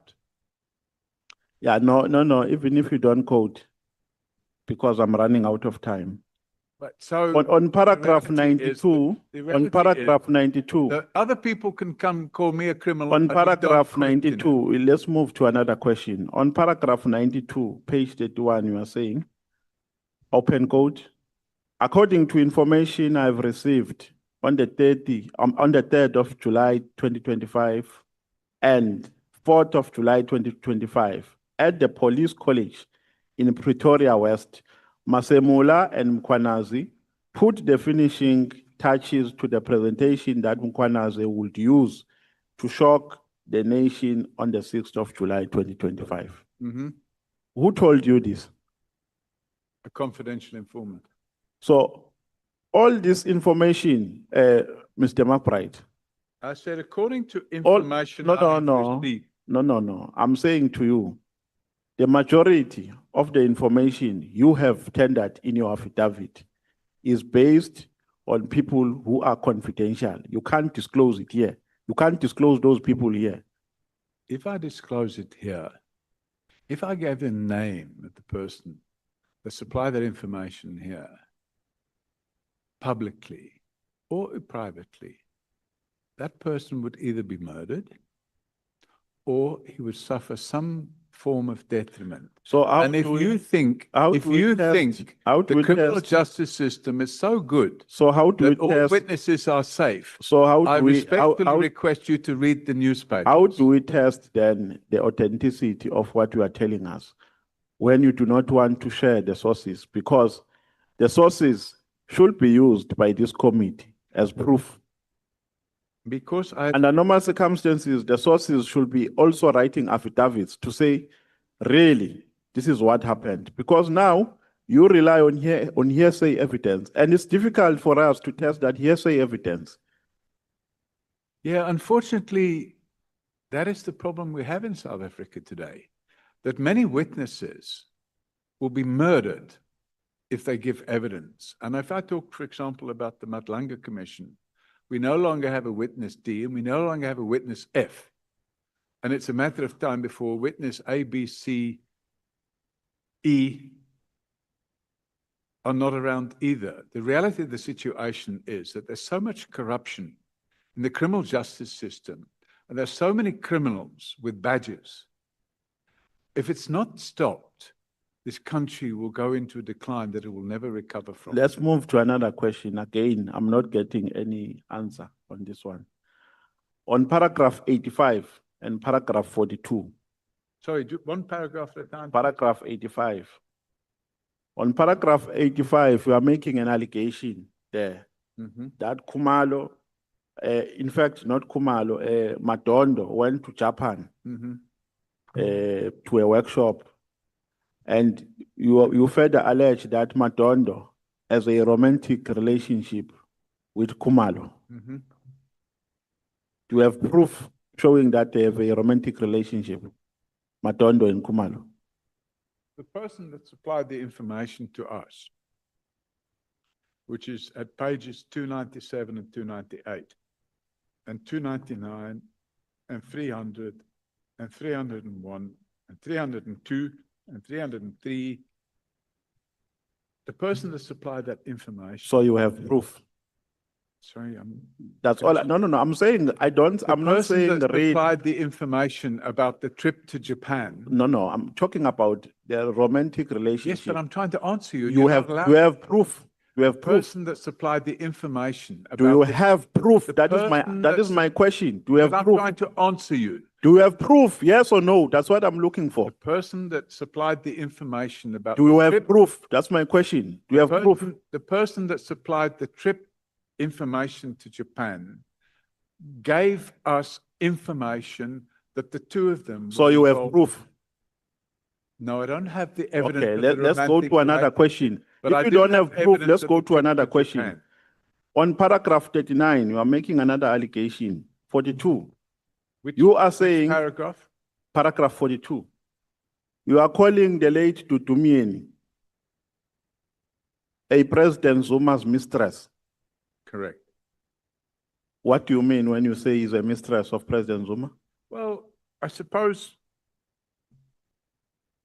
if you have a conjugal relationship with somebody and they're not married, I would. So they have a relationship. They had a relationship. Yes. What kind of a relationship did they have? Well, a conjugal relationship. Do you have proof? Well, the son is the living proof. Do you have proof? Or they have a son? They have, yeah. Do you have a DNA test results? No, I don't have the DNA test. So to have proof that President Zuma had a relationship with the late Tutumieni. Dudu Mayeni admitted it in a conversation with another person. So you have proof. And that person's name is Talenti Mayeni. So you have proof. Proof. Yes. Not enough proof, but enough to put in front of this committee. Mr. O'Sullivan, South Africa is a patriarchal society. Do you know that? What? It's a patriarchal society. Do you know that? What's Do you find it appropriate for you to characterize men here with baseless allegations of romantic relationships, women? Chairman, it's common cause in the public domain that Talenti Mayeni No, is but Jacob I'm saying Zuma's son. you are making a characterization here of women. You are characterizing them by romantic relationships for which you do not have proof. Do you find that appropriate? In this respect, yes, because it relates to. So you find it appropriate to say a woman is so and so's mistress without proof thereof. That is appropriate. Chairman, the proof is in the pudding. There's common cause. It's been admitted.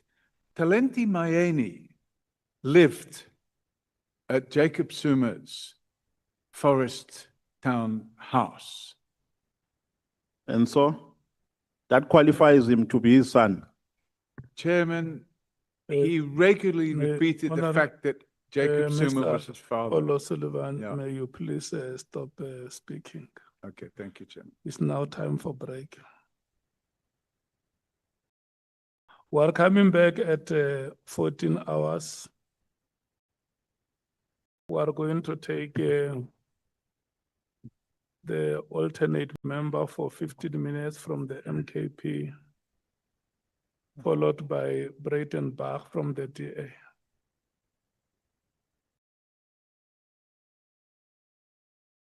The four speakers will be Shongwe, Breitenbach, Honorable Thopa, Honorable Malema, and then Honorable Mwango.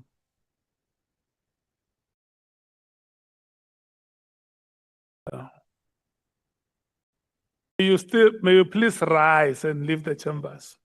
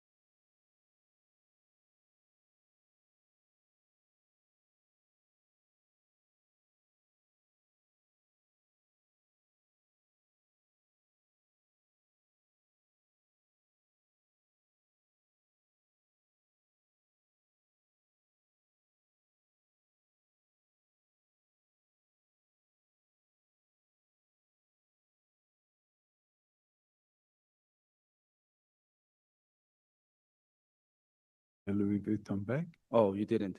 No. Did you see him being given a Louis Vuitton bag as a gift? No, I didn't see that. So how come you're saying that he was given a gift of a Louis Vuitton bag which he gave to his wife? If you wait, I'll show you Were you there? no, You were not there. but it was all Was over that the person who told you? it was all over it was in the media. Oh. Oh, it was in the media that President Ramaphosa stole bought money and hid it under the sofa. So was that true because it was in the media as well? Does it mean he stole the money? I'm not saying it's true here. I'm saying these are the allegations. Do you believe them? I do. Do you believe that Ramaphosa stole money? I don't know. I haven't looked at that. Did you look at the other one, the Louis Vuitton? I did. What did you look at? What do you mean, what did I look at? What did you look? You said you looked into it. I What made did you some look into? inquiries and I You made discovered, some. yes, And you never made none on the Phala Phala money.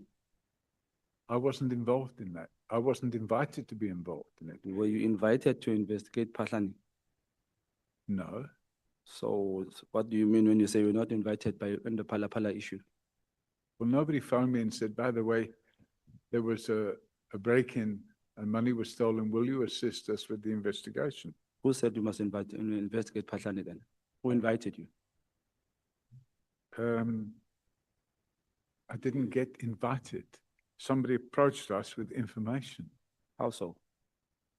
Is that the letter, the brown envelope under the door? Who? Is that the issue? Is this the story where you say you got an envelope under the door? No. How do you get it? We received a tip-off from an informer. From an informer. Yeah, and the informer, well, he's now retired, was a colonel in the police. Oh, okay.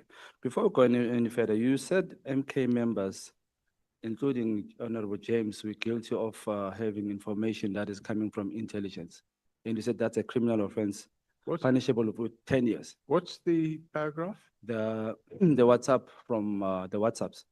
Yeah, but what's the paragraph number? No, I'm asking what you said. You said MKP members. Yeah, but if you can direct me to the paragraph number, I'd appreciate that because then No, I you can- said it here. I was listening to you. I was reading what was No, in you my said it. statement. You said it. Remember when you said all MKP members and including Honorable James have information that is coming from intelligence and it's punishable with I 10 read years. what was in my statement. Okay. So if you can direct me back to the paragraph number, otherwise we're going to have to stop while I go looking for that paragraph number. Okay, while they look for it, let me remind you, you said that we are guilty of that. So I want to ask you, you just said to Honorable Nomvalo. Where is this? You got information from reliable reliable, what did you say? Sources, yes. Within the intelligence. Were you telling the truth or were you lying? I was telling the truth. So isn't that the same thing you are accusing us of? What accusation? Getting information that was not supposed to be in our hands. The WhatsApp information. You can't pretend that you forgot. You know exactly what I'm talking about. Well, let me find the paragraph. You know what, tell me that. I don't think I said, the chair, I don't think I said that you were in possession of that you said, information. okay, you said, okay, Honorable James then. Yes. Yeah, Are we like referring that. to Well, Honorable James or are we referring to MKP? What's the difference? You know, I'm finding similarities between you and Brown Mkhwanazi. You can be the white Brown Mkhwanazi. Pardon? It's fine, leave it there. Chair said I must not say you are a liar. Chair, please reconstruct this sentence for me. Are you a liar or a slow learner? Because you say you were in an accident, and in this accident, you forget things. You forgot your Afrikaans. You forgot your entire fluent Afrikaans. Okay, But let me explain to you something. Yes. Because you make these allegations and then you... No, you I'm repeating what you said. I'm not making any allegation. Hmm. Can you fix that? You say what I said. Okay. Wena ngufuna evenini ke wena. Mr. Sullivan. Yes. There's a white bakkie outside here. Pardon? There's a white bakkie, a very white bakkie here. A what? White bakkie. Do you know what a bakkie? A van. Yes. It's a van. I think you should be going in that van. You're changing your statements now. Let's go again. How's your relationship with Mr. McBride? I don't have a relationship. with him. Is he a credible police officer? Pardon? Is he a credible officer? Do you find him credible? A credible what? Do you find him credible? In some respects, yes. Okay. So how come when Mr. McBride is traveling with Nhlanhla, the one you spoke about, who owns a 7 million farm and a house in Savannah, you never investigated that person, including McBride? Which person? Nhlanhla. I wasn't involved in anything that required me to investigate them. Were you involved in investigating Phala? Pardon? Were you involved in investigating Mr. Phala? For 10 months, yes. You were. And Yeah. how did you get into that? Because IPID refused to investigate. Okay. This one, Nhlanhla travels with Mr. McBride every day, and he owns a 7 million farm and a house in Savannah. Why didn't you bother to investigate that? I didn't know that. You didn't know. If somebody had come to me and said to me, by the way, this person has a 7 million rand property, it needs to be investigated, or I receive a tip-off, I could have possibly looked at it. But what I can't do is suck things out of my thumb and then go and look at those.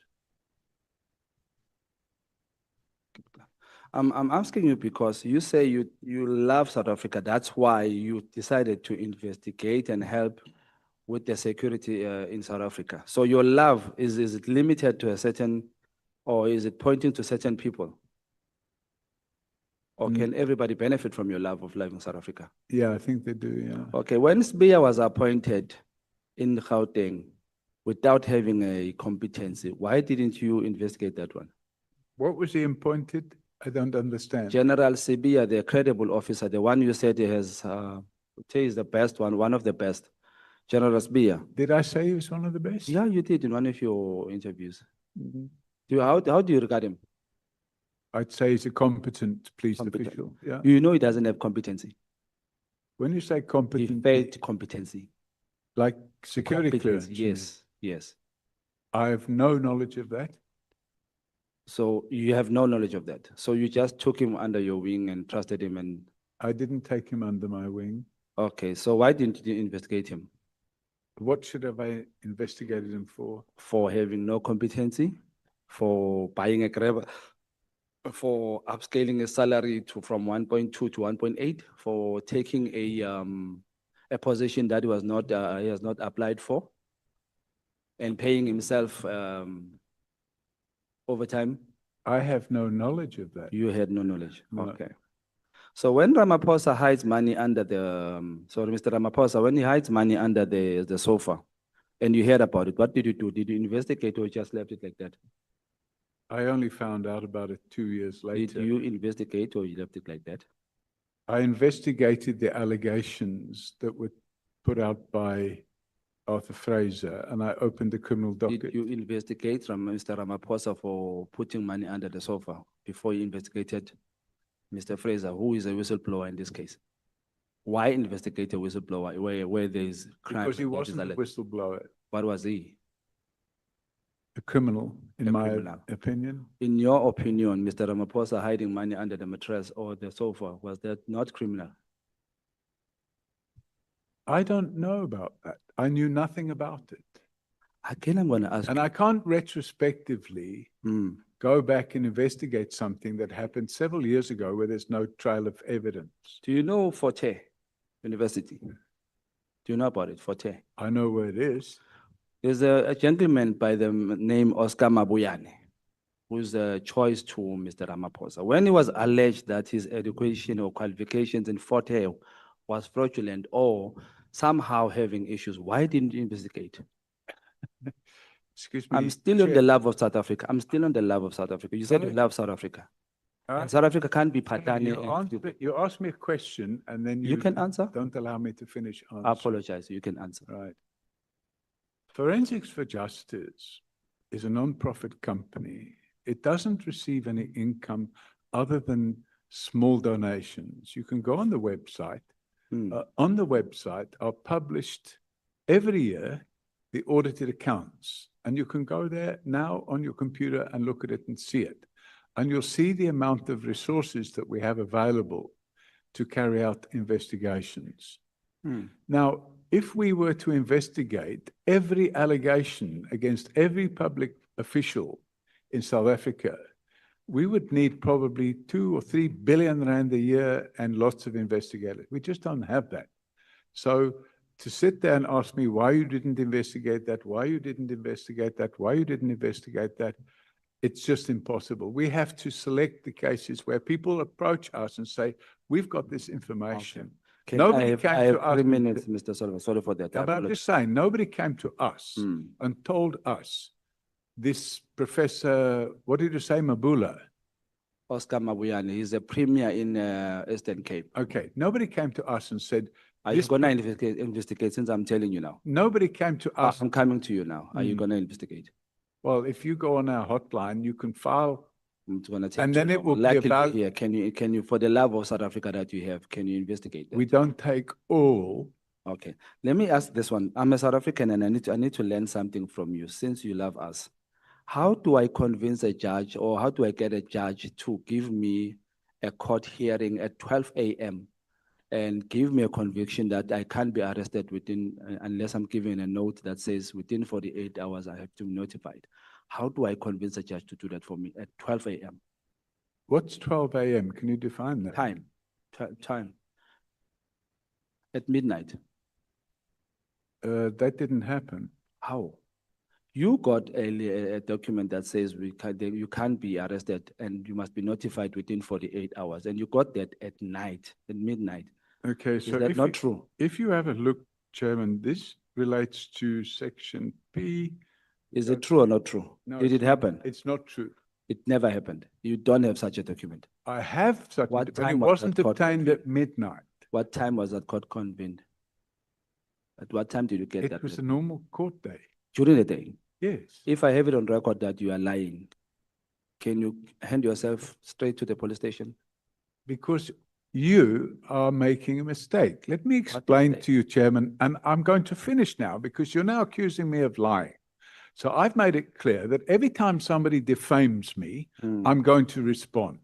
The reality of the situation is, in 2016, after repeated arrests and abuse of my constitutional rights, I launched an application in the High Court. What time was it? Well, normal course of business. It was an urgent application. This midnight court is the story. No. It's not a story. Is it a story or not? You know what? Let me try and finish, because what you're trying to do, what you're trying you're trying to make false and defamatory statements. Simple. Did it happen? The reality was there at a midnight. There was a midnight. There was. Thank you. That's what I want. No, you're not going to get away with that. The reason for the midnight court was because I had been unlawfully arrested. So there was a midnight court. The question that I asked, I had been unlawfully arrested. Okay, An urgent application was brought. An urgent application was brought in the urgent court in Pretoria after I had been unlawfully arrested by dirty cops reporting to Paslani. And they dragged me away. I understand your anger with Pastor. The question is not angry with you. I'm stating the truth. And what I'm not going to allow. How do you get a judge? How do I convince a judge to give me a court hearing at midnight, 12 midnight? I just want to learn, how do I do that? Do I need money, bribe, or what? You need to speak to, how do I? You need to speak to my lawyers, because the court application was launched by my lawyers. Paul Robert O'Sullivan, your time has expired with Honorable Shong. May you turn to Honorable Brayden Bach. She's sitting there. Your time has started, Honorable Brayden Bach. Chairperson, good afternoon, Mr. Sullivan. Good afternoon. Apart from the time that you were arrested, I think it was in April 2016, and taken off an aircraft, how many other times have you been arrested? And what was the outcome of those matters? Thank you, Chairman. So if we go, in fact, it follows on from your colleague. I'm sorry, I can't remember the member's name. Respond to the Yes, question. if we follow on from that incident he's talking about. The name is Shongwe. Thank you. Please remember Thank it. you. Niggas were fan. Thank you. Thank you. If we follow on from that incident, I was arrested at 4 o'clock in the afternoon, or 3:30 or 4 o'clock in the afternoon, on the 12th of February, 2017. And I was taken away to Camildrift Police Station, which is the police station just down the road from Sable Hills Estate. Mr. Sullivan, forgive me, I just want to interrupt you for 1 second. And I don't want to prevent you answering the question, because I want the answer. I don't really need all the details of the arrests. I need to know how many there were and what was the outcome of them. Were they prosecuted, were they not prosecuted? Really, that's all I need. So there was that arrest. One of my staff was arrested.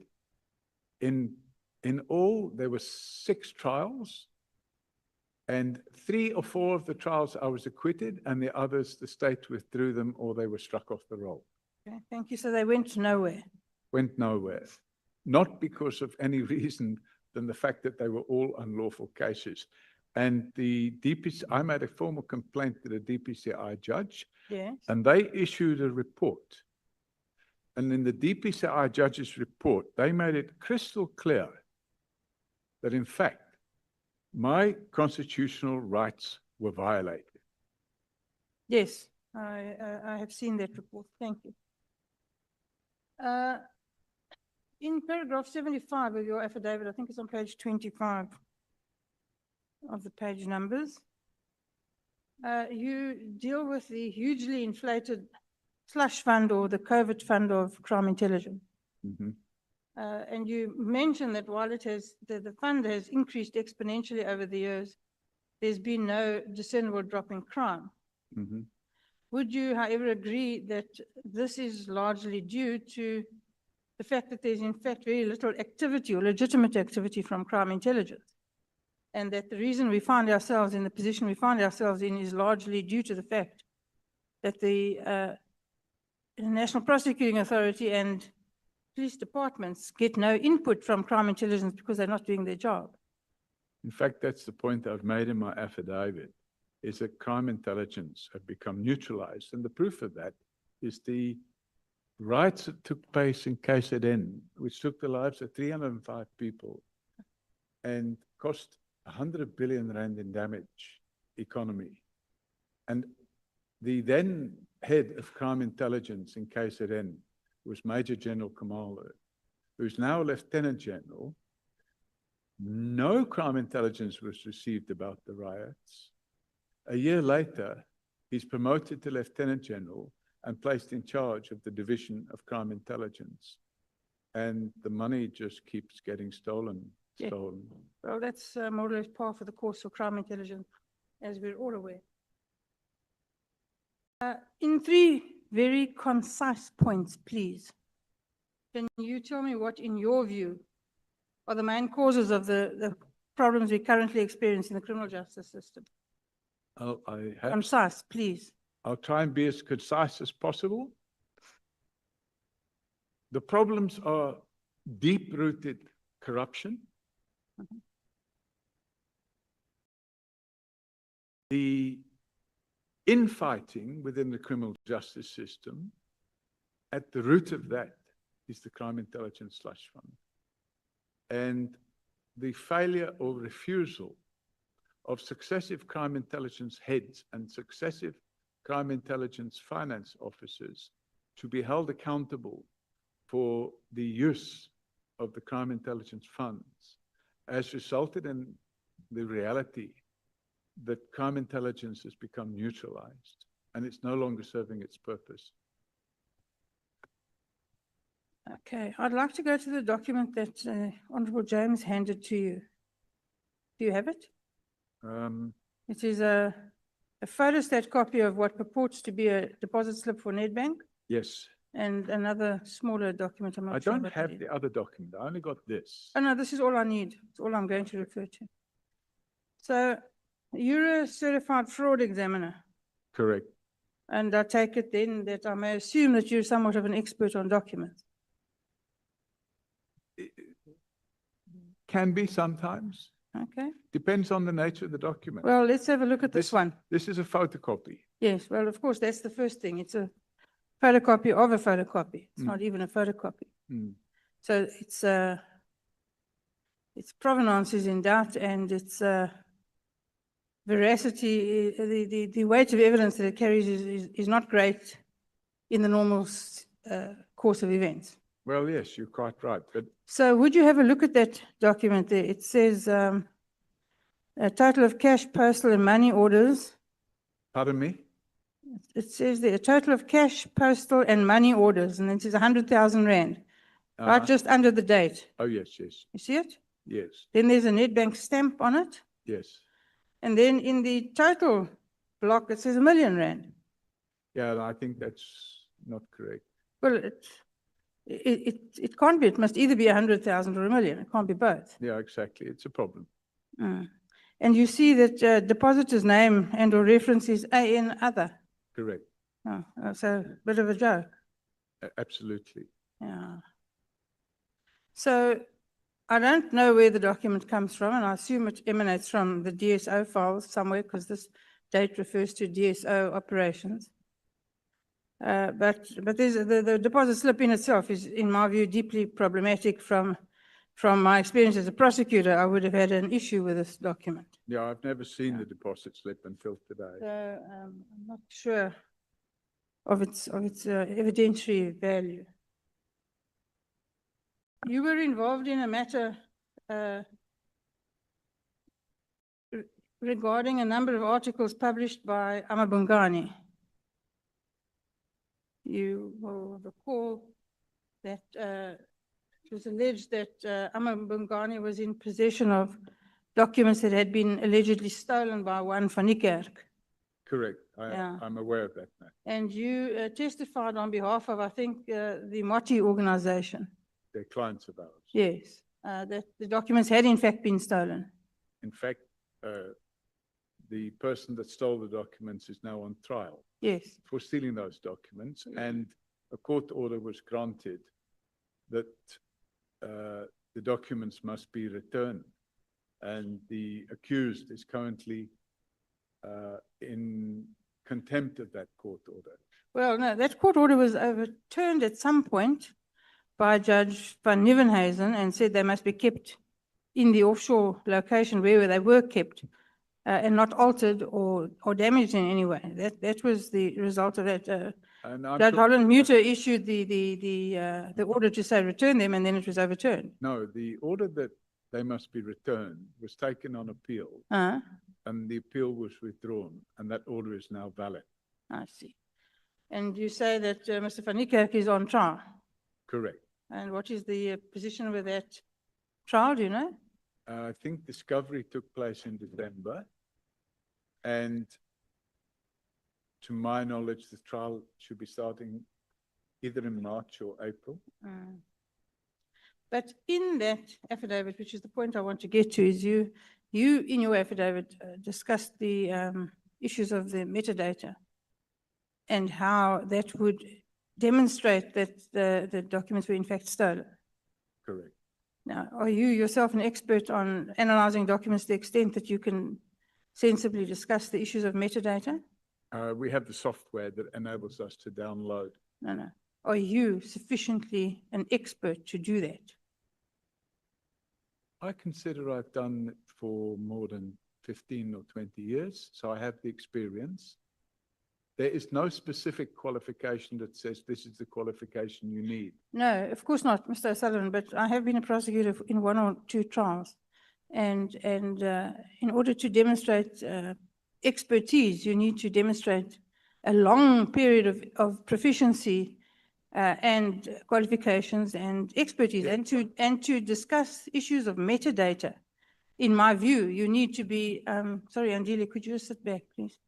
To discuss issues of metadata and what it means confidently in an affidavit, you would have to be an expert. I'm asking you if you are an expert No, but I referred to a metadata report that had been done by someone else. Yes. Yes, but you'll agree with me that if you're not an expert, you can't do that. No, we just referred to that metadata report. That's a little dodgy to then include in your affidavit a view based on someone else's view. That's not really acceptable. Well, it might be considered that. It was certainly found that way by Judge van Nieuwenhuizen, you will recall. I don't know about this, Judge van Nieuwenhuizen.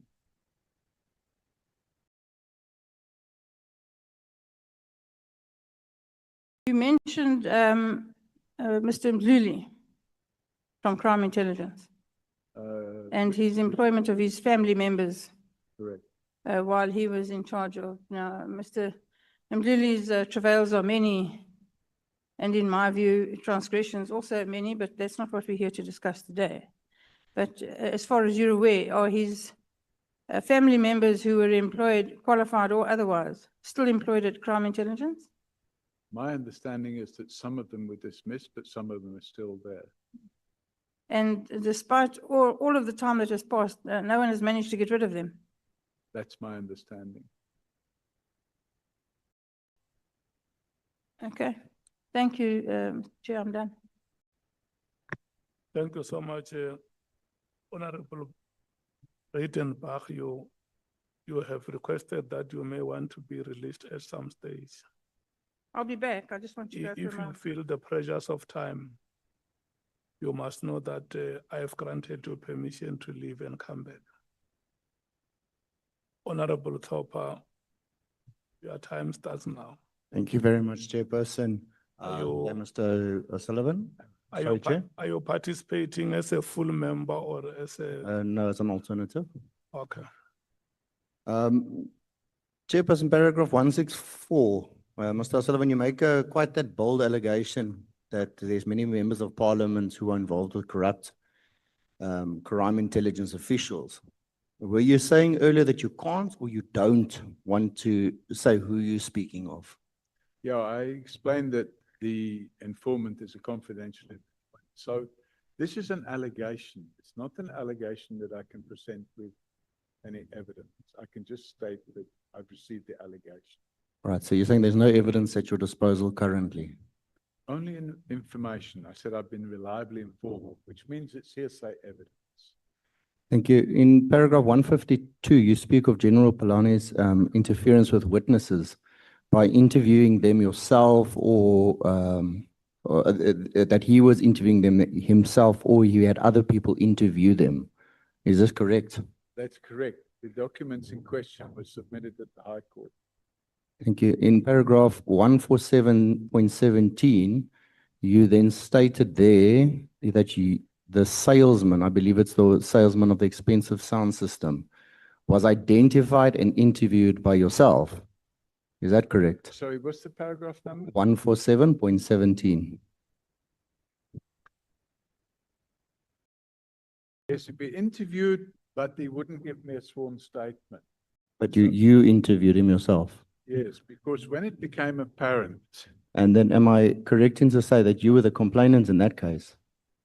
But IPID had refused to carry out the investigation. So we continued with the investigation ourselves. Am I correct in then saying, well, let me ask it rather this way, is it normal practice for a civilian or a complainant to interview individuals? And IPID was involved prior to that? IPID wasn't involved. Right, is it normal practice for a civilian or complainant to interview a witness? We interview witnesses all the time. So it's normal standard procedure? Pardon? So it's standard procedure for the complainant to interrogate the witness? So in this matter, Forensics for Justice were the complainant through me. And the purpose of the interview was to get information that could be given to IPID. And all the information we got was supplied to IPID. Thank you. In paragraph 147.13, so it's in the similar section, you sat with the interview with General Phalala's driver. Correct. Is that also normal? I was requested to sit in on that interview. Surely, IPID was capable of interviewing the driver and tracing the driver. And I wonder, Mr. O'Sullivan, was it the request of yourself to sit in that or that of Mr. Nhlanhla? It was Mr. Nhlanhla who asked me to. Oh, what did he mean when you guys spoke about in your statement? You mentioned that he wanted to get buy-in with white people. Mr. Nhlanhla felt uncomfortable with. He thought that because the person was white, I think a white Afrikaans guy, he felt that the driver may not cooperate with him in respect of detailing the payments that were made out of the boot of the car. So it was just the front. The color was just the front.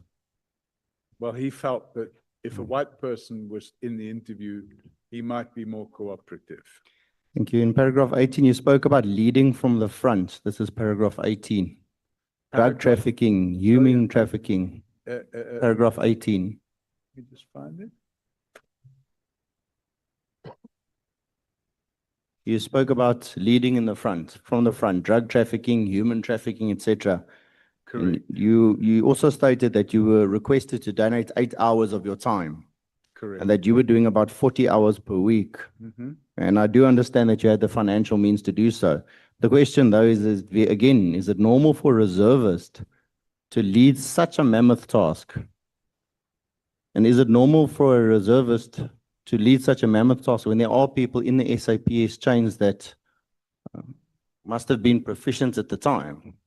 You can understand why I ask. Yes, in fact, there were quite a number of reservists who worked substantial numbers of hours, and we were quite successful in the projects that we managed. No, I understand. My question is it normal for a reservist to take then such a stance to lead from the front when there are people within the SAP as permanently employed that I'm very sure could have done the same task? It's not normal, but it happens. Right. Mr. Sullivan, through you, Chair, who did Mr. Celebi appoint that you said belonged in jail? If you can just give some names there, it's in paragraph 35.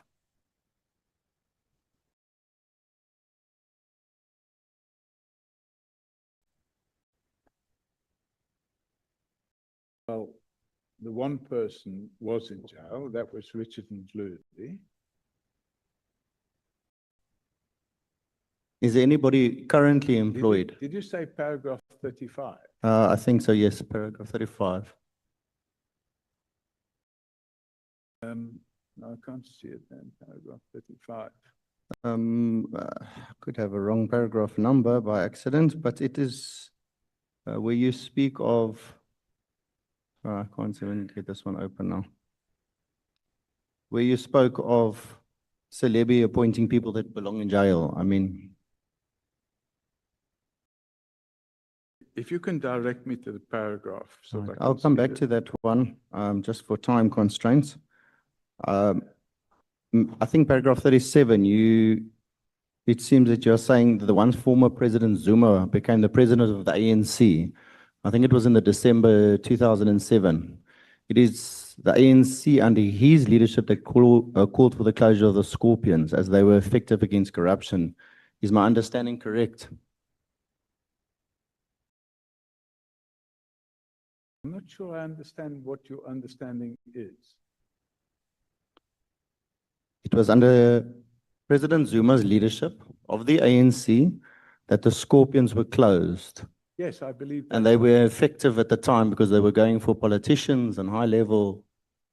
What paragraph are we talking about? 37.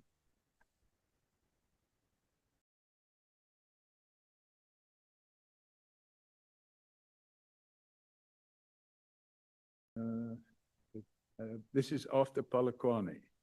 Yes, it's at the end of the paragraph. The conference called for the ANC policy to disband the Scorpions. I think that's common cause. And the disbanding of, my understanding is that the disbanding of the Scorpions was intended to curtail high-profile corruption investigations And if you look at the Glenister judgment, it's quite clear that that application was intended to either save the scorpions or to have something that stood independent from the police. And that's what led to the changes in Section 17 of the Police Service Act and the creation of the DPCI. Thank you, Mr. Sullivan. It might be common cause for some of us, but many people don't know all these. This is why I'm asking these questions. Is it correct that within 2 years, the Scorpions were totally disbanded? That's from 2007. And this was the mark of the start of the significant corruption we see today. Is that correct? What paragraph are you on now? It's straight after that paragraph. You just said within 2 years, the Scorpions were totally disbanded. Yeah, I think it was 2.5 years. Would I be correct to assume, because as you allude to the witnesses, Mr. Salebi and Mr. Mbeki, who tried to help him, former President Zuma was a catalyst to what we see today as one of the major reasons that we're sitting here? It's in the same paragraph. Yes, that whole paragraph speaks about that. Paragraph 37, line 4. Yes. What is the question? I said, would I be correct to assume that when you allude to this section, you speak about the relationship between Mr. Salebi, Mr. Mbeki, who had tried to help him, and former President Zuma? Was it a catalyst to what we see today as the major reasons that we are sitting here? I think it could be part of it, but I can't say it's all of it. I think one have to look at the defective aspects of crime intelligence and the abuse of the slush fund. Yeah, I'm just saying, was it a catalyst? I think it could have been. Thank you. In paragraph 147, Mr. Sullivan, you stated that you were tortured for 3 days. Who tortured you? Where did this take place? And do you have any evidence, photos of anything of this? So torture marks? If you take a look at the act that deals with torture, it's all set out in the complaint I made at the time. So, thanks. If you look at the definition of torture, and I'm just going to call it up quickly, you will see exactly what the definition of torture is. Mr. Sullivan, sorry, I've got very little time from a full member. So just, do you have anything, any proof of a torture of a physical nature? Let me rather put it that way to you. There's different types of torture. It wasn't physical. Okay, how were you tortured? You can just give me the reason how you were tortured, Mr. Sullivan. Okay, Act 13 of 2013 sets out quite clearly what torture is. And it states quite clearly,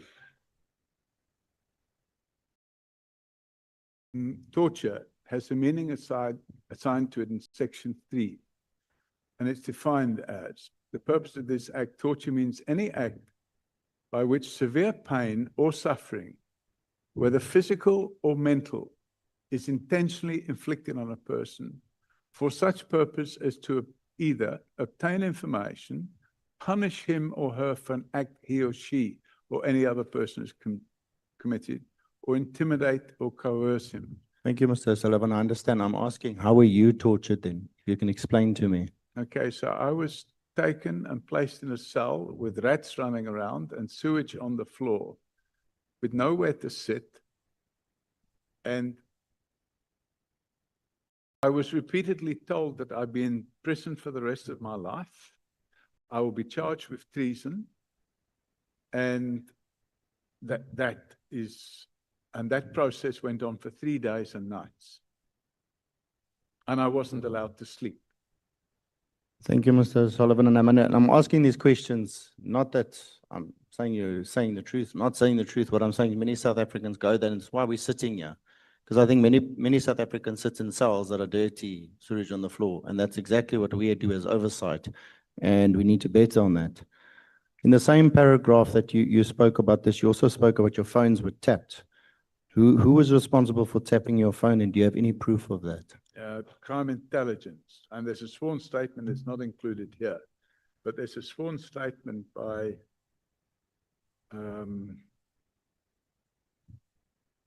I think the guy's name is Isaac Meir. And in that sworn statement, he sets out how my phone was tapped. If you could just please provide that to the committee at your earliest convenience. I'll have to find it. I think my time should almost be done. Just want to quickly go back quickly. Paragraph where I said paragraph 37, 36. It seems that you were saying that the President Zuma and the ANC leadership. No, we covered that.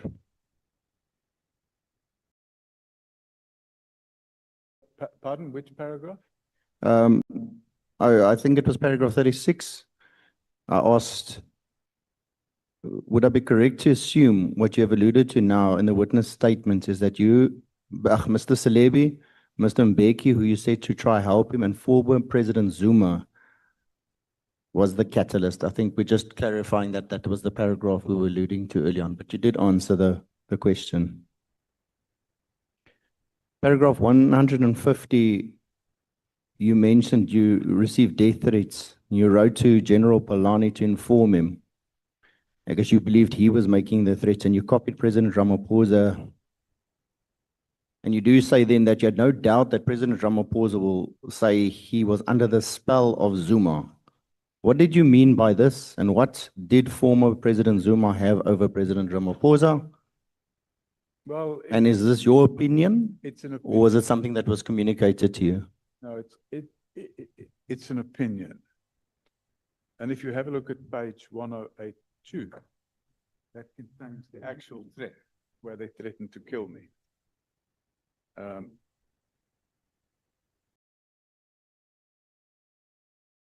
1082.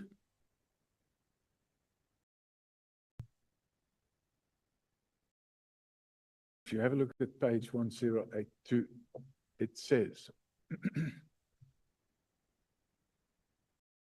and this is the email that I sent to Pashlani on the 21st of November. And I've copied and pasted the threat in there. And it says, "Hello, Chief. This is a warning to you. We are aware that you are working for a big foreign spy, Paul Sullivan, who is funded by his masters. This man is in cahoot with Robert." Obviously, they mean Robert McBride. Lot of junior policemen, the police com, and lot of senior policemen who are paid by him with money from UK Kingdom. Unfortunately, you became part of them. You must stop now. We know where you stay and your family. Paul is a stupid old man. His days are numbered. We are on his heels. You must either choose to die with him. We are watching you, boy. We are about to finish Paul. We have everything on him from his family in the UK. He is a foreigner. Robert isn't clever. Tell him to leave this spy. I will see if you are listening. Mr. Sullivan, sorry, I do need to interrupt you. I understand that that's what the letter's content is, but my question is, you say that President Ramaphosa was under former President Zuma's spell. Yes, was that your opinion? That's all I want to know. And I said, yes, that's my opinion. Okay, that's, sorry, I've got very little time. Then you spoke about these death threats. Were there any attempts on your life at the time, at that given time? When, how did it happen? Yes, there was attempts on my life at that time. All right. And then in paragraph 10, you spoke about you were headhunted by Chubb in 1995. Why did they headhunt you specifically, and what skill sets did you possess at the time? Let me just find that. Thank you so much. Okay, fine, it's finished. The 15 minutes Thank you, Chairperson. have expired. The next speaker is Honorable Malem. Thanks, Chairperson. Mr. Paul O'Sullivan, you have admitted to have received money from DSO, right? Correct. And therefore, these documents that are presented before you are not in any way suggesting that they might be fraudulent. They're just confirming exactly what you have confirmed, that you have received money. Well, I've never seen the documents before, but the document would appear to me, if I recall correctly, the amount that was paid to me at the time was 100,000 Rand, not 1 million Rand.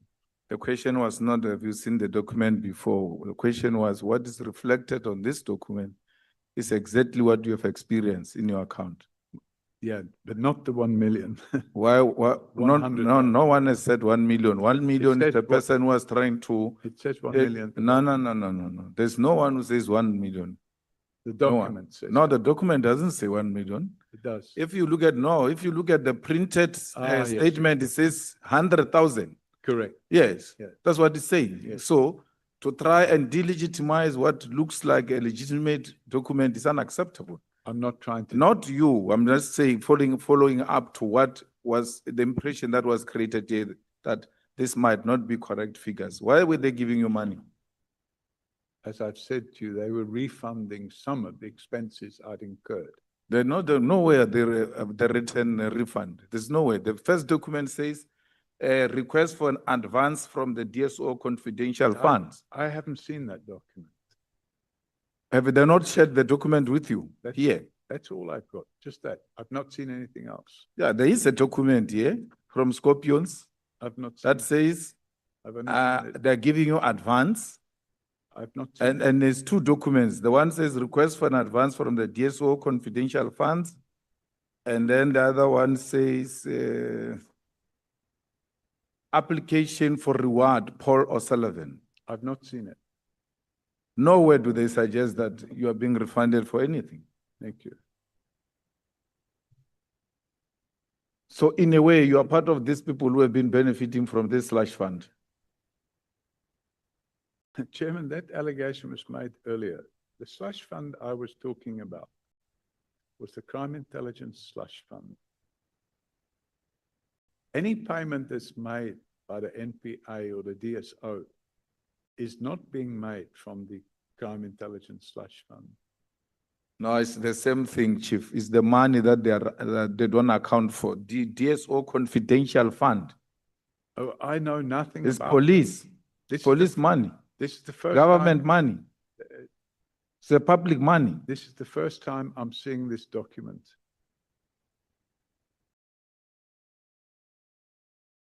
And in fact, what they did internally, I don't know about it. I just know that they made a contribution to some of the massive expenses I'd incurred in respect of investigations that I carried out in relation to the two projects. The one was called Project Coffee, and the other one was called Project Bad Guys. Yeah, it's written here, Project Bad Guys, brackets, coffee. Yeah, there were Coffee leg. two projects. And it related to the international drug smuggling syndicate with tentacles around the world. And this is not a reward. It says here it's a reward for information, but I'd never seen this document before. It wasn't a reward for information. It was refunding of expenses or partial refunding of expenses. It makes the situation worse, Mr. Paul O'Sullivan, because it means the money was released under false pretext. Well, I know nothing about that. Because if it says a reward and you call it a refund, it means whoever went to apply for this money lied I don't know. that you are being rewarded. I've only seen the document today for the first time. But it lists a number of names and people that went to prison.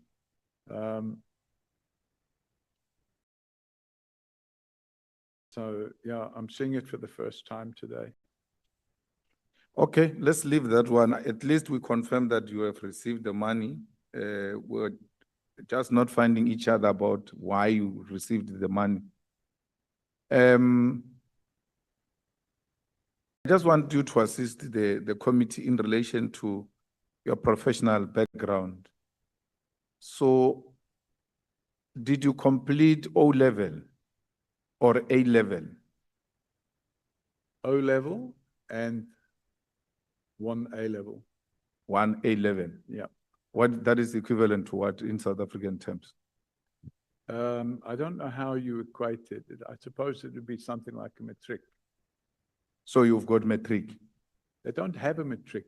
No, I'm saying it doesn't matter what they call it. I think there. it would be called the equivalent of a matric. You've got an equivalent of matric. Correct. From there, which post-matric or post-A1 level did you go to? So University or technicon or anything of that I sort? went to a technicon, but I'm not prepared to discuss my educational background. Which one? I said I went to a technicon, but I'm not prepared to discuss my educational background. I made that clear. And No, the you're going reason- to have to discuss your educational background because you took our money. We hired you No, you at didn't. AXA. I At didn't- AXA. No, no, I no, didn't no. take That's the our money. money. Okay. You only get that money if you have reached certain particular qualifications. So we want to see if you received that money legitimately. Which money? AXA, you worked for AXA, they were paying you a salary. They paid a salary Yeah. and I gave them a good return on that money. No, no, it doesn't matter. Did you get any tertiary qualifications? Yeah, I did. Which is what? I'm not prepared to discuss it. But I want to check if you're qualified. You go ahead and check. No, no, I want to check with you if you are qualified to be head of aviation security. Well, then you should perhaps speak to And if you look at the report of the 2002, there is no even such a structure in the organogram of AXA. In the report of AXA, there is nothing called group aviation security, group heads aviation security. You are the only person who's using that concept. No one at AXA is using that concept. Even the advert, there were 2 adverts that year which were taken out. None of those adverts say group head aviation security. They say aviation security. So I don't know where you're getting your information from, but I think it's defective. I'd like to refer you to a page in the annexes.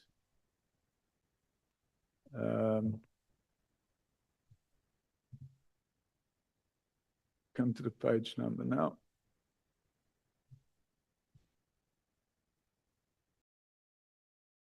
I'd like you to refer to page 62.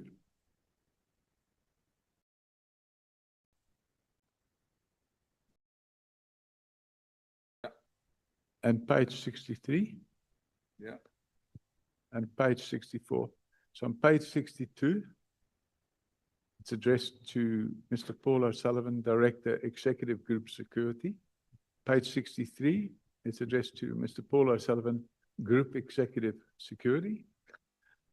On the business news or engineering news article, which is page 64, if you look at the second paragraph or the third paragraph on the left-hand side, it says, according to AXA Group Executive Aviation Security, Paul O'Sullivan, this is substantially more than was likely to be allocated had the 2001 terrorism attacks not occurred. And it talks about 150 or 140 million rand budget to improve security. So perhaps those 3 references would indicate that there is in fact a position called Group Executive Aviation Security. No, the 2 heading don't speak to that. Pardon me? The 2 heads, the 2 things that you referred me to under Mr. Paul O'Sullivan, Director, Executive Group Security. That's number 1. Number 2, Mr. Paul O'Sullivan, Group Executive Security. Correct. There is nowhere where they call you Group Head Aviation Security. So my job title was Group Executive Aviation Security. So if you look at the page 64, on the third paragraph on the left-hand side, it says, according to AXA Group Executive Aviation Security, Paul O'Sullivan. So No. That's what you call yourself. That's not what your employer calls you. I mean, this is an article. What you are referring me, it's an article of a newspaper, and that's how you would have said, this is how they must address you. But where you are being addressed officially in the letter of the institution, it says Director Executive Group Security. Then the second one, it says Group Executive Security. Nowhere do they refer to you as Group Head Aviation Security. So those people wrote what they thought was my position. My position at the time and my contract of employment was Group Executive Aviation Security. No, Mr. Paul, I'm saying to you, even the advert that was advertising that position did not write group aviation security. It wrote head security. It's 25 years ago. Yes, then you arrived there and gave yourself a title that is non-existent. No, that's not Because true. it's not there in the gonogram of the institution. There's no such a position. In their report, if you go and read their 2001 annual report, which will probably be published in 2002. If you go and check that report, you will realize that there's no such a position in that structure.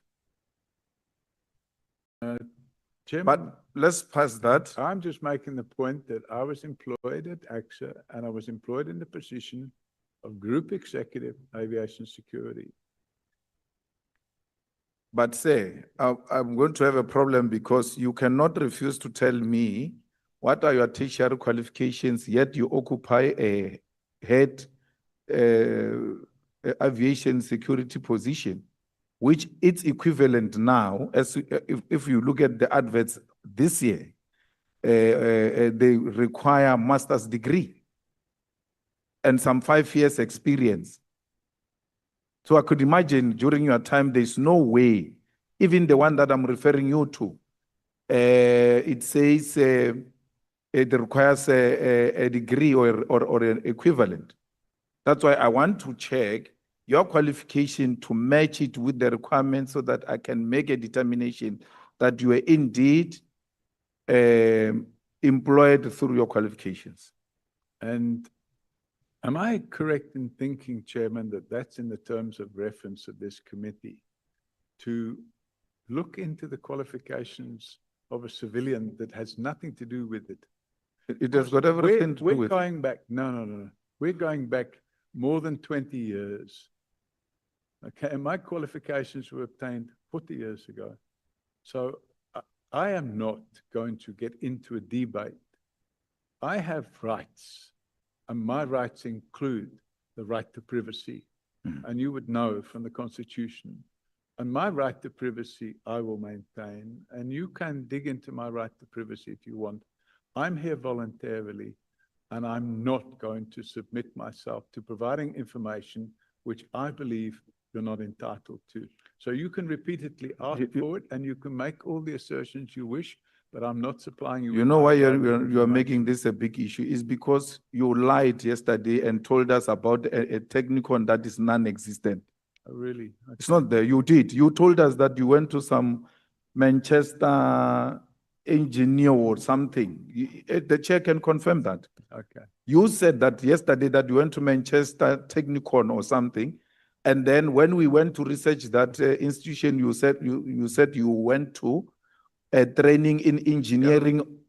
We did not find such an institution existing. Yeah, okay. So, Mr. Paul O'Sullivan, you occupied a senior position without qualifying because you had infiltrated the system. If you believe that. And part of our investigation, the reason why we go to qualifications is we want to demonstrate that these people they don't have the necessary skills, yet they occupy strategic positions because of their proximity in the police to those not in the police. But aren't we supposed to be looking, Chairman, at the allegations from the KZN Commissioner of Police, and instead you're now diverting? So what you've actually done, Chairman, is you've first of all invite me here, I come here, and now what you're doing is you're trying to impugn my character, and you've been doing it for the last 5 hours. And, you know, I'm not going to cooperate with that. No. You're going to cooperate. Look. No, you went to mess up our IPID and our justice system, our criminal justice system. We're trying to establish as to who is this person who is alleged to have done the following in the institutions that we're investigating. It is in that context that we're asking you about yourself. And it shouldn't be difficult for a person who has taken an oath to tell the truth, but nothing else but the truth, that I went to school and this is why. I'm not asking you whether you passed with this higher degree or not. I'm just asking, where did you obtain your qualifications? Because yesterday you told us about a different technicon that is not a Manchester technicon. Okay, And then you are doing engineering. You get the transcript of yesterday.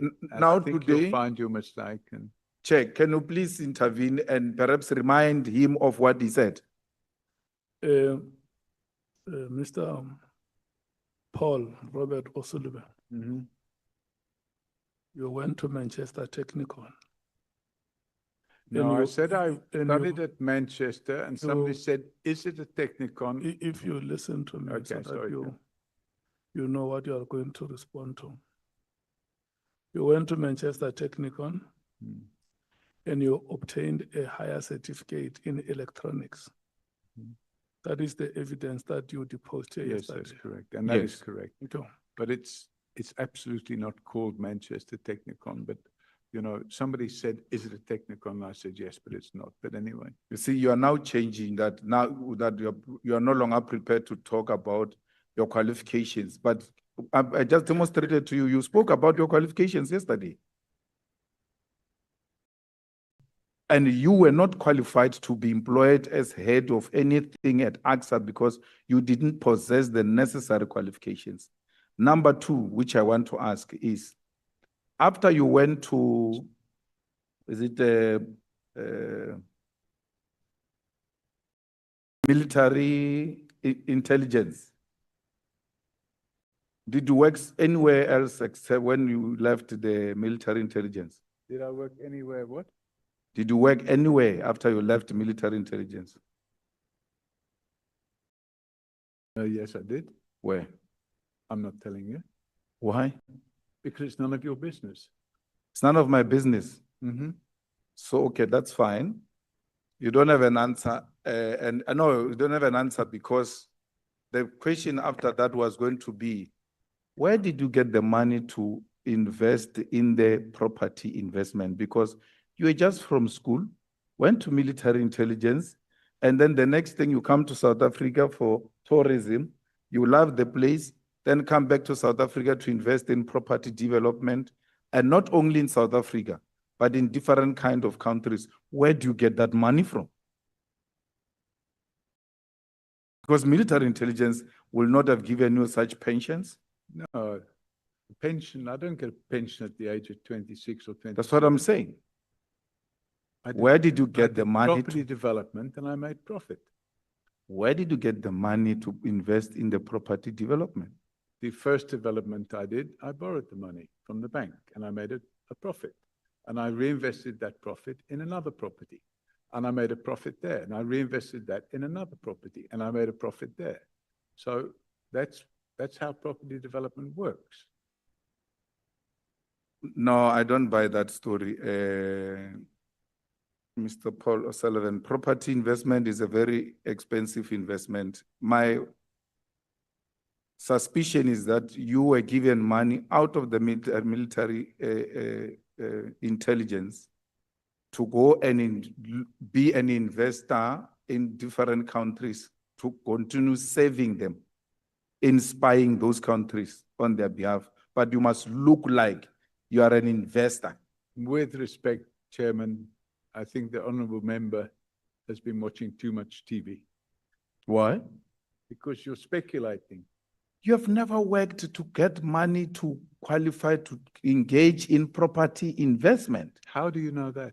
That's what you told me, at least. You went to work at military in intelligence, and then from there you worked in a firm. You can't tell me, because if you tell me that firm, I will be able to evaluate, to check, and make 1 + 1 to see if we can make such money to invest in property investment. With all due respect, my property investment activities took place probably when you were still a baby. Yeah. But the reality of the situation is, if a person is an entrepreneur and he makes money, how can you then jump into the conclusion that that person is being paid from a government fund or something of that nature? That's pure speculation, and you don't have a shred of evidence. So what you're actually doing is you are making these speculations. It's your idea, and it's wrong. No. And I'm just pointing out that you are wrong. No, my idea is that because I was a baby, and it's not my problem that I was a baby, it is my mother's problem. She gave birth to me at that time. I've got nothing to do with what I was at that time. So because you were an old man, you have to teach me how you came about to become a property investor. You can say I'm formulating it because we've put you there and we want you to educate us as to how did you become this big property investor from just military intelligence? I won't say I was a big property developer, but I was a property developer. And when you bring money into South Africa, you convert it from pounds to rand, you get quite a significant amount more rand. And if you look at the property prices overseas and you look at the property prices here, you can buy more property here for the same amount of money you will buy much less overseas. And I decided to get involved in property development. And if you find that suspicious, it's a problem. And I believe the reason you're finding it suspicious is because you and certain other members of this committee are looking for ways of covering up the criminal conduct of crime intelligence officials and the abuse of the slush fund. And that's why we have people like Nhlanhla, who's on trial at the moment, getting away with the crimes that they're committing because Parliament, or certain parts of Parliament, are not exercising their duty of care and their duty to look after the interests of the country. Mr. Phala Phala, if you know me, I'm not part of the nonsense you're talking about. Not me. I'm not part of any nonsense you're talking about. I'm not part of any slush fund or anything. I question people the same way I'm questioning you, all of them, including Lieutenant General Mkhwanazi. I questioned him because I'm about the truth and nothing else but the truth. And I'm not going to be patronized or be intimidated by anyone, not me. They can try with other people, not me. Okay. So you must never ever group me with people who are involved with some people who are doing wrongdoings in the crime intelligence. If you have been following the proceedings here, you will see that I've taken the same posture with everyone. You are talking about former General Phahlane. He's still coming to us. We are not done with him. When his turn comes, we'll attend to it. You are saying you are a certified fraud examiner. Mm-hmm. Who certified you? The Association of Certified Fraud Examiners. So, association where, here or in the USA? It's the US. It's based in Austin, in Texas. So they give you a certificate which you perhaps attached here, which we can make reference to confirm that you are a certified fraud examiner. Well, if you look at page 73,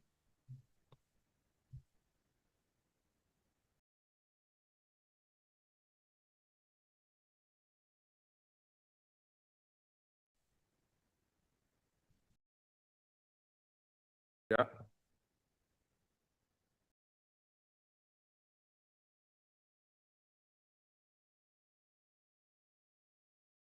and if you look at page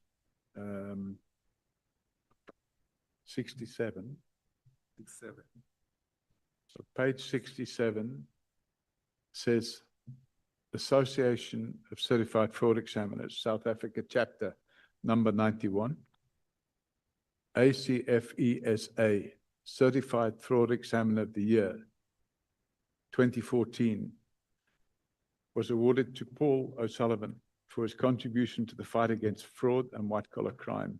And if you look at the page 73, it says again, Association of Certified Fraud Examiners, South Africa chapter, ACFE, hereby awards Paul O'Sullivan with the Certified Fraud Examiner of the Year Award 2022, with all rights and privileges under the bylaws of the ACFE SA chapter. So what requirements must one have to be admitted into doing this type of qualification? I'd have to go on the website and have a look because, but you have to take exams, you have to undergo quite a lot of training. Yeah.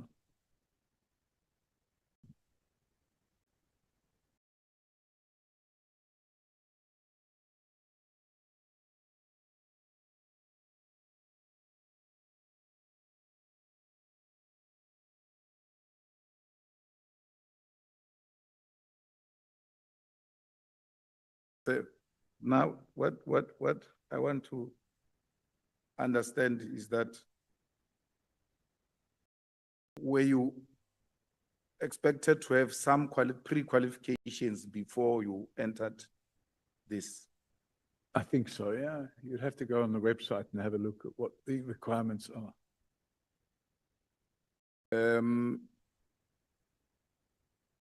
The issue of security clearance, you said to me at that time when you were head of aviation security, the issue of security clearance was not a requirement. That's correct. No, but when we look at the necessary act that was applying at the time, that was a requirement. It became a requirement in 2003. That was after you left? No, before I left. It was made a requirement in 2003. And then when they found you without having the security clearance, what happened at the national key point? Then I could no longer be the national key point officer, and I could no longer be sitting on the National Aviation Security Committee. Have you ever been found guilty of a GBV? What's GBV? Gender-based violence? Yes, in 1999, I paid a 500 Rand admission of guilt fine for an alleged assault. And in retrospect, I probably shouldn't have paid the fine, but my lawyer at the time advised me that either there would be a trial or I could just pay the fine and it wouldn't be a criminal record. Unfortunately, I paid the fine. It was made a criminal record, and then it was subsequently, what do they call it? Expunged from the record. Do you still have your firearm license? Yes, I do. Is it not the requirement that when you are found guilty of such a thing, they should withdraw your firearm license? So there wasn't a trial and I wasn't found guilty. I just paid an admission of guilt fine. It's like if you're driving at 150 kilometers an hour and the speed limit is 120, you get a ticket in the post, and you can either go to court and challenge it, and then you get convicted, and then it'll be on your record, or you pay an admission of guilt fine, and then it doesn't appear on your record, although that is now changing, because I think with the new, what do they call it, AARTO Act, even if you pay an admission of guilt fine, now it becomes part of your record. But at that time, it wasn't the case. Have you ever faced any allegations of sexual misconduct? No. There was never an allegation that you were accused of raping an underage girl? Definitely who not. was in the Randburg area, who was absolutely a close, it was a daughter of a close friend? Absolutely not. I mean, and that will mean you have not even tried to pay any bribe to those parents to. I've never had such allegations made. Nothing of any nature whatsoever. What is your relationship with McBride? Robert McBride. I have no relationship with him. Professionally? When he was at IPID, yes. What required you to work with him at IPID, which makes it difficult to work with him when he's outside IPID? Because I'm not involved with him now. When he was working at IPID, he was the executive director of IPID. Mm-hmm. And he was unlawfully suspended. And he was off work for, I think, 10 or 12 months. And during that period, I opened a criminal docket against General Pashlani. And that was in February, I think February the 16th, in 2016. And after I opened that docket, there was no investigation. So for 10 months, there was no investigation by IPID.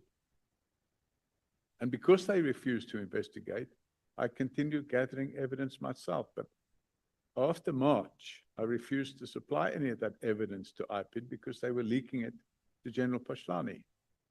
So at the end of October 2016, the Constitutional Court found that Robert McBride's suspension was unlawful, and he was reinstated. And after he was reinstated, immediately after he was reinstated, I reached out to him and I said, hey, you know, we need to pick this docket up. I opened it 10 months ago and there's been no investigation. And that was my first proper sit down with him to explain what happened on that docket. He then appointed Matthews Sissoko to put a team together, and the head of that sorry, team. Mr. O'Sullivan, there's a request that you speak to the mic.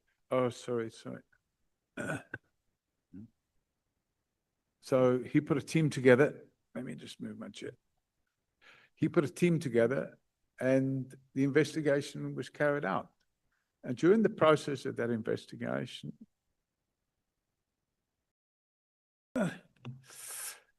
3 weeks into that investigation, there was a threat to murder myself and to murder Nhlanhla, who was leading that team. And as a result of those threats to murder myself and Nhlanhla, we had further meetings, and it was decided that we needed to find out who these threats were coming from or where they were coming from.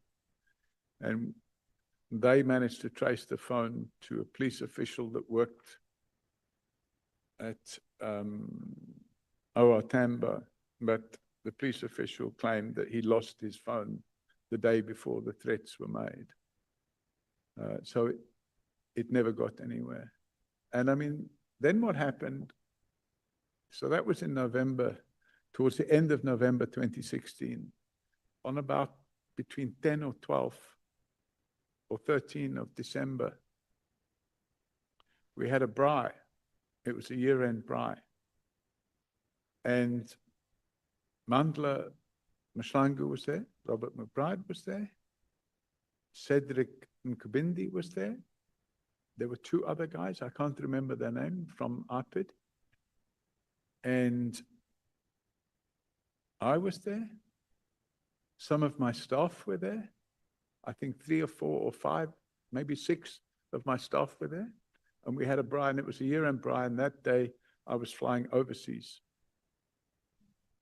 And 3 days after that braai, General Prince Mokateri, who was then the unlawfully appointed head of DPCI in Gauteng, leaked a media article through a private investigator by the name of Chad Thomas to the media. And the article alleged that a secret meeting took place instead of a braai, and that the purpose of the secret meeting was to discuss overthrowing the government, and that the persons present at the secret meeting apart from myself and McBride and others, was the DA and AfriForum and a journalist. Of course, the whole thing was fabricated. See, I'm being very patient, but my time. But the media made a big meal of it, a massive meal of it. So I then invited General Mokateri to take no, not I. Robert McBride invited General Mokateri to take a polygraph test, and he agreed to take the polygraph test. And I said to Robert McBride, he should also take the polygraph test. So he did take the polygraph test. And after he took the polygraph test, which he passed, and the question was, were you at a meeting where you talked about overthrowing the government? And he passed. And the question for Mokateri would have been, is this case you opened for allegedly overthrowing the government real or not real? And he refused to take the polygraph test. So that was kind of the end of it. That's fine. And then Naim Kasim, what is your professional relationship with him? Naim Kasim, if I go back to, trying to remember the year, either 2011 or 2012, I'm trying to remember the year. Naim Kasim was a client. He came to us. He asked us to carry out an investigation in respect of certain events that had taken place with him. He owned an OK Bazaar in Brits. And he alleged that certain people had threatened him and beaten him, and he had the video evidence and stuff like that. So we sat with him, we interviewed him, and we carried out an investigation. So he was a client? He was a client, yeah. Moti will also be a client? Today. Moti is your client? No, the company, there's a, Zunaid Moti owns a group of companies called the Moti Group. And today... Now I'm talking Zunaid Moti. Yes, Zunaid Moti is not a client. It's not your client? No, but You don't work for him? No, he owns a group of companies, and the group of companies are clients of ours. How many passports do you have? 4. Yesterday you said 3. Yeah, so because my passport was running short of pages, I got a second passport. So I have 2 South African passports, 1 Irish passport and 1 British passport. No, you did an interview, I can't remember, with you in a book where you said you've got 4 passports. Yes, I have 4 now as well. Yeah, South Africa, Ireland, Britain, and then the 4th one? South Africa. So you have 2 passports of South Africa? Yes, because when you want to go to a country, you have to have pages in your passport. If your pages run out, you can't enter a country because you need to have so many blank pages. Also, if you want to get a visa to go somewhere in your passport, you have to leave your passport at an embassy. No, but those are passport books. Passports means passport. Yes, I'm talking passport. You have the one that is full. It doesn't matter if it's full. I just wanted to know, because when I say how many passports do you have, I mean, which many countries do you belong to? 3. 3. Yeah. South Africa, Britain, Ireland. Correct. Only. Yes.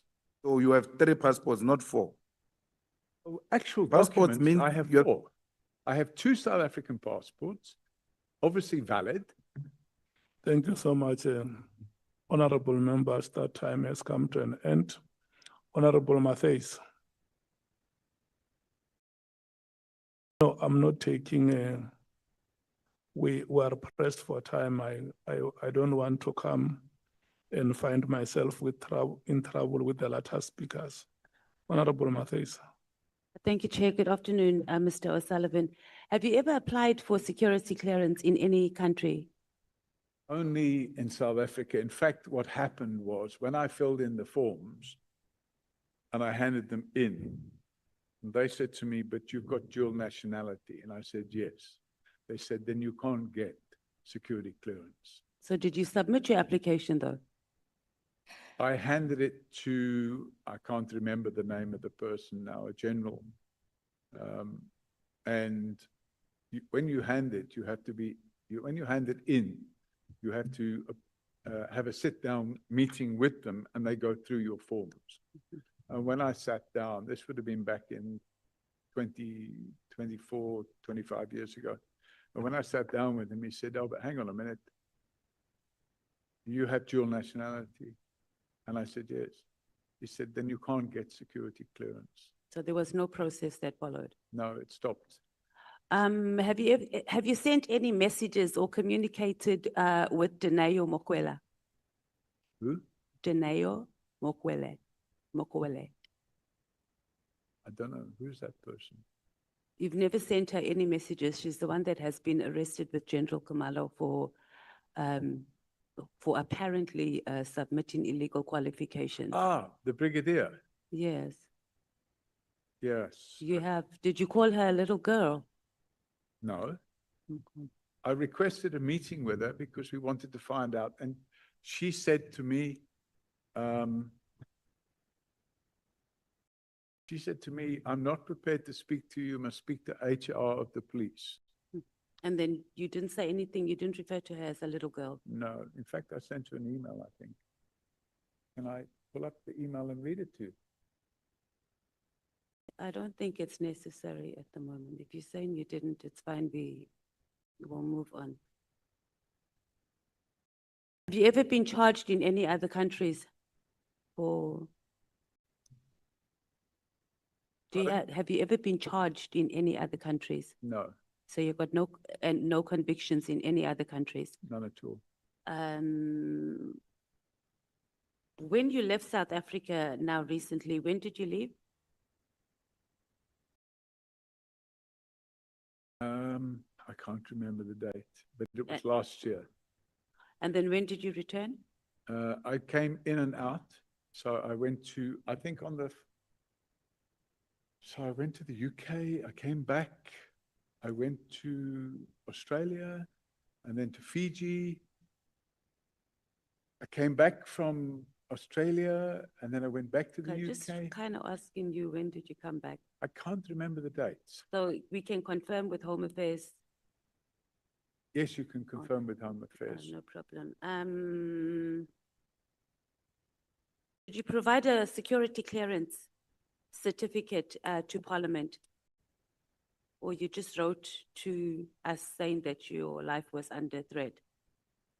I don't understand. Did I? I'm saying, was there a security assessment done? Did you provide a security assessment from a credible institution? No.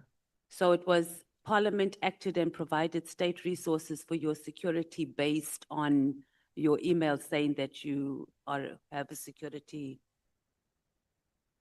your life is in danger. What I supplied to Parliament was the evidence. Oh, what was the evidence? The I don't have social media, but somebody downloaded it and provided it to me. And I sent that to. Oh, it was social media, okay. Yeah, where they were threatening me. And they said that I should be shot or there should be a shootout. And there should be a shootout with me. And is that in your experience, should be something that, credible for a government institution based on a social media post? So instead of doing an assessment, because my understanding is that a security assessment can be based on evidence that there may be a threat. So if you have a single message where a person's threatening you, then I think that would call for a bit more of an investigation. But we're talking about, I think, 20 or 30 from different people on social media. What I'm saying is that you submitted evidence, right, that there are people that are threatening you on social media, but there wasn't an assessment on whether those threats were legit or not. And then Parliament came to the rescue and provided you with security using state resources without a security assessment. That would appear to be the case. Okay. Let's talk about AfriForum. When did you become a member of AfriForum?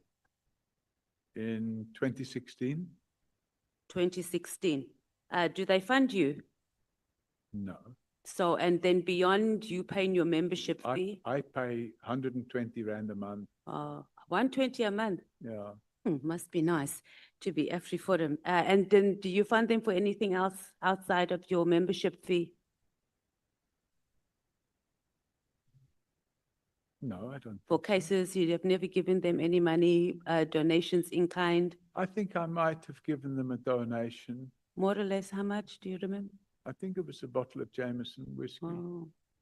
So they shared it amongst themselves, or it was for the director or something? I gave it to Kali Creel. Oh, okay. And you said in 2016? 2016. And what informed your decision to become a member of AfriForum? In 2016, I got invited to a meeting with Kali Creel. And I think it was Mampela, what's her name? Nampela, the, I'm trying to remember, we call her Ma. She found me, she said she wanted me to have a meeting with Kali Creel. So I went to the meeting with Kali Creel. And Kali Creel told me that AfriForum wanted to set up an anti-corruption unit and to have internal investigations going. And would I be prepared to sit with them and give them advice about how to do, not how to do the investigations, but how to set up such a unit. So I sat with them. I think we had several meetings, and then I can't remember the name of the lady now, but they introduced me to a lady who became the head of anti-corruption at AfriForum. And then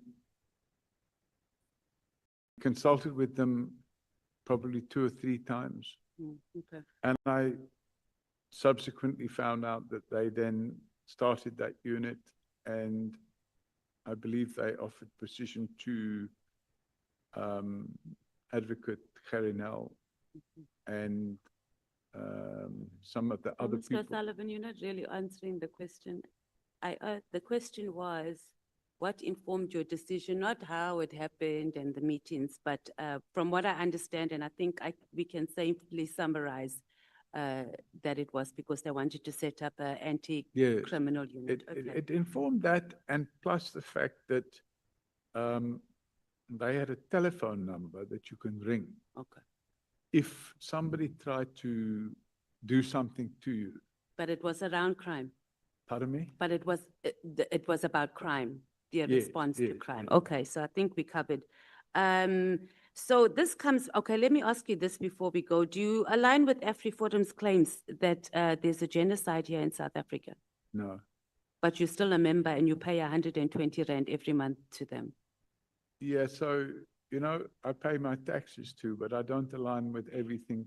I'm that goes just in asking South because Africa. this is a voluntary thing. If there's two Yeah. things that happen in this life when you are born, is that you're going to die and you're going to pay taxes. Yes. Joining AfriForum is the If- choice. If I'm satisfied to pay 120 Rand a month, because in return for that, I have a toll-free number that I can call. Oh, okay. And when I'm not in the country, my wife can phone that number. Oh, okay. If there's some So with incident, someone with such means, you need to subscribe to an organization who goes around and says that your beloved country that you love so much during apartheid of 1980s, you will be a member and give them 120 Rand a month. So I believe that the Constitution gives people the right. Yeah, and I'm agreeing, you have a That's right. right. I agree, okay. And I don't have to explain. No, you don't. We got it. Thank I'm you. happy for that 120 Rand a month, to have the ability to Yeah. have a toll-free number that I can call. Oh, okay. And to be frank with you, I was very happy that AfriForum, Hmm. when they could see all the injustice that was going on. Okay, I'm with not asking myself. you what you're happy with, Well, Africa. they That's came, not, they no, came no. to the party No, and they but assisted. yeah, I am very glad that Okay. that was not the question. All So do you see how that recommendation letter that was read out earlier, where someone recommended recommended to the Home Affairs Department back in the 80s, that you must get a work permit, and it specifically said that you are going to be of benefit to the white community. And then you said you don't remember, No, I you were didn't just say I told to don't sign it. remember. I said I never saw that letter. Okay. I saw it for the first But you time. said you were told yesterday. to write it. So do you No, see how no, that no, thing no, aligns? Sorry, Chairman, you're getting mixed up between the handwritten note. Mm. In the handwritten note, I didn't say I will be of benefit to the white I community. didn't say that also. was a I typewritten said a recommendation letter. Do you see how it lines up? How it can be aligned, that how you are a benefit to a white community that goes around and tells the whole world that there's a genocide in our country. Your relationship with members of parliament, do you have any? Do you engage members of parliament? No, Have you ever engaged any members of parliament? from time to time. Which ones? Diane Kohler-Barnard. Mm-hmm. What do you engage her about? Well, I haven't engaged her for quite a while, but it would have been about corruption. I would have supplied her with evidence of the cases that we have opened, because at one stage, I'm going back quite a few years, Diane Kohler-Barnard was the, what do you call it? Shadow something to do with safety and security. Mm. And on that matter, did you, your communications, because she also was a witness here and we asked her the same question about her relationship with you. So your communication, was it also around the operation get rid of General Mkhwanazi? No. Okay. And then who else? I think I might have said hello to Honourable Ian Cameron at a fraud conference last year. Mm-hmm. We're not asking about just hellos. You also came to greet us here yesterday. So we're talking about where you have a direct line, like how you have direct lines to a lot of high-ranking officials in the police. That, no, is there anybody else? Gillis Breitenbach. Mm-hmm. How often have you guys, or how often do you communicate with her? Maybe once or twice a year. Okay. And it would be in a friendly way, you know, a phone call, how are you, you know, what. Because at the time of, I'm trying to remember what year it was. At one point in time, she was a director or deputy director of prosecutions. And she was targeted by others in the NPA. My understanding, and you would have to ask her, my understanding is that she was targeted because she was doing investigations which related to... Did you assist her during that period? No, I didn't. So you just spoke, okay. I just spoke to her and I wished her all the best. Okay. And so are there any other MPs from any other parties that you have relationships or have engaged with? Because just the Democratic Alliance? Yeah, I think that's it.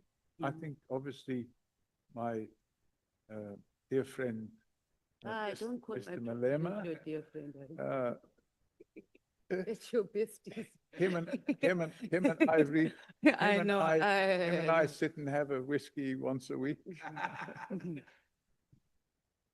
He doesn't drink whiskey. Let's talk about the police. Your house was raided, or not raided. I'm just trying to find. Thank you so much. The 15 minutes has expired. Yeah. Honorable Sangwen. Thank you. Thank you very much. Honorable Souls, you are next. Thank you very much. Good afternoon, Mr. O'Sullivan. Good Sorry with the twisting and the turning there. Chair, sorry, I must understand. Sorry, I'm going. What happened? Chair, I must understand. Why am I next? Bangazita has made an arrangement with Honorable Sangone to speak now. Thank you. Then it should just mean he follows and then I go after him. After her is you. That's not the order, Chair. I'm after IFP. And Chair didn't speak about or with me about that arrangement. It can be IFP now if you want, Honorable Sol. Sorry? I can be IFP, you know, we're one government, all of us, me, you, IFP. Honorable, with respect, Honorable Songan, Chairperson, I'm an equal member here. If there's arrangements made, include me. Don't just tell me from the bench. As a result, this wasn't discussed with me. But I will follow through on the proper rotation. If it's IFP, then it's me. I must be included in such arrangements. I can't be coming here and just here and I'm told. Doesn't work like that, Chair. Show me respect also.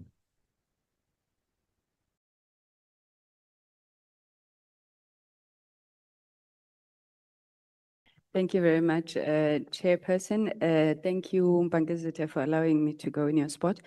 Good afternoon, Mr. O'Sullivan. I'm going to start here because I mean I've heard you raising this issue with a number of the members just on the terms of reference. So the terms of reference require us to investigate any related claims regarding corruption, financial or otherwise, bribery, misuse of public resources within SAPS or any other institution, and then evaluating the extent of misconduct, unethical behavior by members of SAPS and any other relevant individuals or institution. So I need you to understand, you know, our engagement in that light. You testified here, and I think from what you've heard coming out from the members, there's obviously a lot of concern about what is perceived as your infiltration of the intelligence services. And sorry, the SAPS and intelligence services. So tell me, this process, yesterday you were asked about your appointment as a police reservist. What was the process for the appointment of a reservist? You indicated the husband to your PA saw you, but what was the actual process? So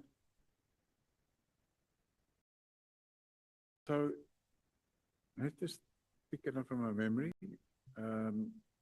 My secretary suggested I should meet with the husband, which I did. And he told me that I would have to go and do training. I would have to fill in forms and they would carry out the criminal record check on me. And if I passed the training, I would become a police reservist. And that's what I did. And when I became a police reservist, my initial activity as a police reservist was crime prevention, which is... May you please get closer to the microphone? Sorry. My initial work as a police reservist was crime prevention. And then, not Major Edwards, but another person, I can't remember his name, and I think he was a colonel. It's a long time ago. He said to me, actually, there's a course coming up, you can go and do some training to become a detective. Okay, so I want to come back to that, Mr. O'Sullivan, but just tell me, do you remember what the requirements to become a police reservist were? Yes, you had to be able to give, I think, 8 hours a week. You had to have no criminal record. You had to be able to drive. Let me tell you what they are now. So in order to be appointed as a reservist in the South African Police Service, you must be a South African citizen by birth. You must be between the ages of 25 and 40. Then there's a whole other a number of requirements which I won't go into. But then a person may not be appointed under the following circumstances. So you cannot appoint anybody who is in private investigation services, and then it breaks them down. So there was no requirement to be a South African citizen when you joined the police reservists? That's correct. Okay. Now, having ascertained that, then you now say that you joined this. So at this point, I think you're probably a permanent resident. You join criminal detection, you said. So when I first joined, I was based at what was then called Halfway House. It's now called McBride. And we were doing crime prevention duties, which they were pairing us up with permanent members of the service. And you had to wear a uniform and you go out with them and you did crime prevention patrols. Sometimes you'd be doing first attendance at a scene of a crime or a traffic accident or something of that nature. And then I think 2 or 3 months after that happened, I was invited by a colonel, I can't remember his name. He said to me that there's a training course going, we need some reservist detectives. And the training took place in Pretoria. And you had to be able to spend 3 or 4 weeks full-time on this training. Would I be prepared to go? And I said, yes, I would like to do that. So I went. Okay, I know what you are talking about because reservists have 2 categories. One is functional policing, which is a general policing function that you're talking about, and you only wear uniform there only after you've completed specific training.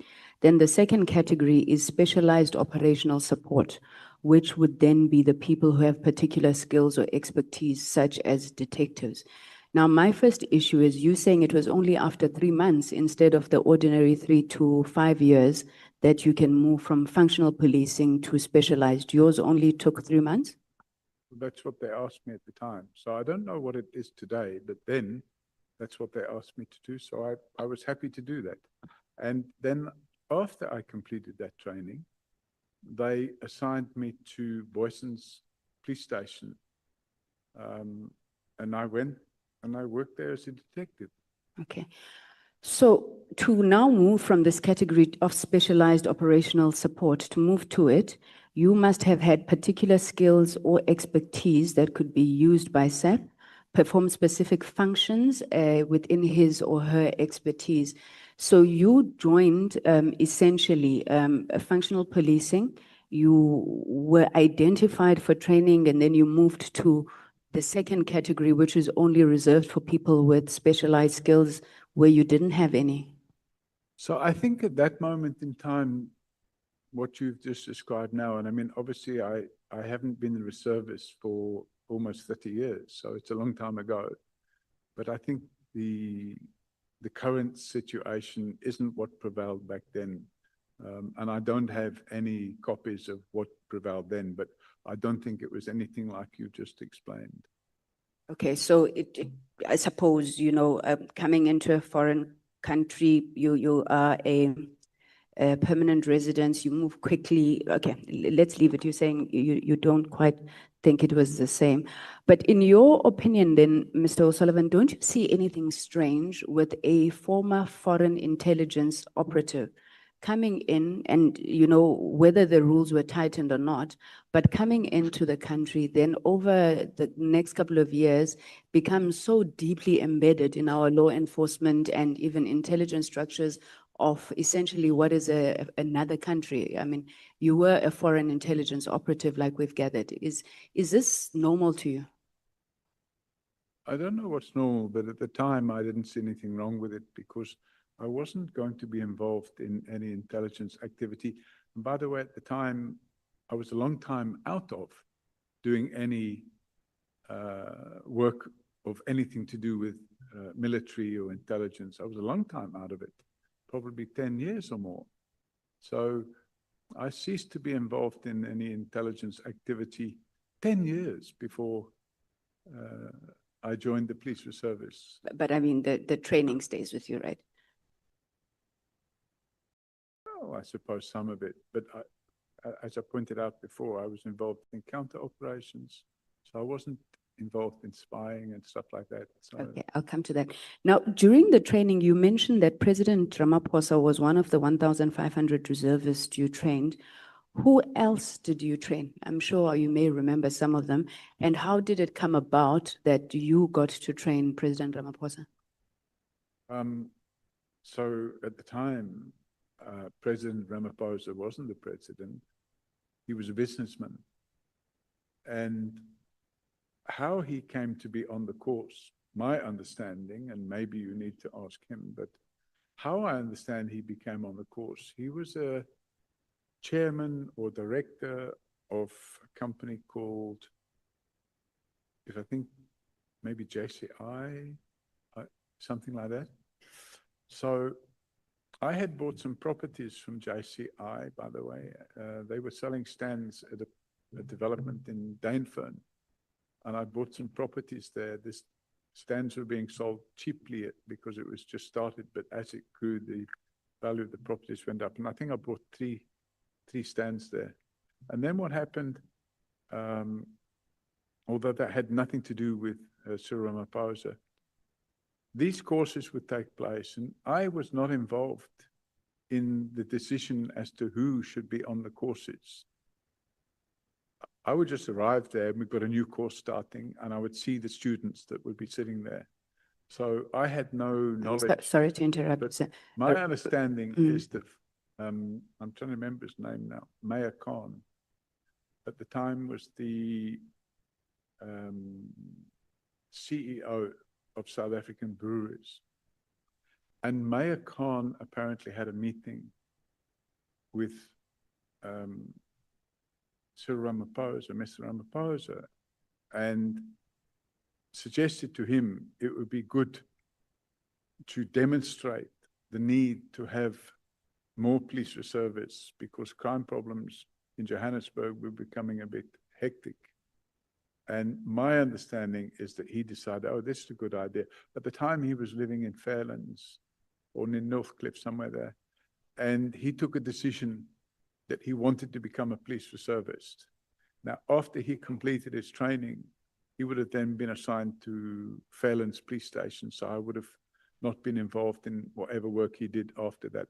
But I was only responsible for those aspects of his training that sit in here. I was not involved in his firearm training or his marching. Thank you, Mr. Silverman. What led to Ms. Sarah Jane Trent terminating her employee in your company? I think she'd been there about 7 years, and she indicated that she wanted to move on. You know, if you've got a small business, you can reach a point where there's no further room to grow. And she indicated that she wanted to move on. Okay. Are you still on good speaking terms with her? Yeah. In fact, when she left, she said, oh, must I hand my laptop back or whatever? And I said, you know what? It's yours. You can keep it. She'd been using it for a number of years. Okay. I'm going to try and move quite quickly before I run out of time. I'm going back to the permanent residency. You said to Honorable Malema, you had money to purchase property because of the rand-dollar exchange rate. Now, around 1984, the exchange rate was close to parity. I think it was rand-pound. It was £1 to R1.60 for most of the decade. Do you still stand by the fact that you raised your money through, you know, those fluctuations in exchange rate? Yes, in fact, at the time, Chairman, we had a thing going in the country which was intended to induce investors to come into the country, and they called it the financial rand. So I can't remember what the ratio was, but they practically doubled your money.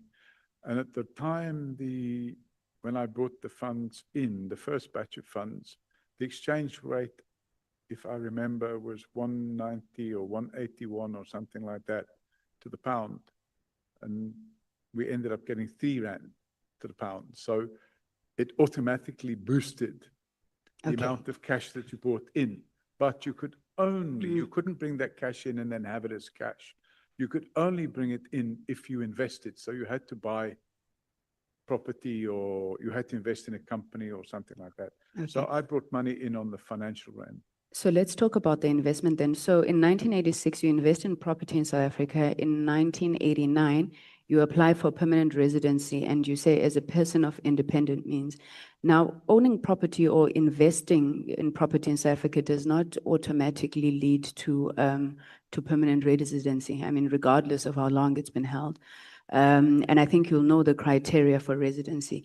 So I think the only exception to that is if your property price or the property value is in excess of 12 million rand in today's money net worth, then you become this financially independent person who can then get a permanent residency.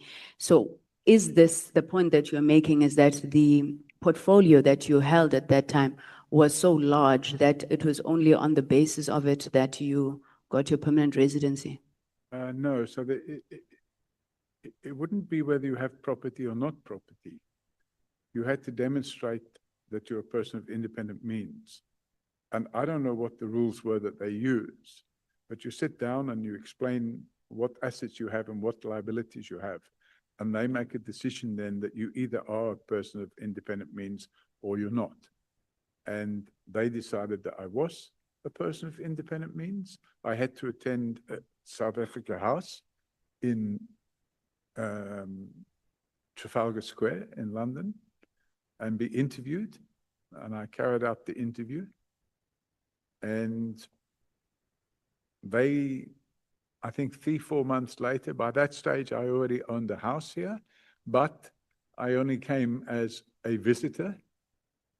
And 3-4 months later, I got a phone call from the embassy and they said, okay, your application has been approved. You must come in and pick up your permanent residence certificate. So I went in and I picked up my permanent residence certificate.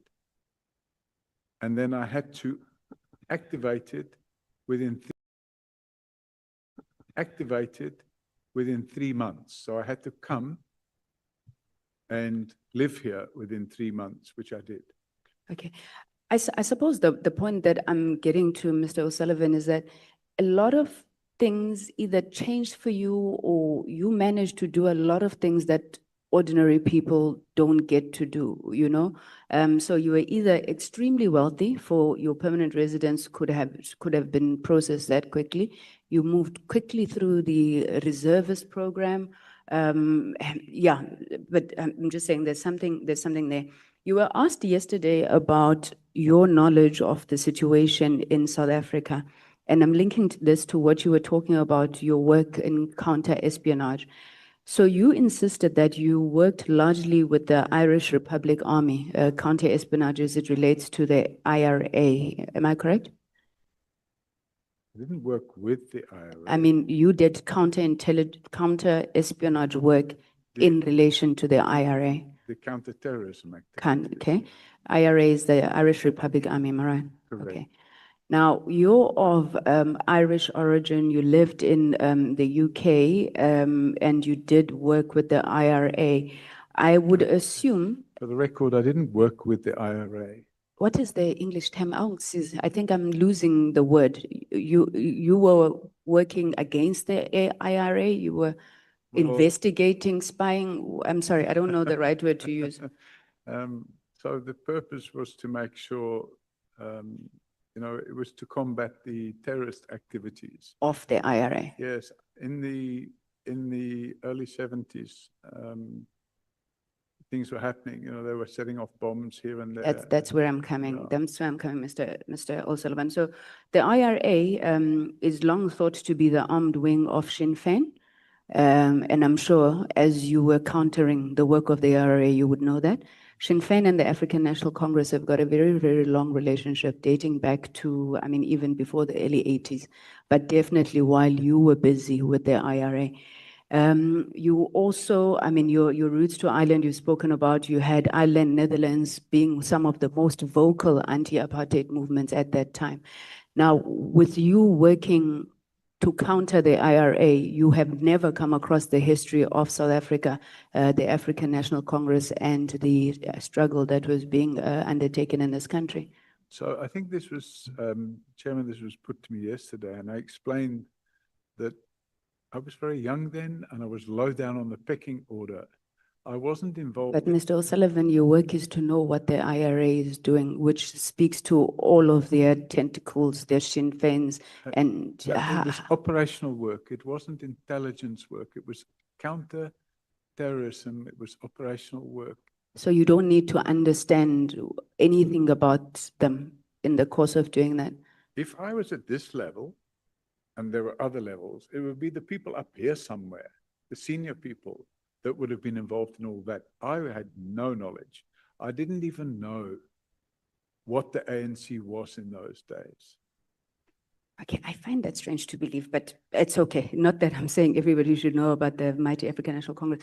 Well, of course I know now, but then I had no idea, none whatsoever. So you never come across, whether it's in Ireland, Netherlands, UK, anti-apartheid movements and what they were, I mean, you had young people, President Mbeki, they were marching in the streets of London. You never heard of such a thing. I heard about the anti-apartheid movement, so I was aware of that, but I didn't understand the relationship between the ANC and the IRA. I had no knowledge. But anti-apartheid movement in South Africa, did you understand that relationship?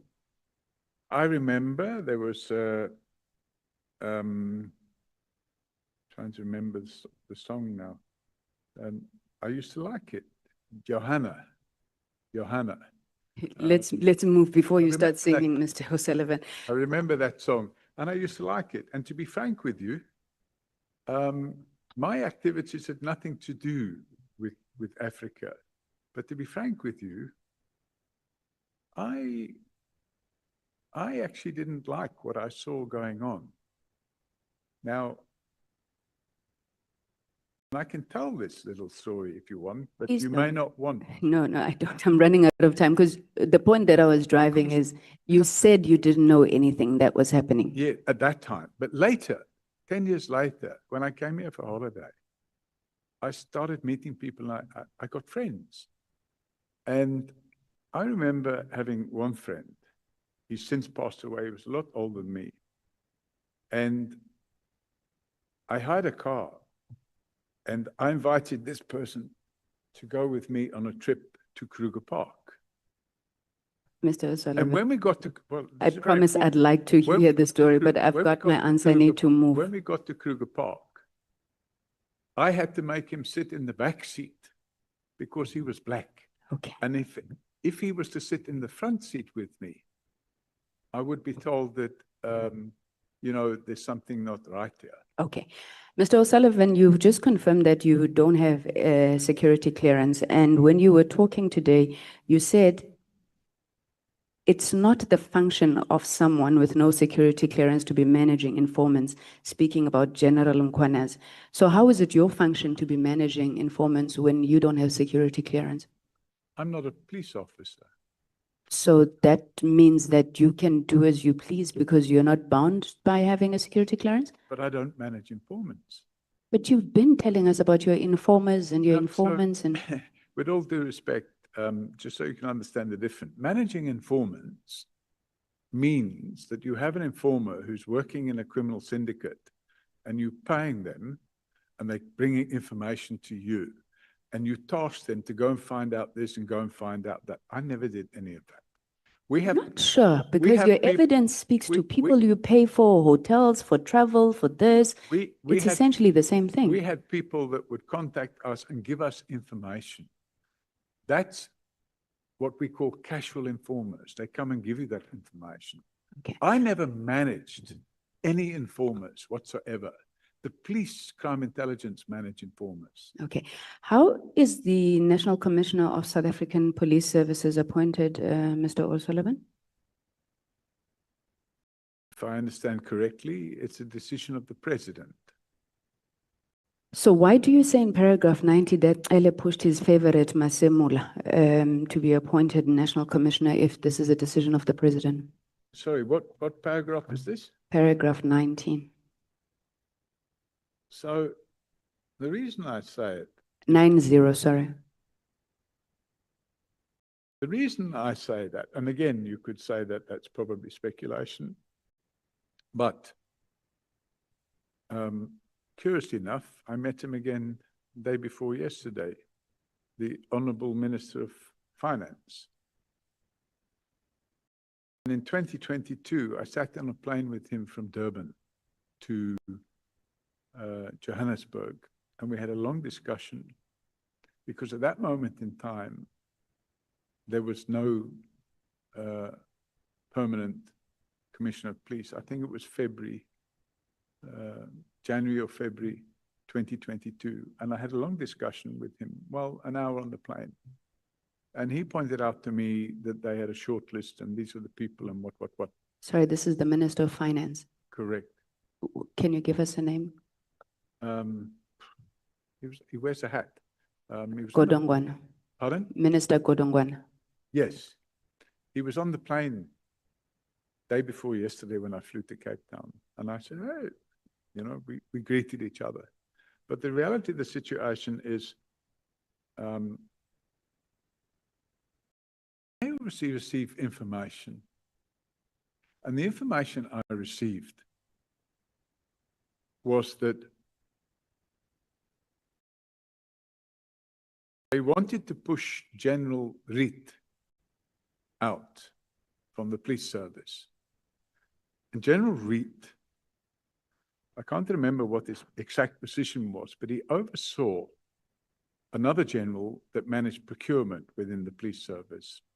Sorry, Mr. O'Sullivan, that's not what I was asking you. I was asking you why you would say, or maybe let me rephrase. So Minister Ele has got no authority to appoint a national commissioner, which sends me to my next question. What role did you play in the appointment of the national commissioner? Because in media interviews, you seemed to be very vocal about the process. What role did you play? I was approached by who?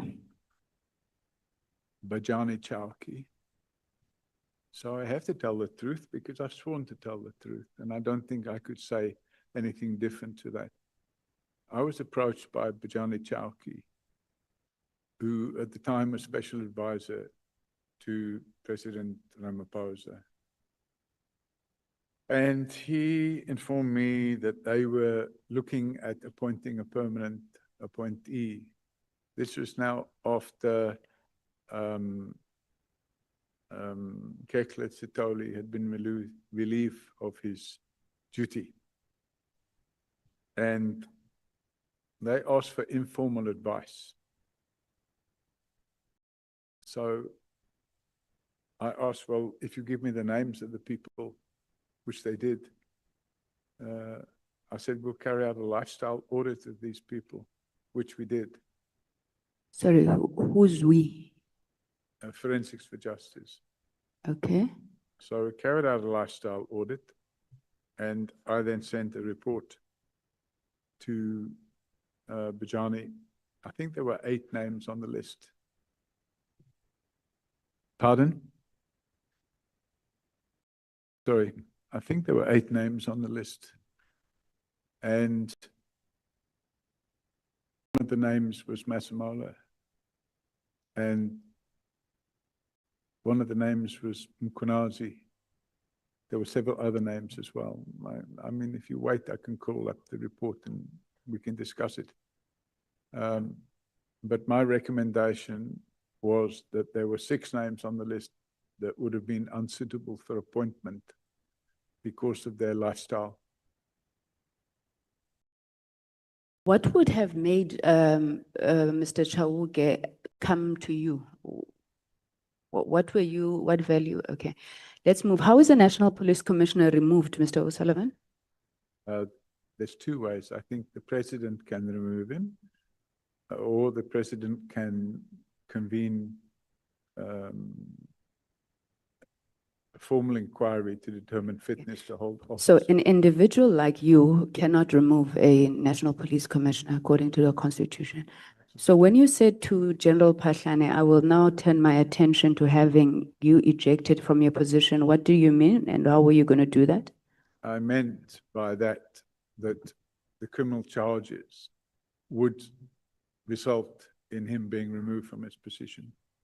So do you make it a norm to go around intimidating people and even to the extent of attempting to extort people like General Phahlane, people like General Masemula, the list goes on, the attorneys for Krecha, the Mapungane journalist,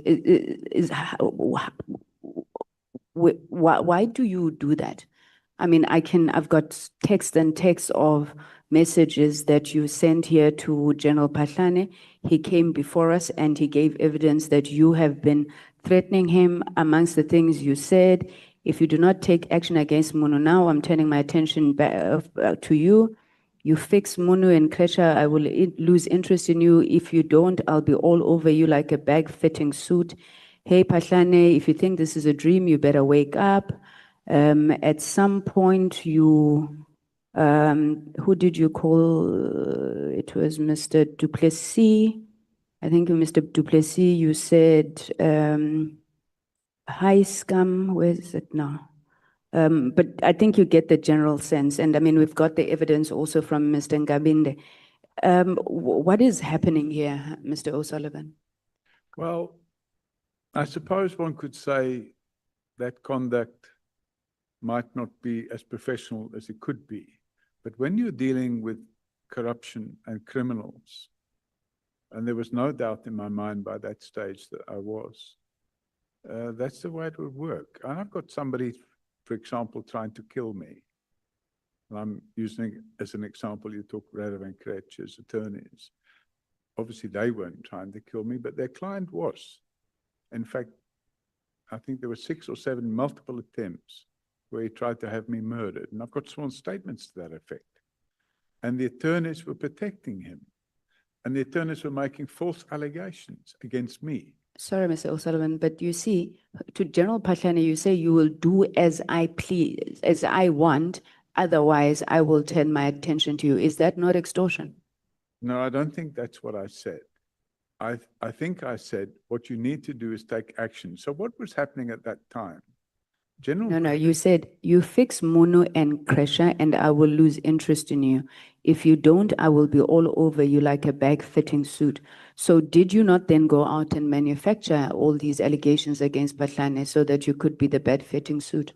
No, I didn't. And you don't think this was extortion either? No. Okay.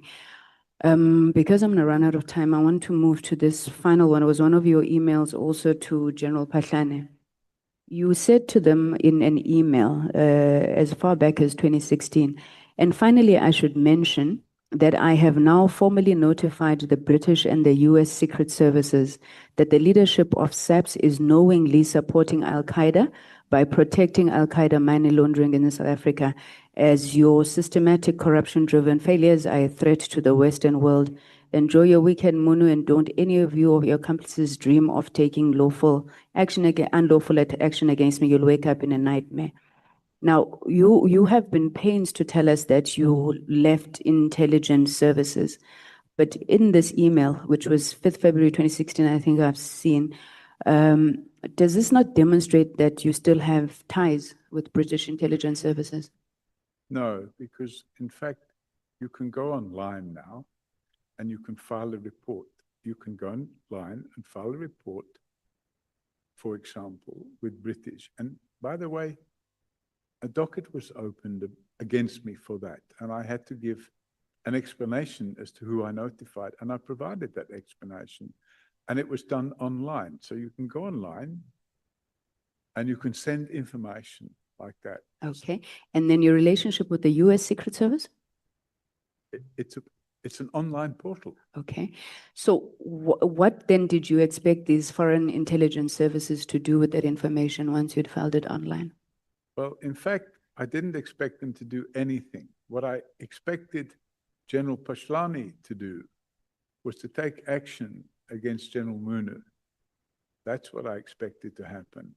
Do you find it proper Mr. O'Sullivan, that you come into this country, you seek permanent residency, I'm not sure if ultimately citizenship, then instead of going, for example, to the South African State Security Agency, when you have problems with the higher echelons of our police service, you think that the right thing to do is to report to foreign intelligence services? So the report to those two intelligence services was in respect of the Al-Qaeda link. Did you report it to the South African State Security Agency? The South African State Security Agency at that time was captured. According to you? I think according to everybody. Okay. My last question in these 3 minutes that I've got, you said, Mr. O'Sullivan, to Honorable Ola, you would not. Sorry, to who? Honorable Ola, sorry, the gentleman behind me. Sorry, thank you. You said to him that you would not recognize a grabber if you saw it. Would you recognize dismantled pieces of a grabber if you saw it? No. I've never seen a grabber in my life. So I hear about them, but I've never seen one. All right. So, I mean, there's allegations that are being made, and to some extent, I think some of them come from General Mkhwanazi, that on or around the 31st of January 2017, you attempted to secure, formally it's called a cell phone interception agent in the UK. You planned to have it disassembled in Liberia, and it would enter South Africa through various ports of entry in pieces, thereafter reassembled. Did you ever attempt to purchase a grabber, dismantle it in the UK and bring it into the country unlawfully? Never in my life. Okay. Sorry, Chairman, are you saying that General Mkhwanazi gave that evidence? Because it's in piece and bits everywhere, including from the city of Johannesburg, where it is alleged that General Sibiya purchased a grabber, and this grabber would have come from you facilitating it through illegal smuggling in a dismantled fashion. Okay, I think maybe I could stop there. No, I've got one question in the minute.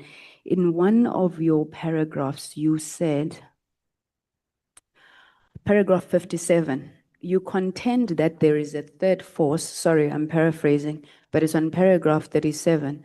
There's this third force that's working with all of these forces and their reach extends to the National Assembly. What did you mean by that? okay, so will we have a situation where, and I think it's common cause now, that there are certain, when I say this, the National Assembly, I'm talking about Parliament. And I think it's a fact of life that if we turn the clock back, the intelligence services were being managed by a minister, David Nhlanhla. And while David Nhlanhla was the Minister of Intelligence, he was running a parallel intelligence organization. Through Parliament? But he's a member of Parliament, so his conduct reaches into Parliament. Can you give us any evidence of that? I mean, you're literally saying you're casting aspersions on the National Assembly. So if there's a third force operating within the National Assembly, we'd like to know. Okay, so I do believe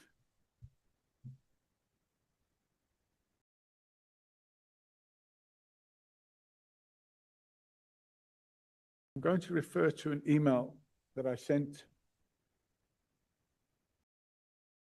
on the 6th of June, 2018 to the National Prosecuting Authority.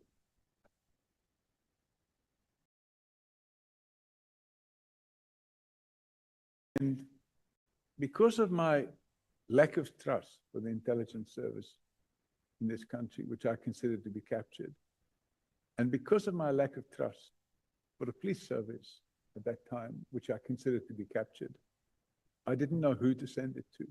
So I sent it to the Director of Public Prosecutions in Gauteng.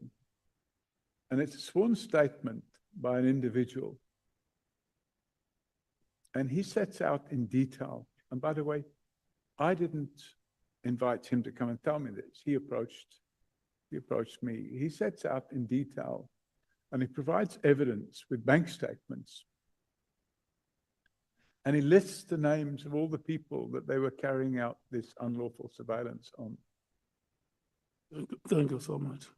In the National Assembly. Sorry. Thank you, Mr. O'Sullivan. Thank you so much. Who is the next speaker?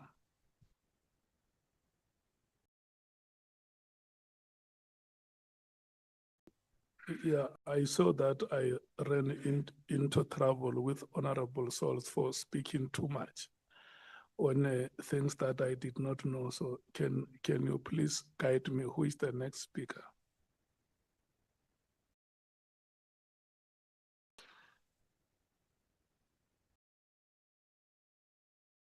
It's me, Chair. Yeah. I'm ready if. Okay. Because I don't know what your arrangement is. I just fell into things I did not understand because Honorable Sanguni just came to me and said, no, we're okay. And then my assumption was that. Chair, can I come in? Sorry, can I come in, Chair? Honorable Mngango and I, for all intents and purposes, we could have swapped spots. Ne? We didn't consult Honorable Souls, and for that we apologize.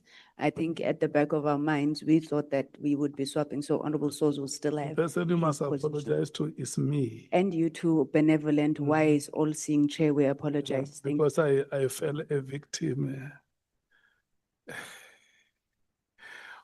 Honorable Souls. Sorry, Chair, can I ask for... Let me apologize to you for calling your name without understanding that you were not the next speaker in line. I want to profusely apologize for that. I was under impression that the arrangement included you. Thank you so much. Sorry, Chair, can I just ask for a short break? I need to use the washroom and I also need to stretch my legs a bit. Short, maybe 5 minutes. Yeah, we were going to break after this speaker. So we will break now until past. Thank you, Chair. Is it fine with you? Yes, thank you. Until past. Is it 4:30 or 5:30? Yeah, 4:30. Can we stand up, members, and stretch our legs?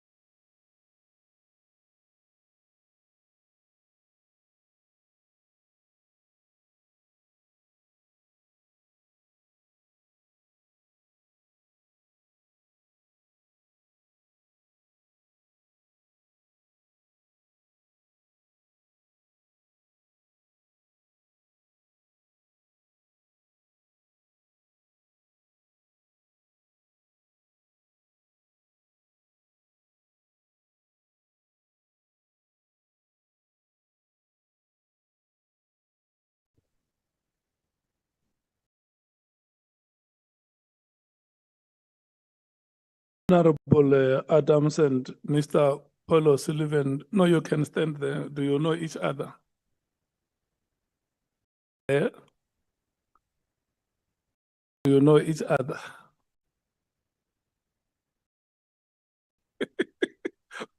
Okay. Or you are only meeting now. And I see you are exchanging numbers.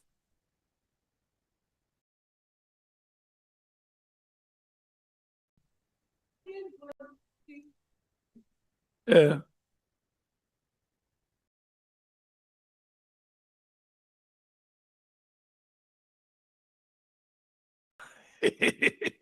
Okay, no, thank you.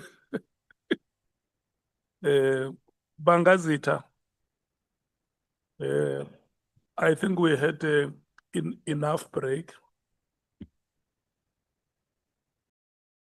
Thank you, Honorable Chairperson. It's until 20 minutes past 5 now. Thank you, Honorable, excuse me, Chairperson. Good afternoon, Honorable Mr. McBride, not McBride, O'Sullivan. It's Mr. Paul Robert O'Sullivan. At least we did not hear me.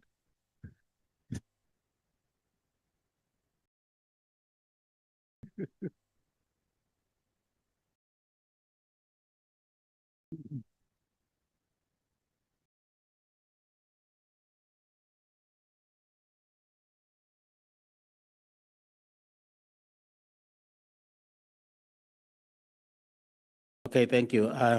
Good afternoon, Mr. O'Sullivan. I'm greeting you.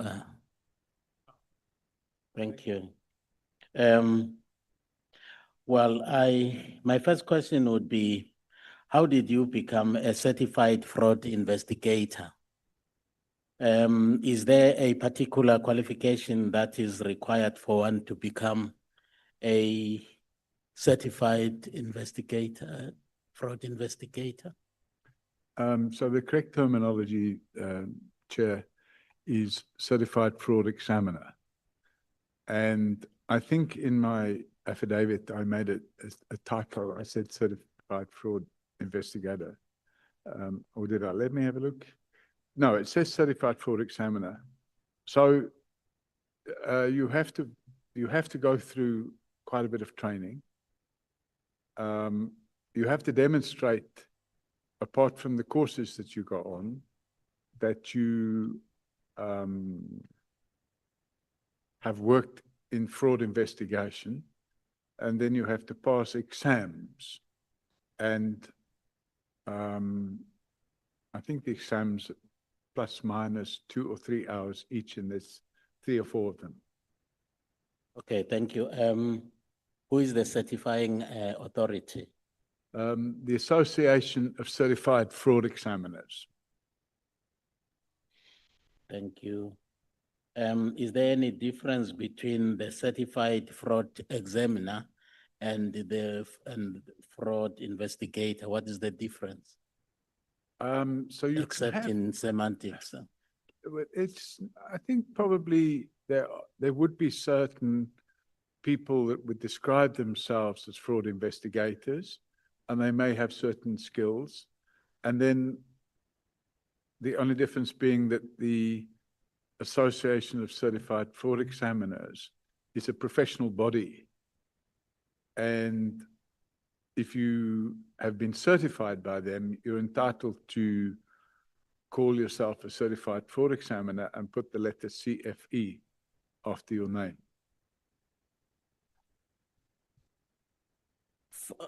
In paragraph 9,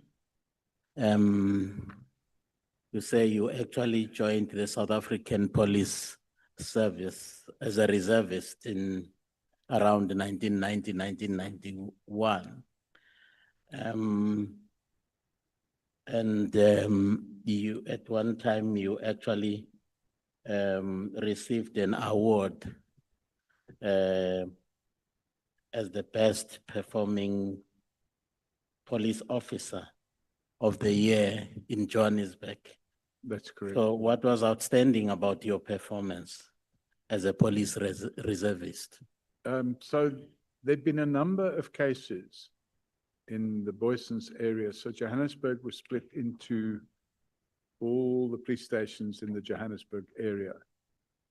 And obviously at that stage, all of the investigations that I was involved in the police were in the Boysons area. And there'd been a number of investigations which we've been quite successful at, where after giving evidence in court, the magistrates sent through commendations about the quality of the evidence that was given in court. And then I received personal commendations from the station commander of the detective branch, which at that stage was Colonel Badenhorst. And I got a phone call one day in 1994, and I'm told, you have been nominated as the Policeman of the Year for Johannesburg. So then I received the cup, and there was a newspaper article, and I looked everywhere for it, but I couldn't find it. But there was a cup, and I kept it for a year and then handed it back. Thank you.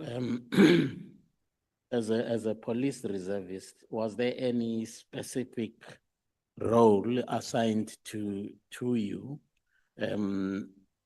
as a reservist that you were actually specifically, expected to perform?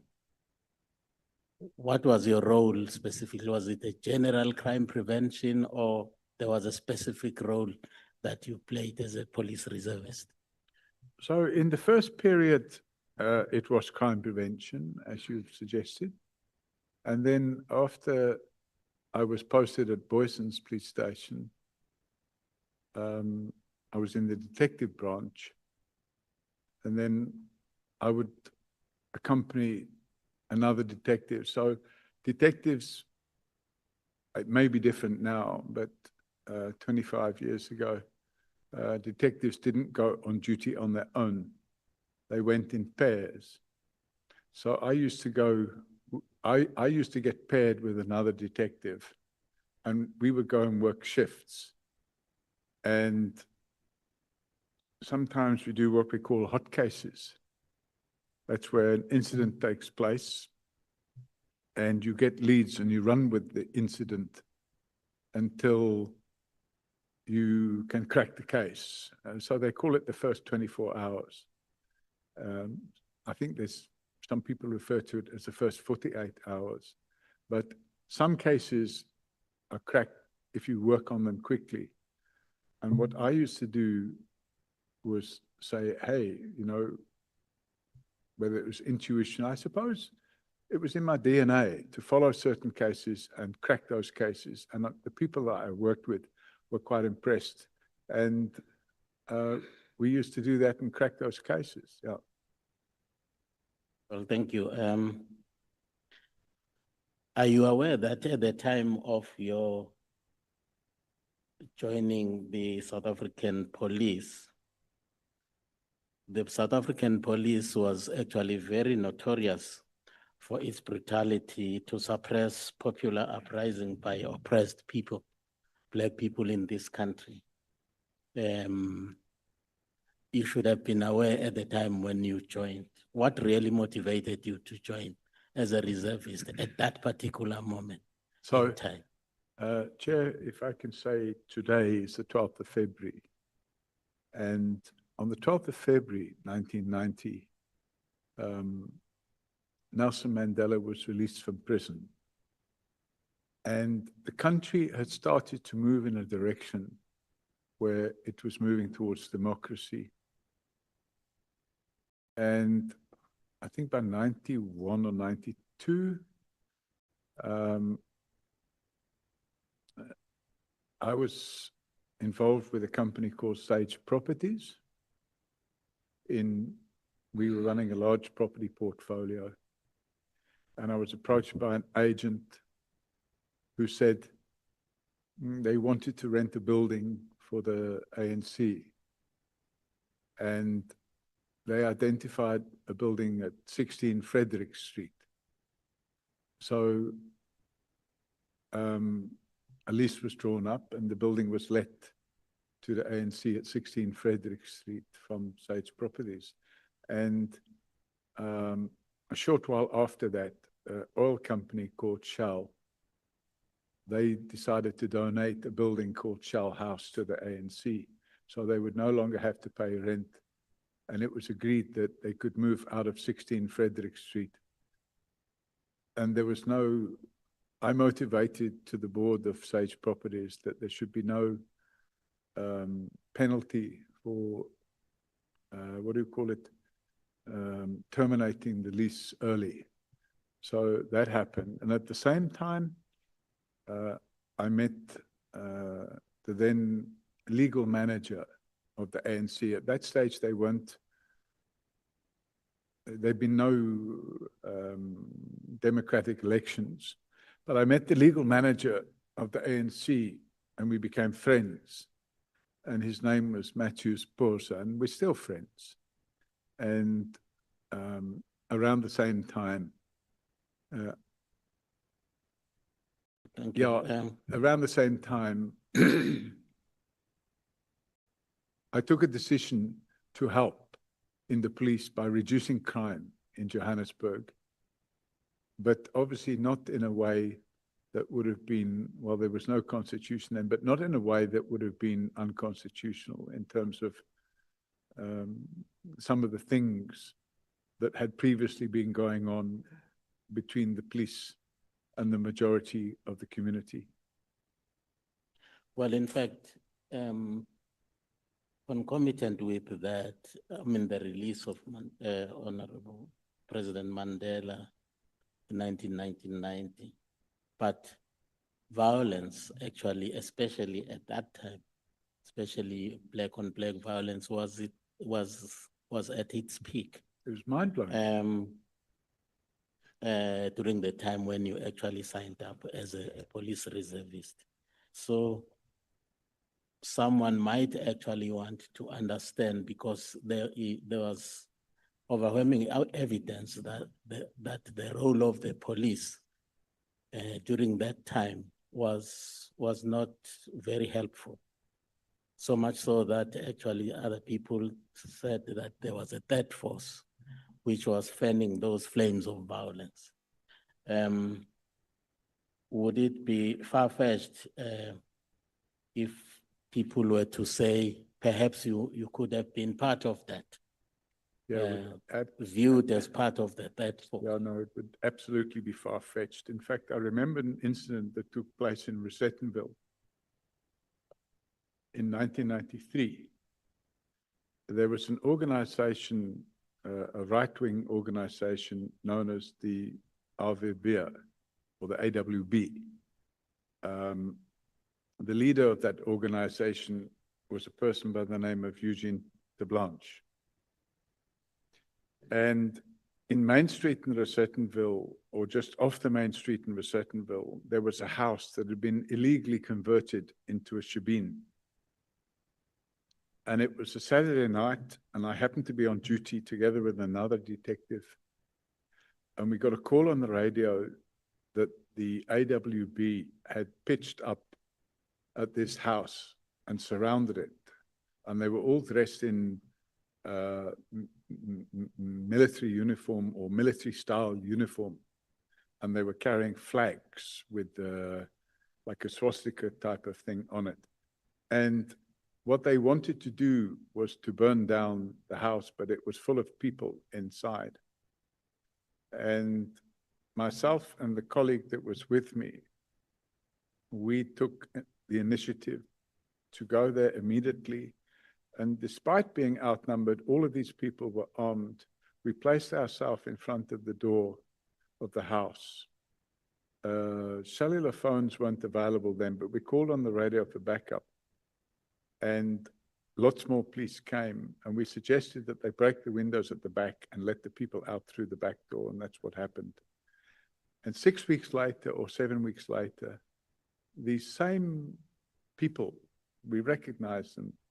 We saw them breaking into what was then called the World Trade Center in Kempton Park and brandishing firearms, and they drove what appeared to be an armored vehicle through the doors. And at that time, the negotiations were going on, what was known as NEDLAC. And those negotiations were intended to be part of this transition from apartheid to democracy. And those negotiations were going on, and these AWP people, they tried to interrupt those negotiations. So I actually did participate in preventing that activity because they formed a unit in the police then called Peace Accord. Peace, not police. Peace Accord, but it was a police unit. And they wanted volunteers that were prepared to go and be part of this Peace Accord unit and liaise with the ANC.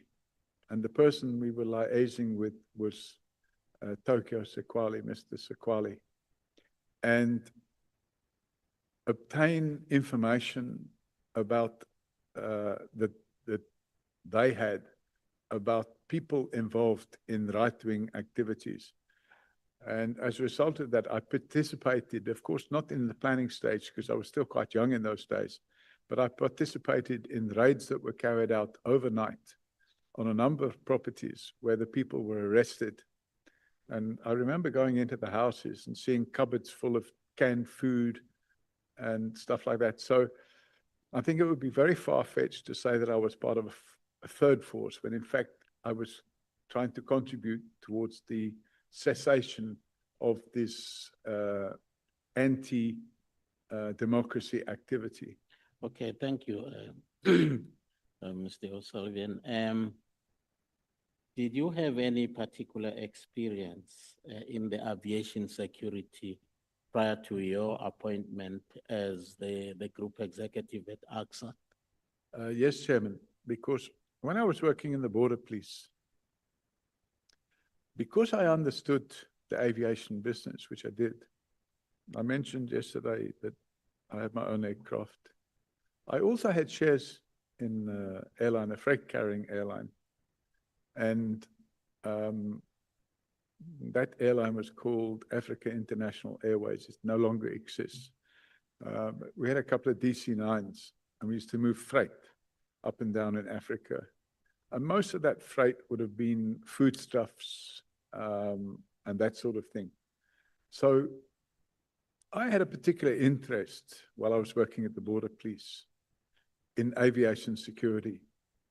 And I undertook training with ICAO, and the training was in aviation security management.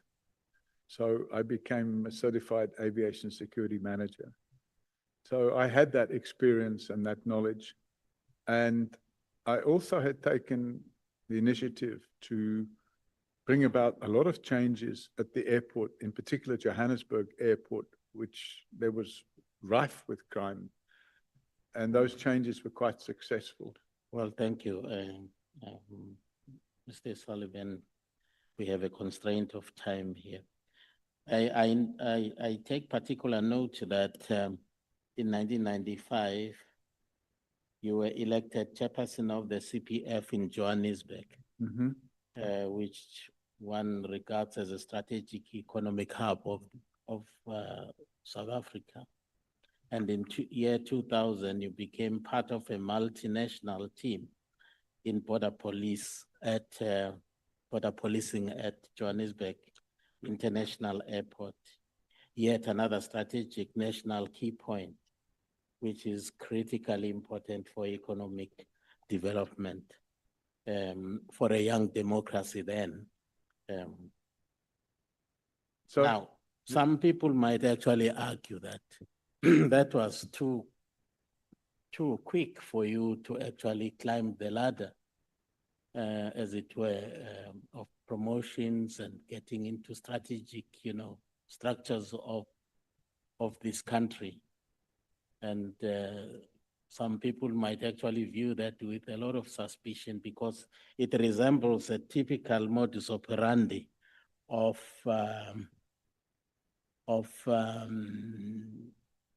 agents, if I may say so, of some dubious forces that were hell-bent on undermining the future of this democracy. How would you actually respond to such? Thank you, Chair. The role as the chairman of the Community Policing Forum in Johannesburg came about because I was a general manager of a property company which owned several hundred million rands worth of property in Johannesburg, CBD. And the difficulty we had with the spiraling levels of crime in the city centre was that if those levels of crime did not come down, the value of the property portfolio would be reduced substantially. So I think that particular community police forum was formed as a result of us getting the property companies in Johannesburg CBD together to look at ways of reducing crime. And there were two initiatives. And the one initiative was called the City Improvement District, which was sponsored by Anglo-American Properties. And the other initiative was to form a community policing forum, which was sponsored by Sage Properties. And when it was formed, we got a number of people who were property owners who joined the community police forum. And then there was a discussion and an election took place, and it was an informal election. And they asked me to be the chairman of the community policing forum. But that was a civilian role. It wasn't anything to do with being a policeman. And the purpose of it was to create what I suppose you call relationships between the community and the police, with a view to carrying out closer ties between the police and the community to ensure that crime would be reduced. And that's what led to the installation of the commencement of Johannesburg City Watch and the installation of closed circuit TVs in the streets. So that was more of a crime prevention role. And the work at the airports came about purely by accident. I was approached by Superintendent Paul Mills, who was in charge of the border police at the airport. And he approached me, and I'd never met him before in my life. And he told me that they wanted to form a reservist unit at the airport. And he knew that I'd been training reservists, and they specifically wanted to have reservists that had language skills. In other words, people that could speak French or German or Italian or Russian or Bulgarian, Gujarati, Chinese, that sort of thing. So obviously I had knowledge of some of the students that we trained that could do that. So I put word out and we managed to get a few students together. I think there was about 35, and in fact, by that stage, they were reservists. We got about 35 reservists, and they were all brought to the airport, and we started that reservist unit. And the intention of that unit was nothing more, nothing less than to reduce crime. Well, thank you. In paragraph 33 of your testimony, there is somewhere you mentioned that you were elected as vice chairperson of the National Aviation Security Committee. However, you were asked to resign. Why was Nikok not happy about your election to that position? So Nikok and General Selebi. The National Aviation Security Committee was a national committee that dealt with the implementation of the ICAO 17 rules. Now, the ICAO 17 rules is to make sure that the airports in South Africa would meet the global standard for ICAO 17. In other words, to prevent terrorist activity in the aviation industry. And because AXA owned 10 airports in the country, the head of security for AXA was automatically on that committee, because the National Aviation Security Committee dealt mainly with the airports that were owned by But now why NICOC was not happy with your appointment? well, they didn't, Including General Selebi. they didn't have a problem in the beginning. There were no issues in the beginning. We used to sit on those committees and everything went according to plan. But after a decision was taken to cancel the contract of Kusalani Security, that caused animosity. And the animosity led to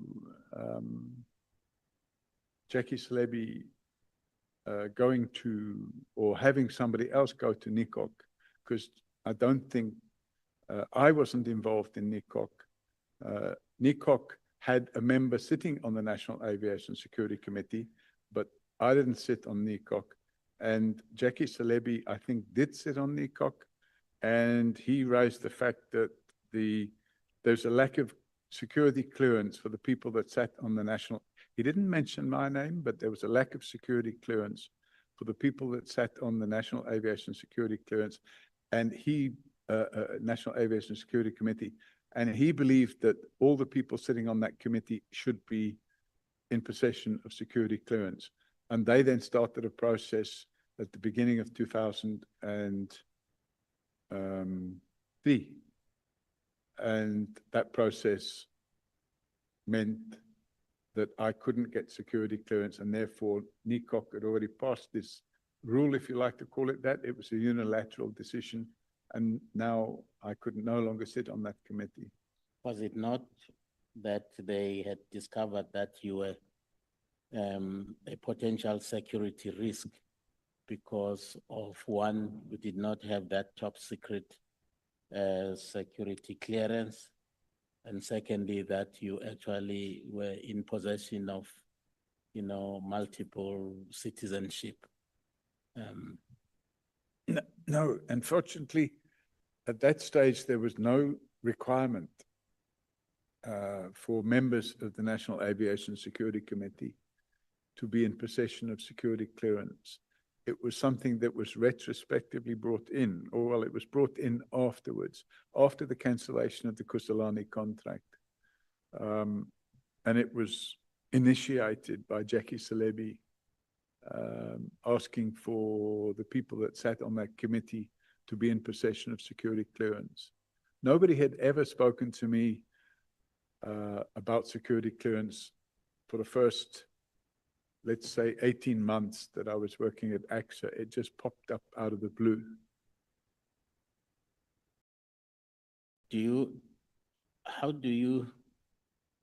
Let me put it this way. Can you elaborate on how you came to know about the General Selebi, President Mpegi plan to arrest Mr. Zuma? So which you are actually alluding to on paragraph 37 of your. I came to know about it through the spy tapes. So if you go back in time, and I think I explained it, but I'll explain it again. The attorneys of Jacob Zuma approached Mokoteri Mshay after Vusi Bikoli was suspended. And when they approached Mokoteri Mshay, they made a representation in terms of, I can't remember the section now of the National Prosecuting Authority Act, where you can make a representation about criminal charges. And they made a representation, and in making that representation, they played the tapes and they provided copies of the transcripts of the tapes themselves. And that wasn't the only thing that happened, because around the same time, and I can't remember if it was before or after that event, but around the same time, Nomkhoba Jiba had been suspended, and she was the deputy or acting National Director of Public Prosecutions. She had been suspended, and she brought a court application to have her suspension set aside. And when she brought her court application to have her sentencing set aside, she attached to that court application the transcripts of the so-called spy tapes, the same spy tapes. So now it was in the public domain because somebody gave that to a journalist at the Mail and Guardian, and the Mail and Guardian published the details of those spy tapes. And that's where in those spy tapes, you've got these conversations that were going on between a person called codename Luciani and another person called Leonard McCarthy. Okay, thank you. In paragraph 56 of your testimony, you say that, and I quote, Mkhwanazi was not truthful. That is Lieutenant General Mkhwanazi was not truthful when he made press conference on the 6th of July, 2025, and when he appeared before this committee. Can you at least identify two untruths that you identified in his testimony? Just two. Well, of time. There were several, but the ones that come to my mind immediately are that General Mkhwanazi created the impression that I would call it a criminal enterprise, that a criminal enterprise consisted of members of the National Prosecuting Authority, judges, senior members of the police, and that the purpose of that criminal enterprise was to derail investigations that were allegedly being carried out into another criminal enterprise known as the Big Five cartel. And ironically, nobody could produce any details of who this Big Five cartel is. And when the questions were asked, when the media asked who's this Big Five cartel, nobody's been able to say. When they give evidence, who are the Big Five cartel? No, we can't tell you. So that's the first point. Second point is it was alleged by General Mkhwanazi that I had captured IPID. That was a complete lie. It was also alleged by General Mkhwanazi that I was a foreign agent and I'm running the country. That's a complete lie.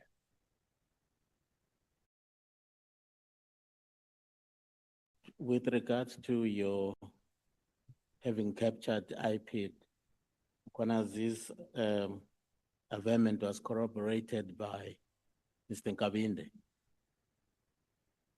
Well, of course it would be. Who actually appeared before this committee. Of course it would be, because General Mkhwanazi and Cedric Nkabinde, you can take the evidence of Humbalani Kuba, and I can just take you there very briefly, because what it does, in fact, is it completely dispels this idea that, and I don't want to eat into your time, so I'm looking for it quickly, but there is a affidavit by Humbalani Kuba that was provided to the, here it is. It's a page Q1090. It's a very short affidavit. And I would like to, suggest that we have a quick look at it, because this is the affidavit. By the way, I pulled this from the website of the Sondo Commission. This is the affidavit that Humbalani Kuba placed to the Sondo Commission. I'm sorry, I did read that. Okay, well, the relevant portion, if you turn to page 1092, paragraph 9, he says, on or around February 2018, I was informed by General Nhlanhla that there is someone who would want to meet me privately in Sandton. I refused to meet with such person in Sandton and insisted that the person should meet me in Pretoria. I then went to a location within Pretoria to meet General Nhlanhla, accompanied by Mr. Matt Lekeng and Mr. Gibson. However, the two investigators remained in the car. During the meeting, General Nhlanhla introduced me to General Mkhwanazi. I know General Mkhwanazi from the investigation of the rendition case, which I dealt with in the past, and have respect for him. General Mkhwanazi told me he had a 204 statement from Mr. Nkobindi. So I'm just saying this links General Mkhwanazi with Mr. Nkobindi. I've read that. So that explains the corroboration that took place 9 years later at this committee.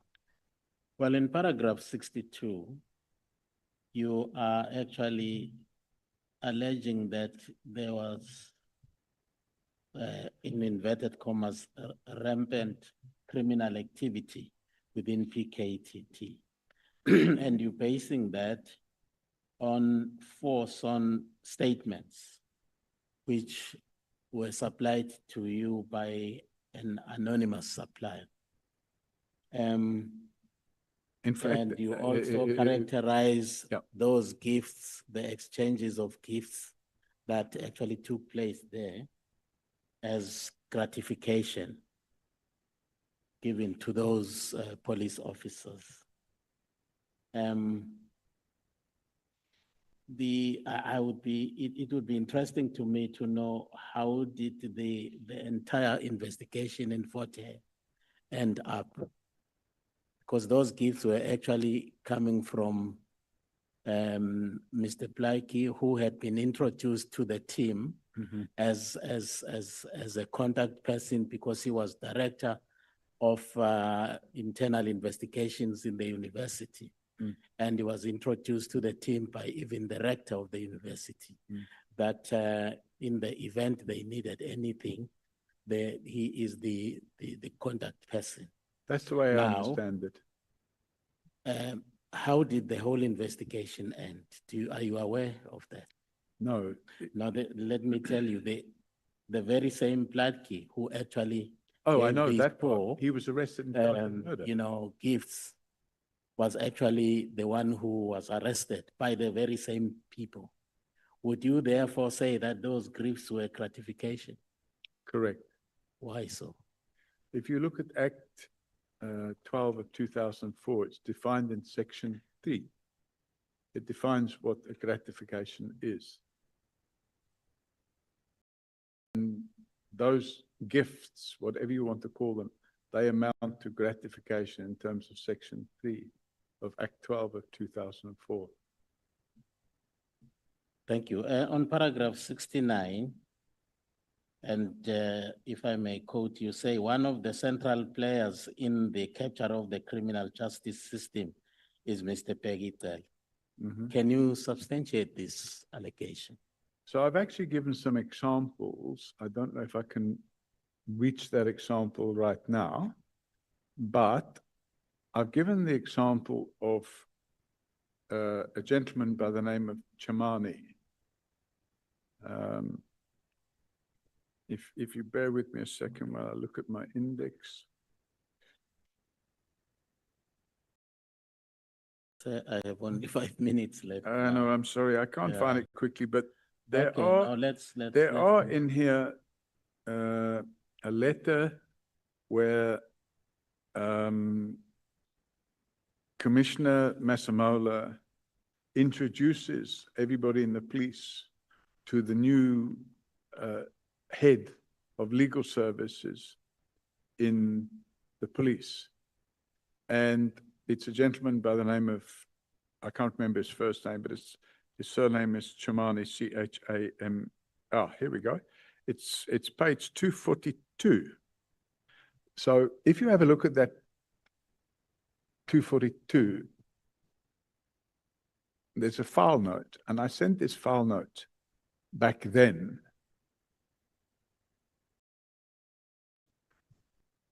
Okay, can we move on, please? Because I honestly do not have time. In paragraph 160,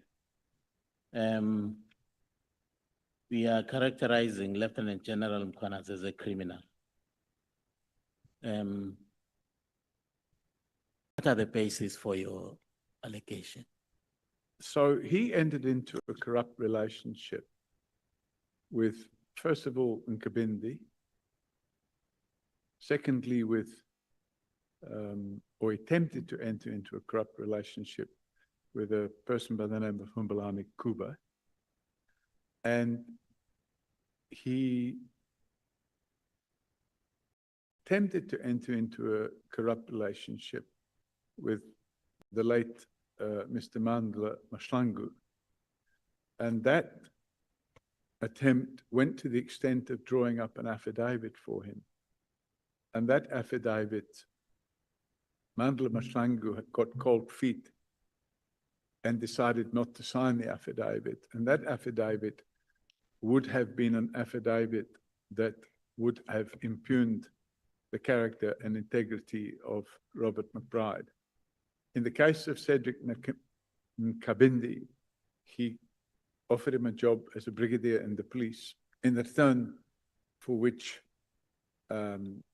Cedric Nkabindi would supply him with an affidavit which would impugn the character of Robert McBride, and he attempted to do the same with Humbalani Kuba. So that activity alone would be classed as corruption as defined in Act 12 of 2004. Thank you. I went through your testimony here, and it has actually amazed me how easy you find it possible for you to just throw wild accusations against the character of people, and without actually any substantiation. You actually call people criminals. You actually even alleging that Ms. Mieni was Mr. Zuma's mistress, and you can't even substantiate all of those things. Why do you find it easy to actually put people in such bad light without any evidence? Well, I suppose you would call it tit for tat. So if we go back to the 6th of July, the conduct started by, as an example, General Mkhwanazi. General Mkhwanazi then went to the Nhlanhla Commission. And Honorable Souls, can you grab the microphone and start questioning the witness?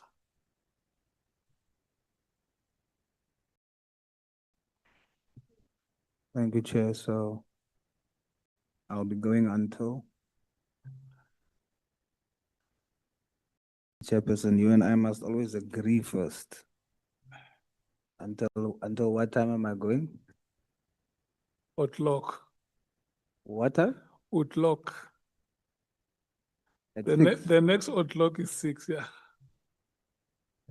That's not 40 minutes. Yes, it's 40 minutes from now. Mr. O'Sullivan, good evening to you. Good evening. You must indulge me for a few minutes as I just provide context for how I'm going to approach this. So indulge me for a minute. I must be frank with you. How I was introduced to you, not in person, but through the committee engagement of you having to come here. And I must be frank with you, I hate how you introduced yourself to us. As someone who encountered you for the first time, you came across as very rude. You came across as someone with a disregard for us in the legislature and the executive. Then when I listened to you when you testified, you further confirmed that here in how you addressed our leaders, for example, our President, His Excellency, President Ramaphosa, by addressing him on a first name basis. Then your posture of dictating conditions to us created a perceived expression of a default colonialist mental setting. But Mr. O'Sullivan, no matter how I feel personally about how you've been introduced to me, and it's important that I remind myself why I'm here. I'm not here to assess how your behavioral conduct is or the lack thereof, but I'm here to test the submissions that you put before me or before us. And when I look at the submissions that you put before us, no matter how I feel about your posture and your demeanor, I cannot ignore, when I read your submissions, your heroism. I cannot ignore your sacrifice and your immense contribution in your fight for justice in our country. And so if I strictly just look at that and look away from how I was introduced to you and your perceived posture, I want to say to you, based on what I read here, thank you very much for your sacrifice. You're a hero. But like I told Mr. McBride, even heroes have holes. Our shared Christian faith teaches us about Jesus, who's more than the hero, is an actual savior. Yet even Jesus had holes in his body. But the difference with Jesus was when Thomas doubted him, he was willing to let Thomas feel the holes and test it for authenticity. And he still ascended into heaven with holes. Now this committee process, I feel, is here to test those holes and also to affirm the truth and test what you've put to us, whether it's the truth. So that's how we're going to start, Mr. Sullivan. My first question to you, given your access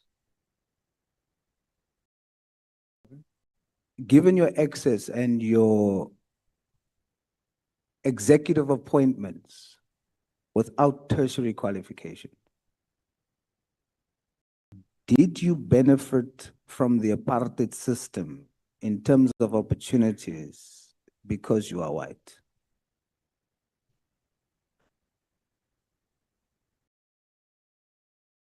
So my approach to that is that I didn't. Sorry? My response to that would be that I did not approach or benefit from the apartheid system because I'm white. However, I want to qualify that, because if I have to be brutally honest with you, in the initial years when I came in South Africa, and sorry, I'm in a bit of pain. When I first came in South Africa, it might be construed that I did benefit from the apartheid system, because it might be that after 1994, it might be that I would not have received permanent residence. It might be that the rules changed and I would not have qualified for permanent residence. But after democracy took place, I threw myself headlong into trying to help the previously disadvantaged community in South Africa. And I'm still doing it today, by the way. And I don't publish any of this. I don't go to the media and say, look at what I'm doing here.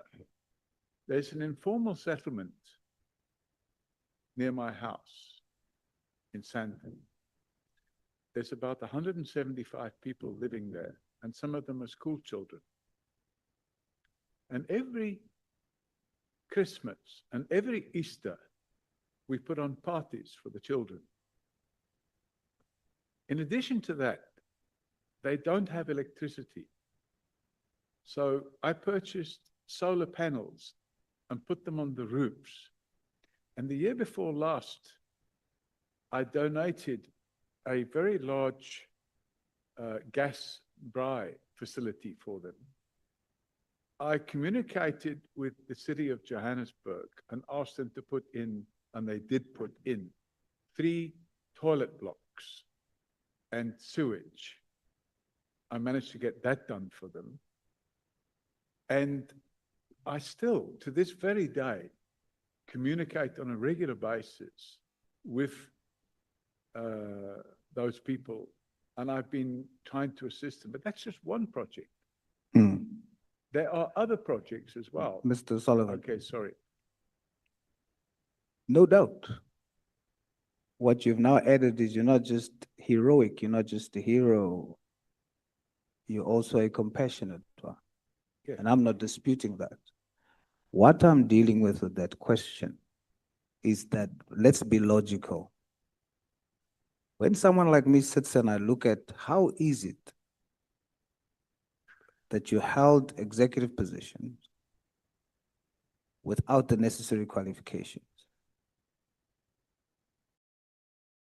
The only answer that's plausible is that the system at the time benefited you because you were white.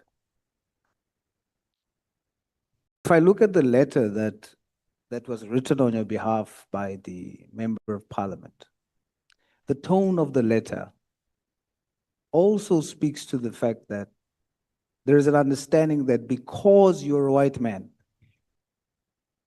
there would be some concession and benefit in terms of opportunity.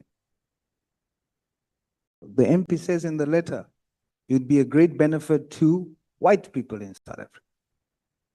When you write, you make sure to stress that you are learning Afrikaans. There's an undertone of intentionalism based on how the apartheid regime would give opportunity to white people in senior positions without qualification. Now let me qualify to you that I put that to you, that the reason why that was overlooked is because you are white in an apartheid system. But what you did with it is that when you entered the door, you then used your entry to fight crime, to fight corruption, and to do what you've just explained to me now. Even in our system now, the system benefits certain people that hold senior positions without the necessary qualifications. But some of them are using it for corruption. So it is from that angle that I come from to say that the apartheid regime has benefited you. Now, before we delve into your evidence, yesterday you testified that in the spirit of transparency, you testified yesterday that a Mr. Mia spoke to Mr. Nare and said that the general will get them out. He's in the pockets of, you mentioned the name, I forgot the name.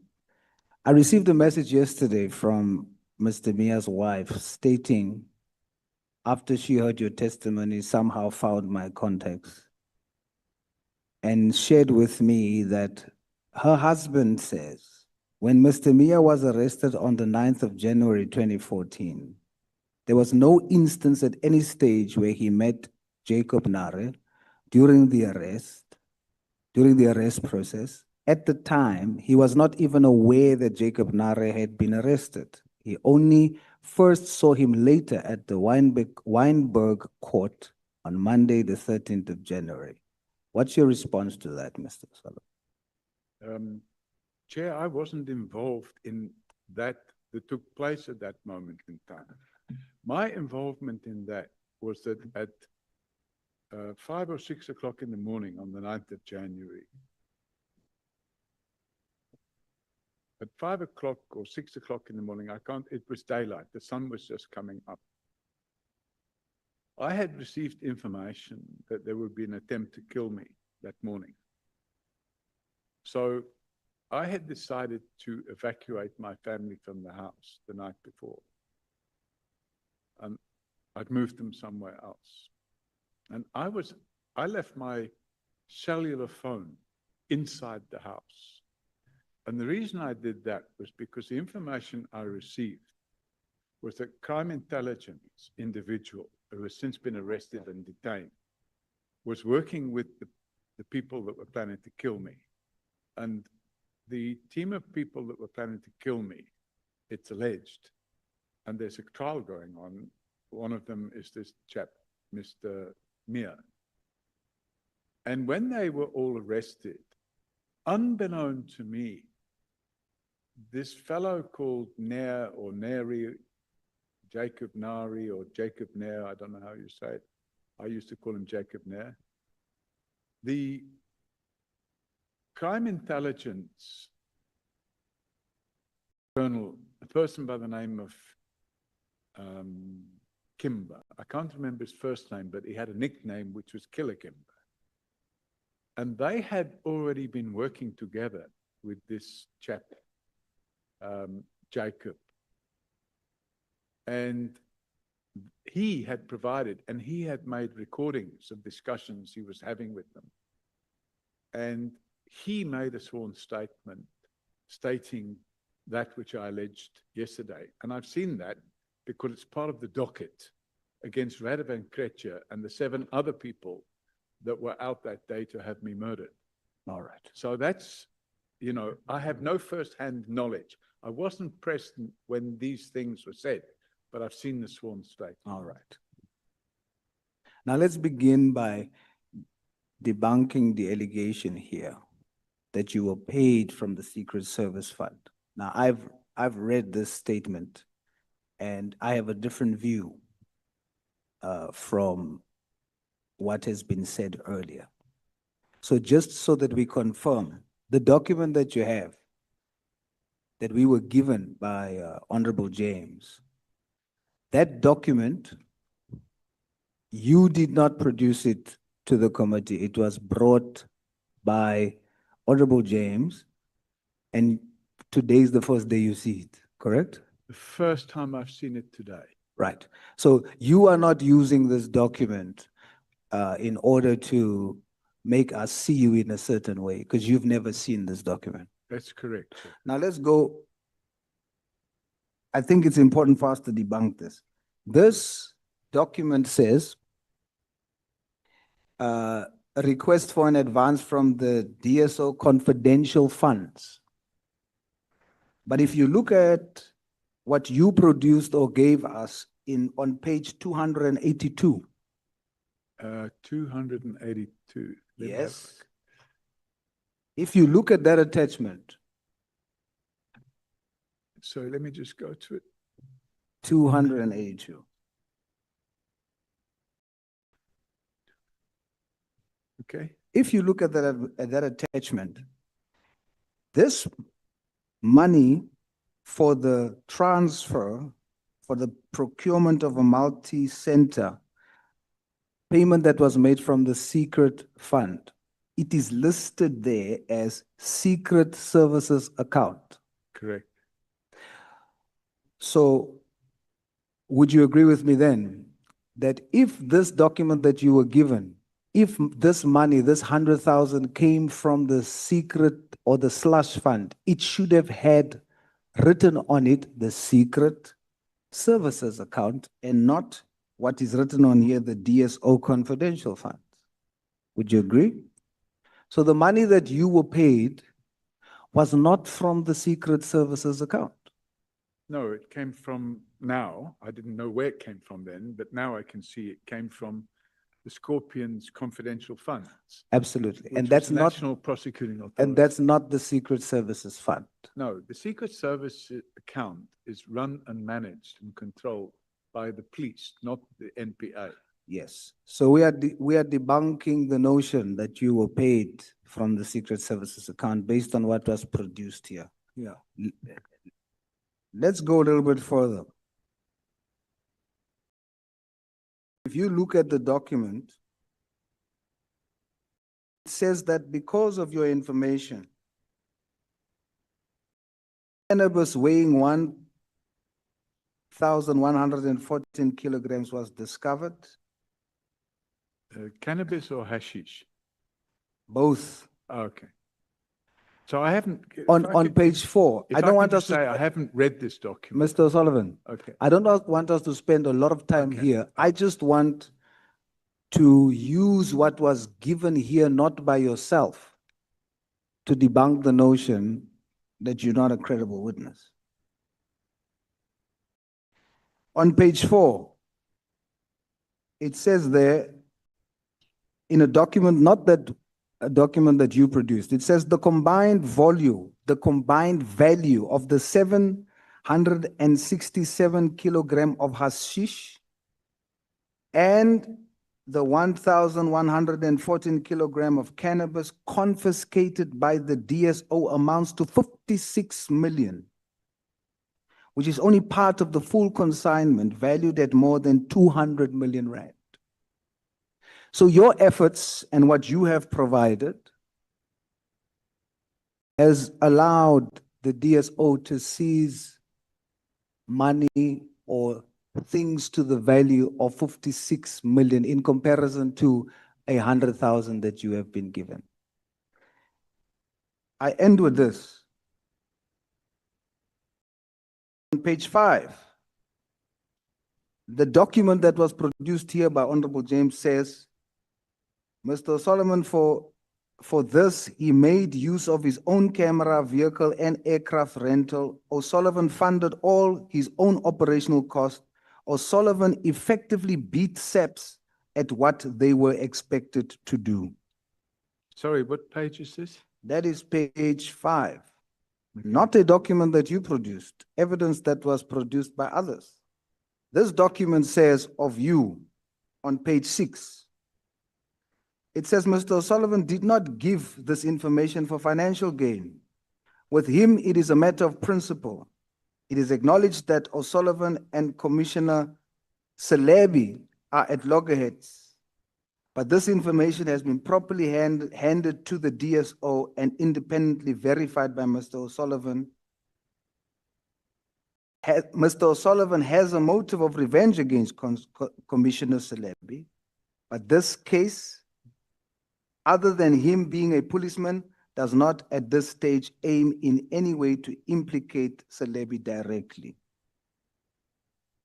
It is recommended that Mr. O'Sullivan be paid an amount of 100,000 as a reward in lieu of his time, effort, money, successful recovery of a large consignment of drugs, and the prosecution of the syndicate.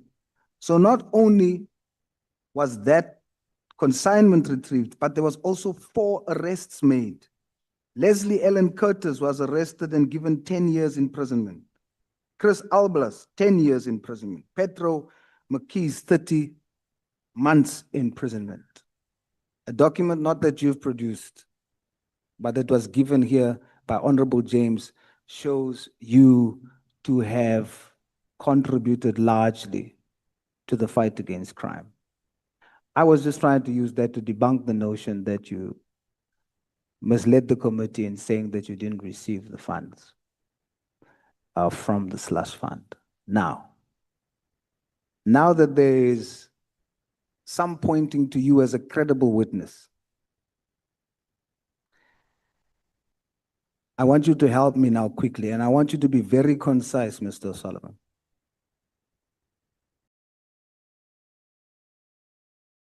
When you looked at the press conference of General Mkhwanazi, what impression did that give you? Very concisely. It gave me the impression, and I stated this, it gave me the impression that he was planning a military coup.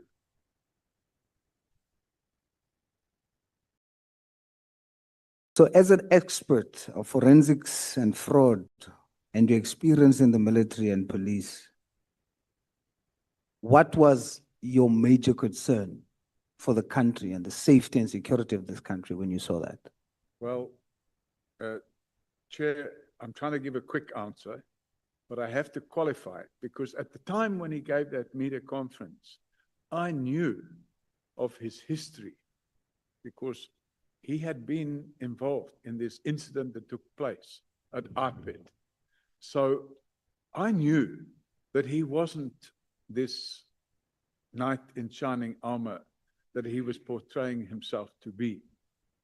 And when I read between the lines, and I don't know if it's true, but I believe it's true, I'm the only person that paid somebody to have that whole press conference transcribed. And the transcription is included in my annex sheets.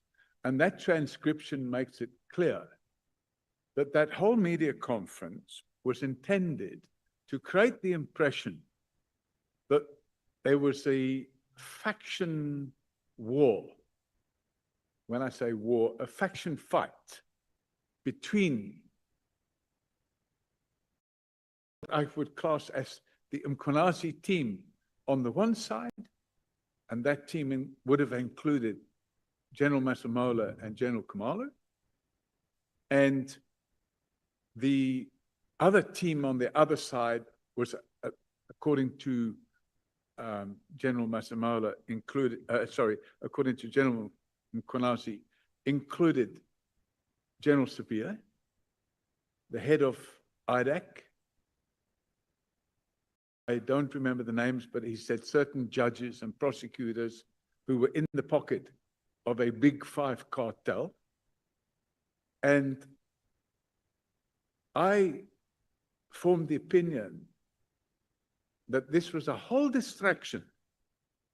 And the distraction, by the way, if you look at the transcript, it's clear that the main gripe he has was that people in crime intelligence had been arrested and charged with corruption on what he considered to be HR issues. And I saw this whole media conference as being a red herring to distract everybody's attention away from the ongoing theft of public funds from the crime intelligence slush fund. And in order to do that, we create chaos. What is the purpose of having the whole of the senior management? If you're going to have a media conference, why do you need the whole of the senior management of the KZN police? Why do you need to have 8 people, 4 on each side of you, or 6 on each side of you, dressed in combat uniform, wearing face masks? The whole thing was stage managed. And the only purpose, in my opinion, of that conference was to destabilize further the already unstable criminal justice system. On page 217, you don't need to go there. I hope that you can remember just because of time. There are affidavits from a few officers about the Fort Hare affidavits. These are members in the PKTT. That's correct. Why did you submit that evidence? What are you trying to tell us? Because these were sent to me. And it was sent in 2024, I see. It was not sent. So the motivation for sending it was not after the press conference. It was before the press conference. Correct. What is the contents of those affidavits? The contents of the affidavits, as I explained earlier, Chairman, are that a person who was actually the main suspect in that particular leg of the investigation was bribing the members of the PKTT. He was supplying, I can't remember who got what, but 10,000 to one guy 2,500 to another, 5,000 to another, and a bag of new clothes to another. And if a suspect is going to be providing gratification to people that are supposed to be investigating these crimes, it ends up being a distraction. It creates a loyalty between the person paying the gratification. Because with gratification, there's always what we call a quid pro quo, which means I scratched your back, now you must scratch mine. Are you testifying to this committee that affidavit was given to you by members of the PKTT, some members in the PKTT, admitting that they have been receiving bribes? No, Chairman. The affidavits were given to me by a member of the PKTT who knew about these bribes and didn't want to be a party of it, and he sent them to us. But essentially, the contents points to the fact that some PKTT members are receiving bribes. That's correct, Chairman. You then, 2025, there was another affidavit by someone named Nenji. Briefly, just concisely tell us about that affidavit on page 310. Once again, this affidavit is dated February 2025. So your motivation here, once again, could not be because of the press conference of General Mkhwanazi. You had this affidavit before the press conference and before the committee was formed. Take us through it quickly. Chairman, it's quite a long affidavit. But am I allowed to just give you a synopsis of it? If you can do it very briefly, Mr. Solomon, I'd appreciate it. The synopsis of it is, this fellow called Nangi, or Nanji, I don't know how to say it. And I've never met the person. I've spoken to his attorney, and his attorney wouldn't discuss the case with me. We received that document anonymously, once again. We have you can go on our website. You're able to upload documents anonymously. And we have a toll-free line that enables people to provide information anonymously. Now, the affidavit of this fellow Nangi or Nanji is, according to him, because it's an affidavit, according to him, he's innocent of all the charges that have been alleged against him. However, we keep an open mind on that because it may well be that he was involved in the crimes that he's accused of, which is allegedly kidnapping and demanding a ransom for the return of the person that's been kidnapped. And according to his affidavit, he was kidnapped, brought to different locations, not booked in terms of the police regulations. The police regulations require that if a person is arrested, they must be booked in to a police station and into the SOP 14 register immediately. You can't wait 3 or 4 days. So he was taken from A to B and C to D, and the people involved in this kidnapping were private security industry people, together with police officers from crime intelligence. And the last leg of this gentleman, well, I use the term gentleman loosely. The last leg of this gentleman's journey, according to his affidavit, was that he found himself at what he describes as a black site, which was a farm somewhere in KZN. And whilst he was on that farm with another co-accused, the two of them were kept in separate rooms and they were alternately tortured. And the torturing he describes in detail included what's known as waterboarding, where they put a plastic bag over the head and they put a tube in the bag and pour water into the bag so you feel like you're drowning. And you can't breathe, so you actually can lose consciousness. And that he alleges that happened several times. He alleges that he was very badly assaulted, and there's photographs showing the nature of the assault that took place against him, and that a pair of garden scissors, I think he means these shears that you cut the grass with or the hedge with, were used to assault him in his testicles to the point that he was bleeding in his urine.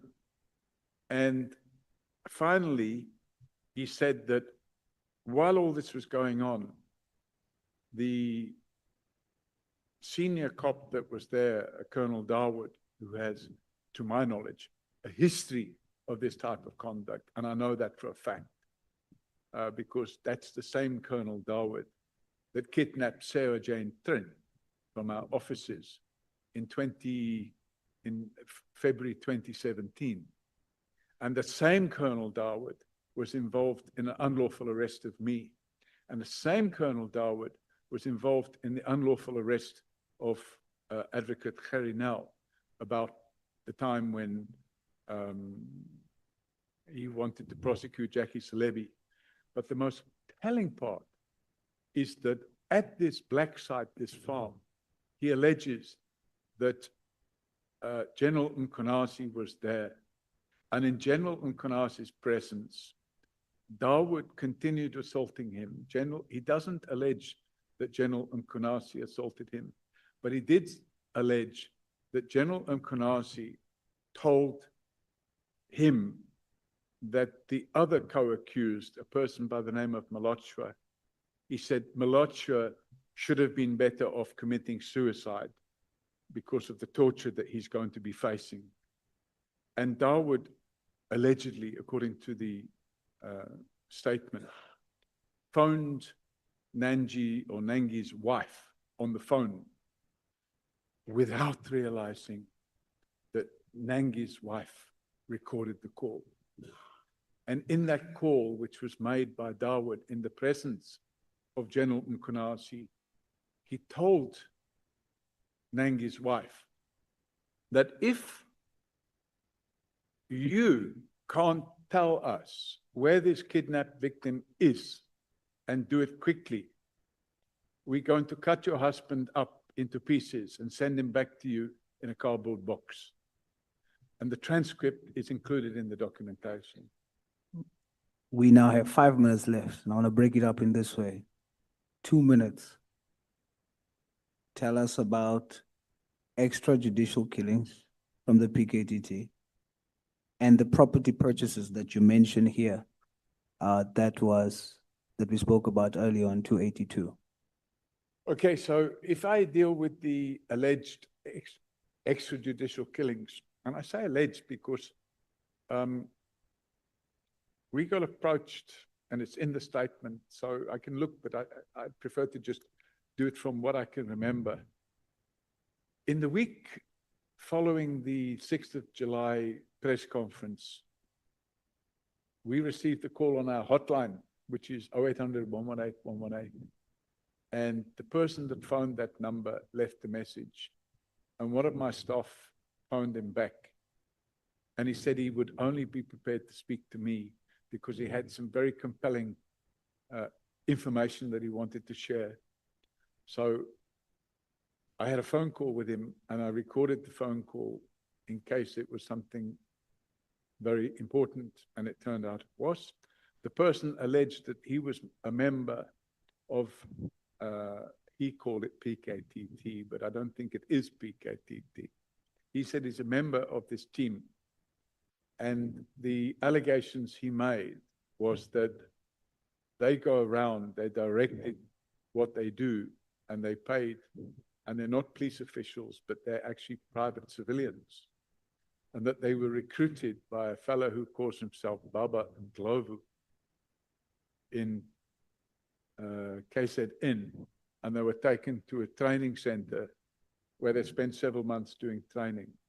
And when they completed the training, they were then told, okay, you're going to be paid 20,000 Rand a month. And the 20,000 Rand a month, you'll be paid in cash. Now, then they were told, now you must come and do some work because you've been trained for this work. And the work they were told they had to do was to help with crime prevention. And according to the statement of this chap, because we took a sworn statement from him. You've got 2 minutes. Okay, sorry. He alleges that They killed innocent people. yeah, and that they would sometimes kill them thinking they call it street cleaning, and that they would only find out afterwards that the people were innocent. And we therefore decided to provide a copy of we provide the originals in terms of Section 27 of the NPA Act. We provided same to IDAC, and we also provided same to the KZN All right. IPID. In our last 2 minutes, 1758, in our last 2 minutes, tell the country the slush funds used to purchase properties. Yeah. And then who approves those purchases and for what reasons it is. And then you've got literally 1 minute, Mr. O'Sullivan. Let's Okay. go. So the value of the properties, I can guess, because there's a figures there, but I can't look for it. It's approximately 120 million or 130 million rand. We got this information, and when we got the information, I carried out some research, and obviously we had the ability to do so. We used a site called Way Back When, and we managed to download the property advertisements for the properties in question. And with those property advertisements, we were able to then, with the documentation that we've been supplied, we then pulled the title deeds of the properties from the deeds office, and we were able to see that the properties had actually been purchased for a price higher than the advertised selling price of the properties. And then I was able to get the documentation showing how they would be paid for, and it was signed off by General Leshaba, General Khumalo, and General Masemola. And then we were able to establish, because we had the title deeds, we were now able to establish that the properties had now been registered in a private company of PTY Limited. And we found that the directors of that private company were 2 employees of crime intelligence. And this is the final 30 seconds. During the period in question, South Africa was going through a very depressed, and still going through a very depressed property market. I was questioned earlier about why I decided to disinvest from property in South Africa, not my own house, obviously, but other properties. And I decided to disinvest. I sold a property in February 2025 that I paid 14 million for. Actually, 12 million plus stamp transfer duty and the cost of getting it rezoned. So it cost me 14 million rand. I sold it in February last year for 7.5 or 7.7 million rand. So, Honorable Vessels, may you please have your microphone on? Your time starts now. Thank you very much, Chairperson, and good evening to Mr. O'Sullivan. Good evening. I don't have a lot of time, and there's actually such a lot to delve into. There's a lot of issues that I don't think we've even touched on. Allegations that have been made against you, but also allegations that you are making. But let me start where Honorable Sangoni took us to paragraph 90 of your statement, which refers to the appointment of General Masemola as the National Commissioner. Mm-hmm. And she asked you about your involvement, and you spoke, you testified that you were asked to provide information to assist by Mr. Choke on behalf of the President. But you were the keynote speaker at the BizNews, let's call it BNC, London conference in 2024, is that correct? Well, I can't remember, but I remember doing a presentation at the BizNews conference. At that conference, you also spoke, as you do in your statement, and earlier today there was reference to that, about since George Fiver's, the commissioners, you just better articulated it during your presentation then, because you said that since Commissioner Fiver's, no national commissioner has completed their term. That's actually a very good point, which you don't make in your statement now, but let's leave that. During that presentation, you then say that Mr. Chalke came to you and asked you to vet the shortlisted candidates for the National Commissioner on behalf of the President, because the President can't utilize intelligence services in South Africa. Do you remember that? I can't remember the wording I used, but I think I might have said something like, my assumption was that the President didn't trust the intelligence services. And I think that came out of the fact that for the period before 2018, things were in a bit of a mess.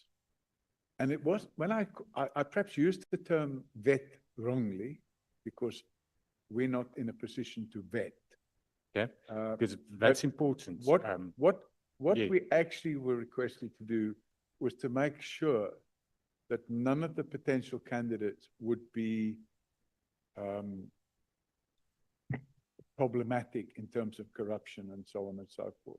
You go further in that keynote address and you say that you looked at if they are competent, yes. if they have the necessary skills, and then if they have any exposure to financial problems, corruption, and so forth. Yeah. Now that is vetting, but you now say that you actually just looked at lifestyle. Well, that is a form of vetting. So we call it lifestyle vetting. So if you want to do a thorough vetting, you would also do what we call security vetting, which we can't do. That would only be able to carry it out by National Intelligence Agency or whatever it's called now. Can we agree that you are not and were not in a position to look at a shortlist and advise if a candidate is suitable for the position of National Commissioner in terms of skills and competencies and so forth?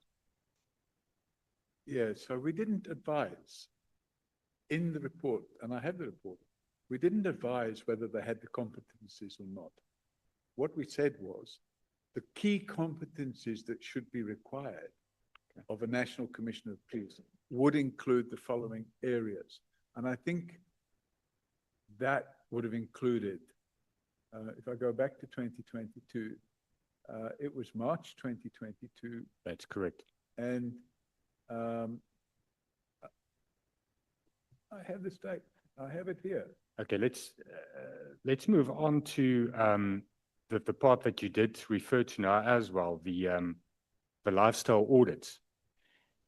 You then refer in that speech to General Masimolo, and you then say that he's not suitable, according to you, because he has revolving door credit, he has a lot of exposure. My question is, how are you in a position to do credit checks on a person? How do you have that access? So all certified fraud examiners have the access. So if you are carrying out a fraud investigation, you have the access to the systems that enables you to be able to do a lifestyle audit on somebody. Now, it's not a thorough lifestyle audit, but enables you to see whether a person has credit. And in fact, you can walk into any bank and apply to open a bank account. They'll carry out credit checks on you. So those procedures are available to people that have lawful access, and you have to sign and pay to do that. And that's why we have that ability. Okay, I understand that. Let me ask you this, because I do believe that you've played a very important role in South Africa in the past in exposing corruption, especially with regards to the late Commissioner Jackie Selebi, and so forth. And I think the Honourable Souls also referred to certain cases where you assisted quite a lot. My question to you, though, is do you believe that the ends justify the means in all cases? It's hard to say. If you have a corrupt commissioner of police, or if you have a corrupt divisional commissioner of crime intelligence, I think you should go to all lengths that you can lawfully to try and stop that. Okay. Let me make a jump back to the BizNews speech. In that speech, you also you refer to the current national commissioner, and you say with regards to his financial exposure, but you then go further and you say that he also is implicated in corrupt activities where he signed off for vehicles that were overpriced, inter alia. The question is, you now mention that if you have a corrupt police commissioner, you must go to all means to expose that. All lawful means. All lawful means. Have you ever laid criminal charges against General Masemola? Correct. Have you? Yes. For this? Yes. You have an investigation firm that we established, and you yield revenue from that firm. Correct. But you also, and that we also heard from other witnesses, such as what's his name, Robert McBride, that told us that you are resourceful to provide information and intelligence to IPID in his time and in his tenure. I asked him the question, he didn't actually answer. What I want to ask you is, in exchange for the information that you give law enforcement authorities, do you ever ask for information in return? Never. Because a lot of the investigations that you do in the private sector do require access to certain means that I don't think, even as a certified fraud examiner, you can have. I 100% agree with you. And the type of access you're talking about, we don't go anywhere near it. And that would be obtaining copies of people's bank statements, obtaining copies of people's cell phone records. And when people approach us and ask if we can do that, we send them packing. But there are people out there that can do that. And that comes about through a process called corruption. They bribe police officials to get that information. And I was a victim of it myself, because Radovan Krejcir bribed the station commander at Bedfordview police station to get information on me. And he did a 205 application and obtained copies of my cellular phone records. I sued Vodacom because Vodacom supplied my cell phone records to Radovan Krejcir. So you've never obtained? Never. And Never. Never. And we would never do it because, for the simple reason, once you step over that line, you can't step back again.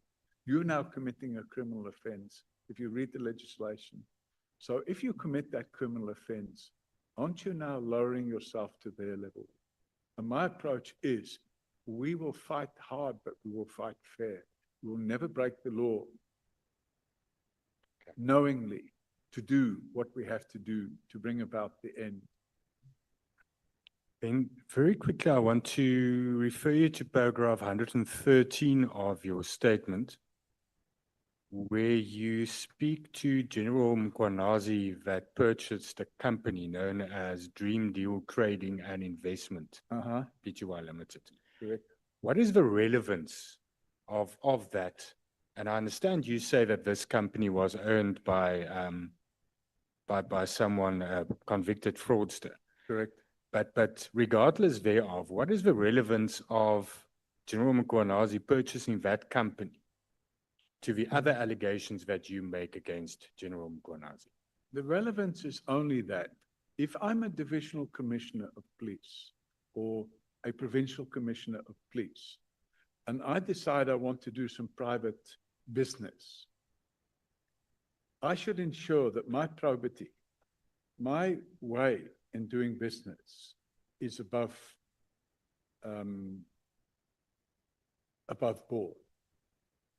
And if I'm going to do business, I should do two things. First of all, I should notify my employer, which is actually in the police regulations. You're not allowed to be in private business without approval from.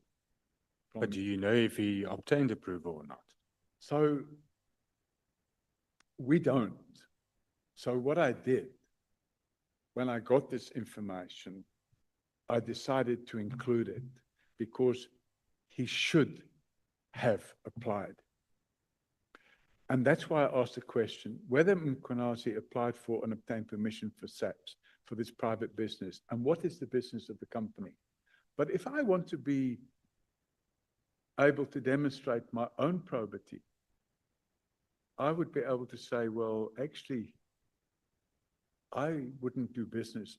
If I'm going to buy a company from somebody, shouldn't I, if I'm a lieutenant general in the police, make sure that I'm not buying a company from a person that's been convicted of fraud?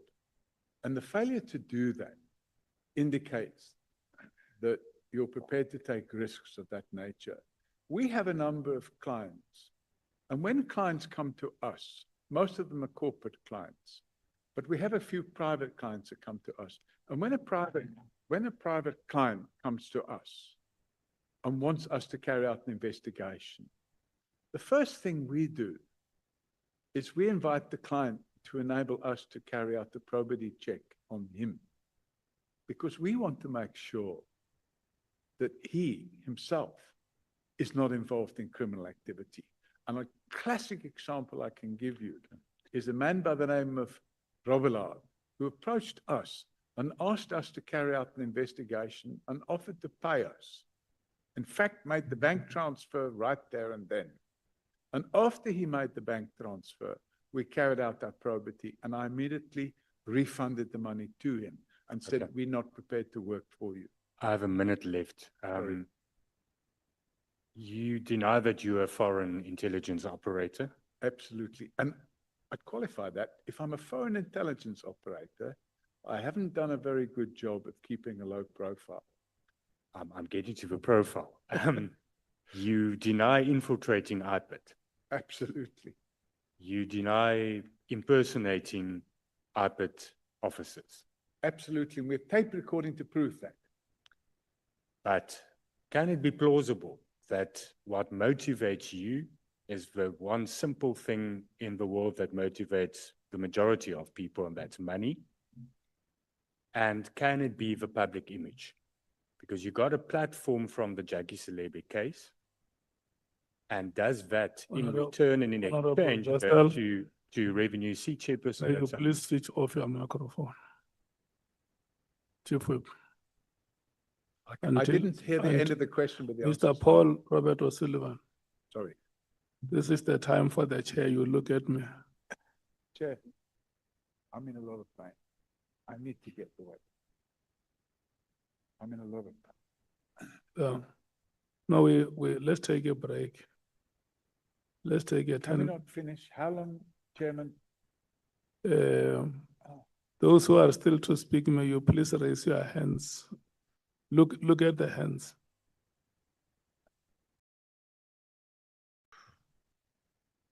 Yeah. Oh, it's killing me. Look, this is the time that elders used to tell those tales. I'm just in a lot of pain. So if we can, please move on. I don't want to take a break. I want to move on and get finished. Do you want a break or? No, I want to move on, Chairman. I want to get finished. Well, no, I sympathize with you. I know it has been a very. In fact, we have been warned before. We had a witness at your age, Miss Mary DeHaas. This time she was pleading with me to say, Chair, can you allow me to go and see my relatives? Yeah, my sympathies. Let's take this. We are very close to the finishing line. can we twist your arm a bit and get to the finishing line? Let's try it. I really want to get Yeah. away because I'm in a lot of pain. Yeah. Yeah, I'm going to beg you to have the courage of John Aquari. John Aquari ran an Olympic race with a dislocated knee. Chief Whip? Chief Whip. As we give you a stretch break, the Chief Whip says we must give you a stretch break. Well, maybe I can use the bathroom. Yeah. So maybe 5 minutes. Yeah. Okay.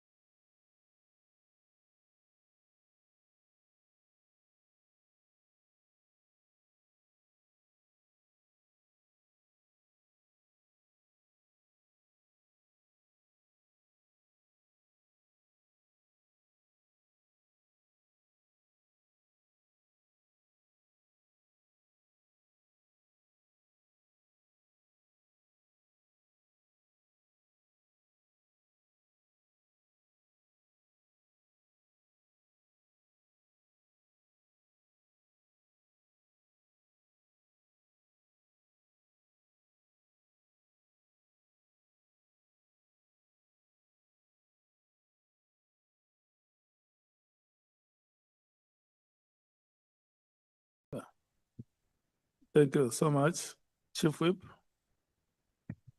No, thank you very much, Chair. Okay, and we brought until 4 minutes past 7. Okay, thank you very much. And I'm here until he says I'm with you up until 4 minutes after 7. I hope it's not too long. No, thank you very much, Mr. O'Sullivan. I think the first question I just want to ask you about is that in your knowledge, do you are spies permitted to disclose their identity? Okay, no, I'm saying in your knowledge,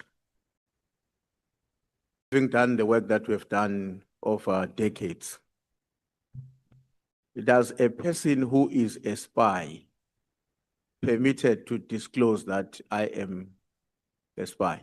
I think that would defeat the object. So a person, if he's employed as a spy, it would be very silly to come around and say, by the way, I'm a spy.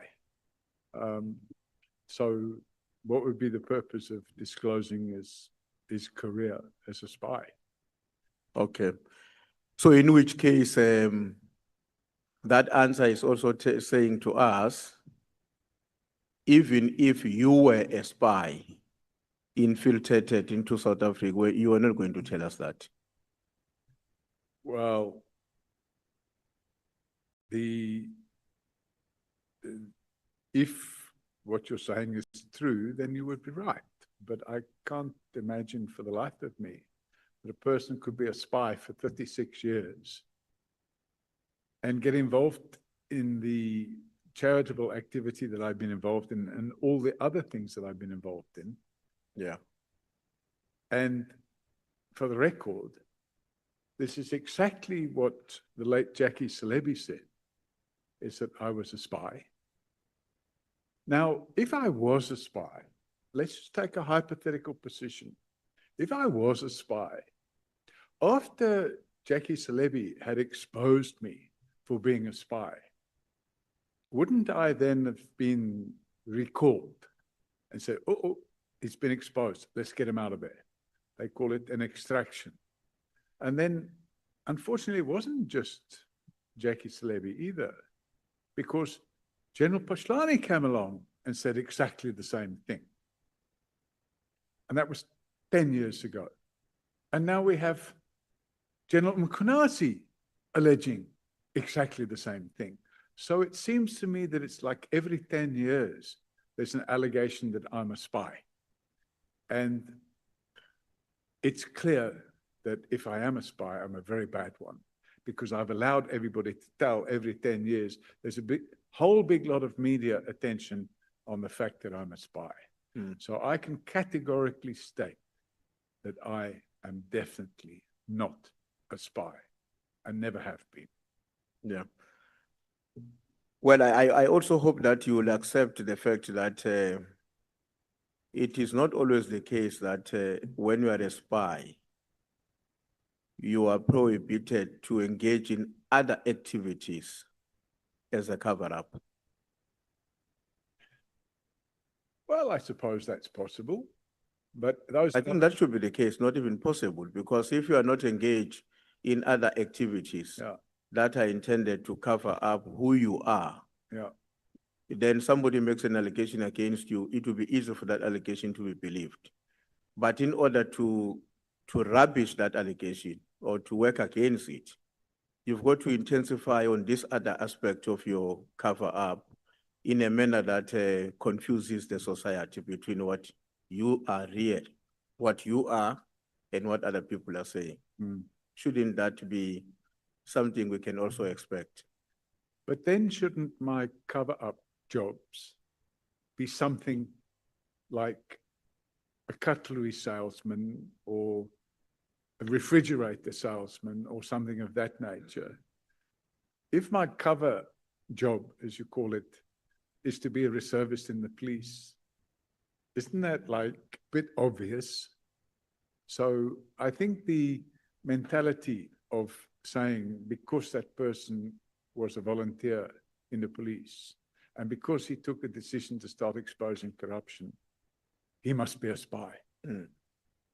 Are you aware of the statement that was once made by one of the US senior officials? I'm told, I read about it, that he made that statement with reference to his discussion to President Oliver Tambo, that South Africa is too important to be left to South Africans. Are you No, aware of that statement? I'm not aware of that statement. You're not aware of that statement? But I think it's good enough to be left to South Africans. Is that so? Yeah, I don't think it should be a country where people on the outside should be interfering. I've been a South African now for a very long time, and I'm a proud South African. And I'm happy to serve my country. I'm happy to do what I do, even if it causes controversy, because at the end of the day, it results in a better life for all South Africans. Yeah.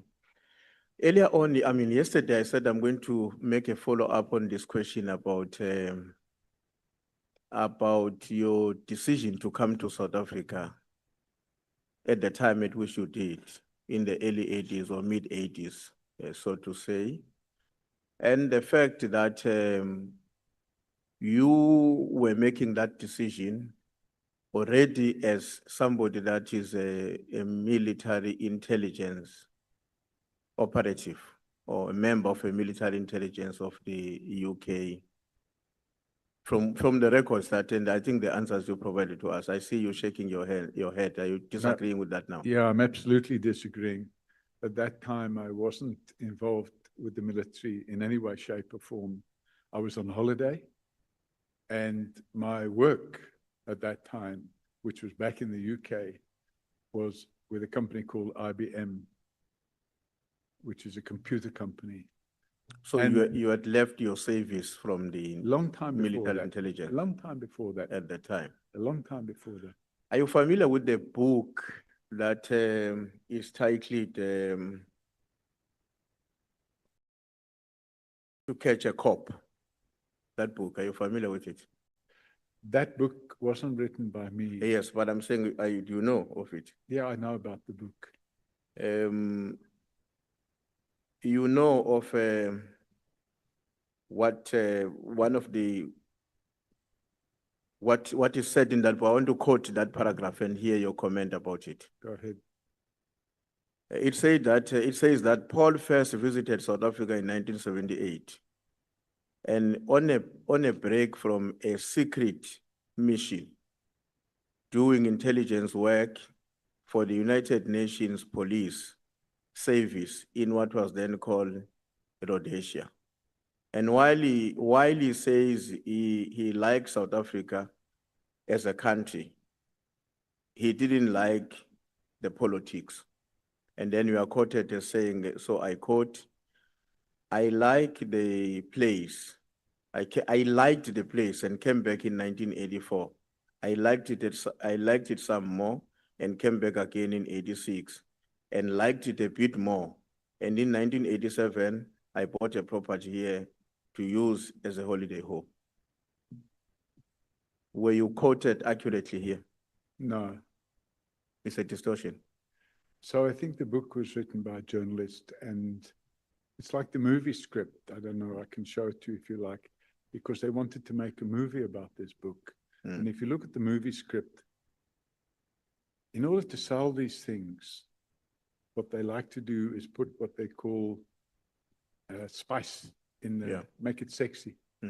But I can assure you that was either a misunderstanding, but you know, a book is written. I can't tell a person, no, you can't say that they wrote it, but it didn't bother me. Okay. If it bothered me, I would have probably stopped the book from being published, because why on earth would I want to have all that in the public domain if I was a spy? Why were you unbothered about somebody saying you came from UK to visit a country in the continent of Africa on a secret mission? Why are you unbothered about that? Because the book had already been published. No, but you're saying you would have challenged it. Well, if you're going to challenge, let me explain something to you. Oscar Wilde is probably the greatest example of somebody who takes on a person who publish information that's not correct.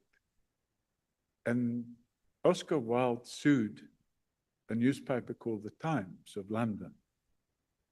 And he sued them for making defamatory comments. And eventually, I think somebody said, you know, it's better not to sue people that buy ink by the barrel.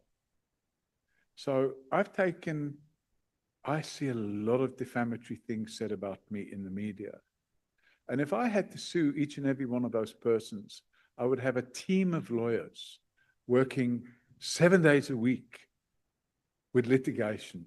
And what would it do? It would be a very big distraction to me because I use this following analogy. Okay.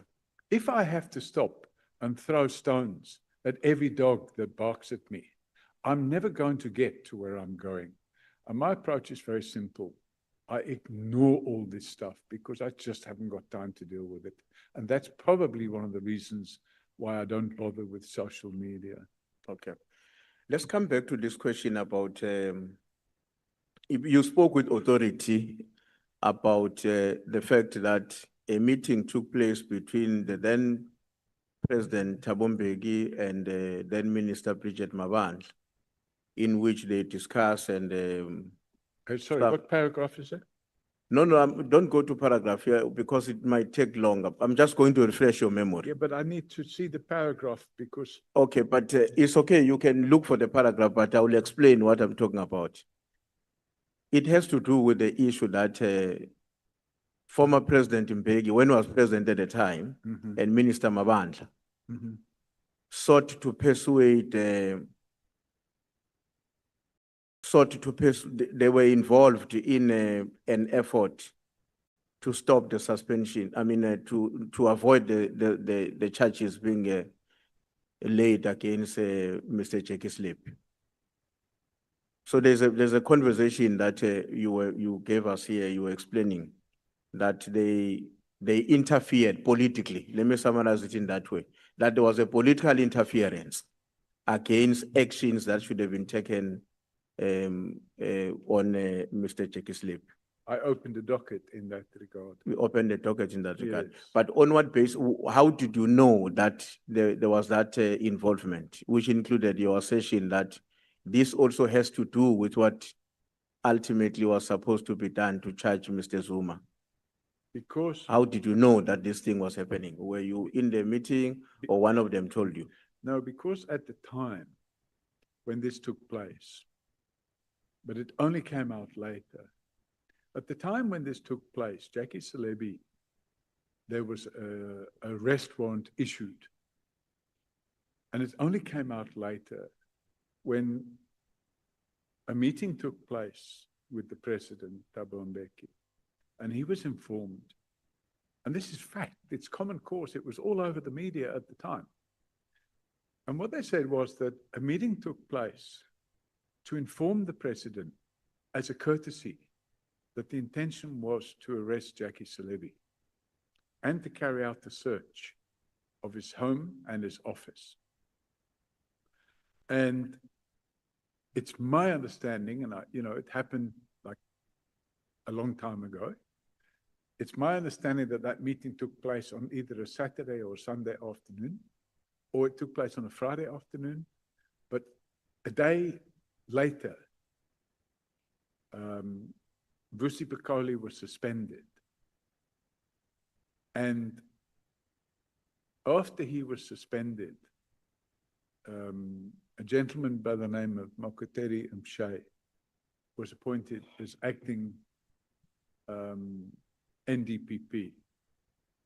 And after he was appointed as acting NDPP, there was a big concern by Jackie Celebi that Mokoteri Mshay might not carry out the instruction that was being given to him not to execute the arrest warrant.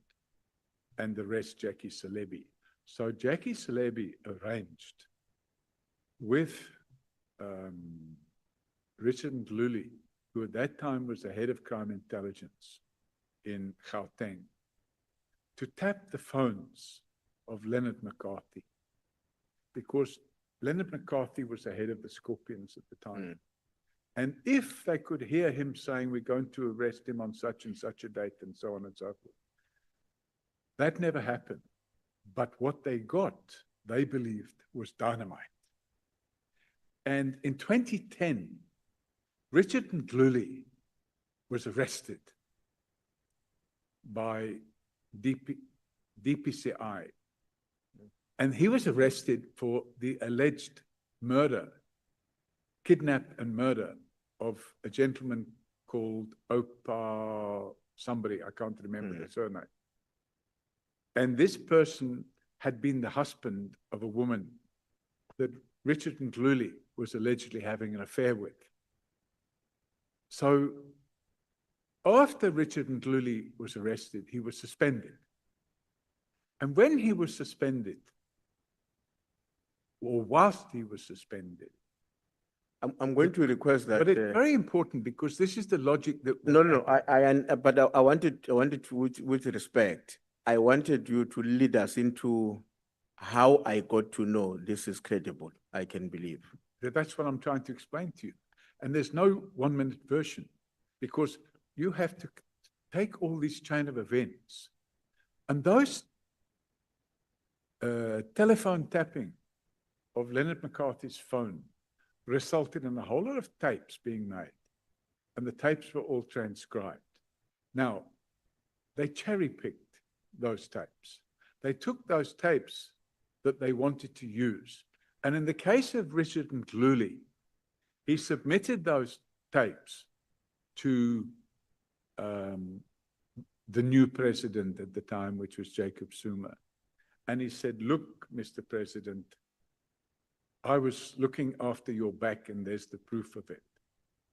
Now, the bottom line is they couldn't keep security around those tapes, so they ended up all over the place, which included in the Mail and Guardian. And they ended up being used by Nomkhobo Jiba in her disciplinary inquiry. And those tapes clearly showed that there was a conspiracy to get Jackie Celebi off the hook, and in return for getting him off the hook, he would then arrest Jacob Zuma, and they wanted it done urgently. It had to happen before the Polokwane conference.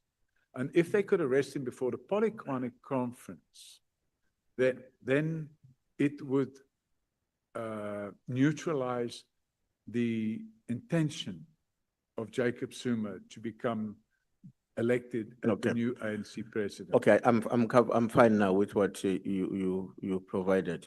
Are you in the position to share with the committee? Will there be a way in which you can provide that evidence to the committee that the conversation took place and this is the evidence of that conversation? Well, we're talking, I opened the docket and you go, I'll have to dig that docket up. Okay. That docket was like 15 years ago. Okay. So I'll have to go looking for that. I want to request, Chair, that we ask for that information to be submitted, because that is the evidence we are standing on to justify that even at that time, there was a political interference. Correct. Through the head of state to intervene in the prosecution process. So I think it will be important that we be favored with that information so that we are not only depending on the. Can I suggest on the newspaper headlines? Can I suggest, Chairman, because this happened a long time ago, can I suggest that wouldn't it be better if they get a copy of that docket? It's okay. Maybe let's deal with that when you are answering questions from the chairperson. I want us to proceed because you are eating on my time if you are searching for it now. Yes. Carry on. Just a follow-up on this audit, lifestyle audit. My understanding is that before the police, which are law enforcement agencies, get into personal information of citizens, they require some approval by the court of law to justify that they are going to go through to Mkhwanazi's finances and whatever else to determine whatever information they are looking for. Yeah. When you conduct a lifestyle audit and you are not, why are you insulated from that requirement? There's no such requirement. The National Credit Act provides for, and it lists the circumstances in which credit information can be obtained. And we obtain that credit information for fraud investigation purposes.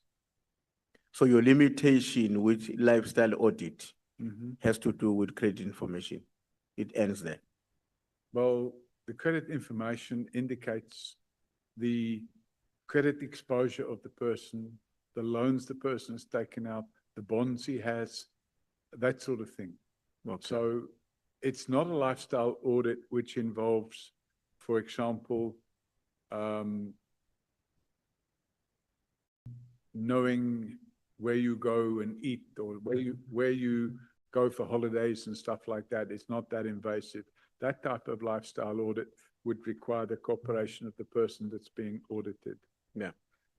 Now, on your statement, the affidavit, your statement on paragraph 42, you make references to the fact that the then President Zuma and other politicians tried to stop you from fighting corruption. Who were the other politicians?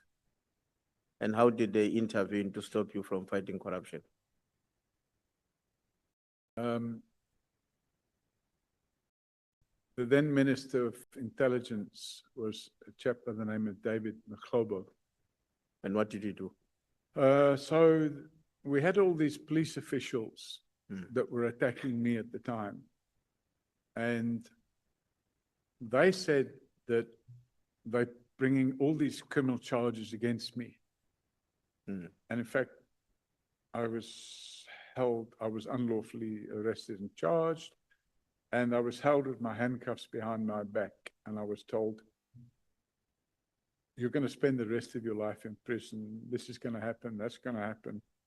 And then when they start bringing all these criminal charges, General Mokateri told me to my face, we're prepared to cut a deal with you. I've discussed it with the prosecutor. If you give up your citizenship and pack your bags and leave South Africa, we'll drop all the charges against you. So that kind of explains what the motive was going on. So I decided to start the process to try and get evidence of this conspiracy. So we asked them to put it in writing. But before it was put in writing, they didn't put it in writing. But before that, I said, okay, well, let's have a meeting then. You have a meeting with my attorney. And my attorney went to a meeting, and my attorney was told in no uncertain terms that the Minister of Intelligence wanted this to happen, and it had to happen very quickly, that I must be out of the country. So, and it wasn't just the Minister of Intelligence either. It was the Minister of Police. The Minister of Police was also involved. Who was it, you remember? Is it, I might make a mistake and then I'll be accused of naming the wrong person. So the Minister of Police at the time at which Minister David Nhlanhla was a Minister of State Yes, Security, so it's the minister at that time. Yes, but I'll be correct in saying Clerco. Okay. Well, I may not Yeah, remember I can't as well, remember. but I get your point. Yeah. There is this issue about the computer, what we are calling is a metadata computer used on the report prepared by Mkhwanazi. I don't know whether we were referring to a particular report or the statement he delivered on the 6th of July last year. But you are making the point there on paragraph 47 that this was done from head office computer. What are you driving? What do you want us to understand about that? Okay, so when the original media conference took place, the impression was given that this was an initiative of General Mkhwanazi. And if this was an initiative of General Mkhwanazi, that would imply that he'd done it without permission from another person. So the information we got from an informer was that From an informer? An informer. Okay. The information we got from an informer was that, in fact, General Mkhwanazi, together with General Masemola, met on the evening of the 3rd of July in Pretoria at the Police Training College. And when they met at the Police Training College in the evening, they spent the whole night putting together this, what do you call it, PowerPoint presentation that was then shown to the media on the afternoon of the 6th of July or midday on the 6th of July. Now, after that presentation had been finished, a couple of the journalists asked for a copy. Actually, I think more than a couple, quite a few of them wanted a copy of the presentation because they wanted to use aspects of it. And obviously this played into the hands of General Mkhwanazi because he wanted a lot of public attention around this 6th of July media conference. So without thinking, he instructed his spokesman to, send it to them, give it to them.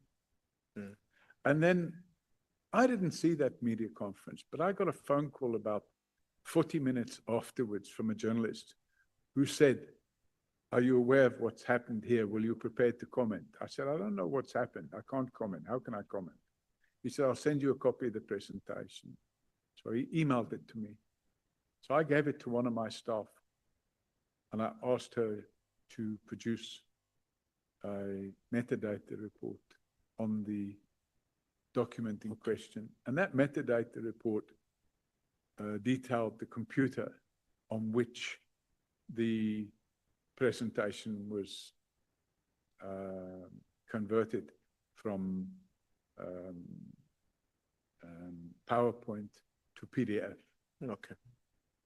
And then I'm fine. I wanted to understand how was that acquired and confirmed, but I think we've dealt with that issue. Now, I want us to talk about what we were told by Mr. Nkabinde. No, don't worry. It's just it's the aircraft. It's the plane. What is it? It's the plane. You are not in it came in danger. very loud through my ear. No, don't worry. You are still okay. Scared the life out of me. Yeah. So, Mr. Nkabinde told us about a meeting in which few people participated on that Phala task team, including yourself. But on your side, if I heard you very well, what you have indicated to us is a braai. Correct. But what seemed to be common between what Mr. Nkabinde said and what you are telling us are the participants, even in the braai. I don't agree, because he said who was not there. He said that there were members of the DA and AfriForum there, and there was nobody there.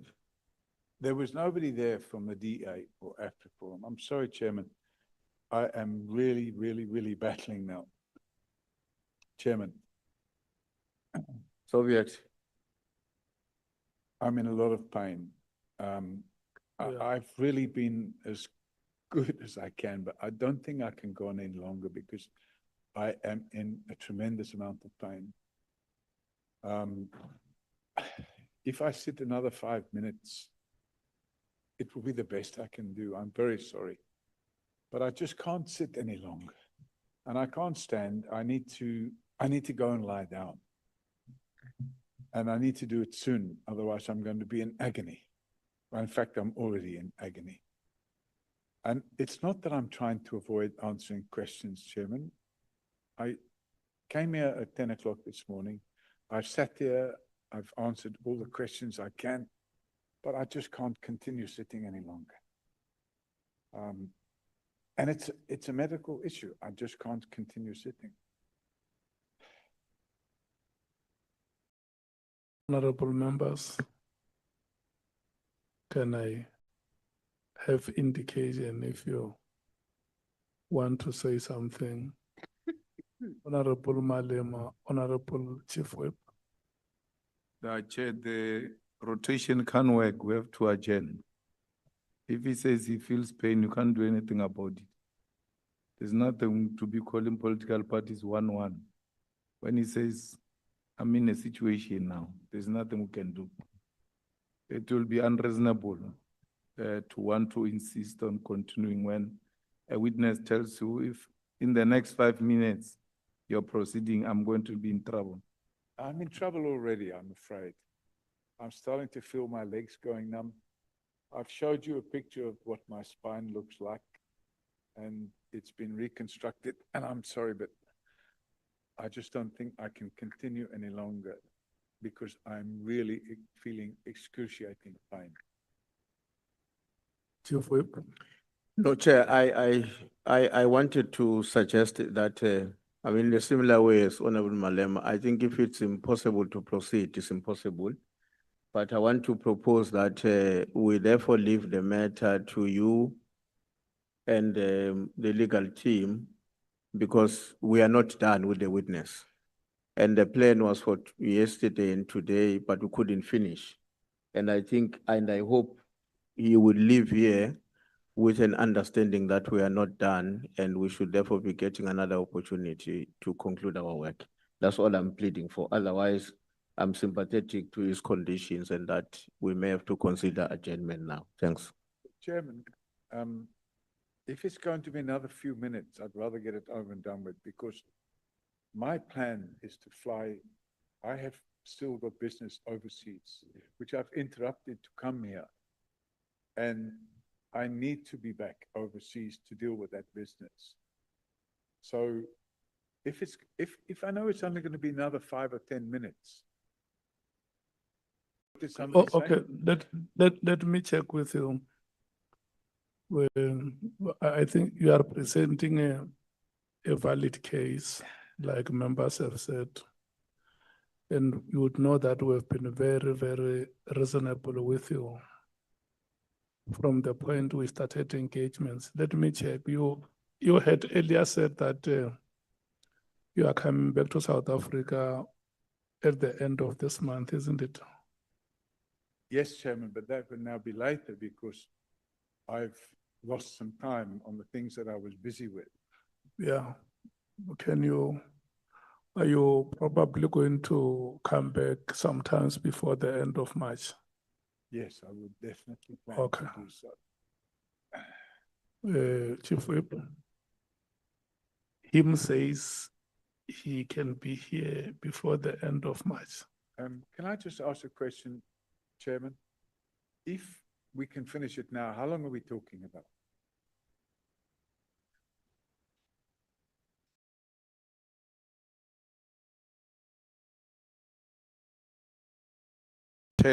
I think the ANC is still on the platform. When it finishes, the MK must take another 40 minutes. And then the DA must take another 40 minutes. Then the legal team must take its own time. And we might have follow-ups on what the legal team says. So there's no 4 minutes here. Yeah, I'm not hearing any one of you cheering up, say, come on, Paul, come on, Paul. Pardon me? Sorry, I can't hear you. The 24th. I don't know. I'd have to look and see. We can call you first on the 24th. You should be out after 2 hours. It means I have to fly down again. Well, from Joburg, yes.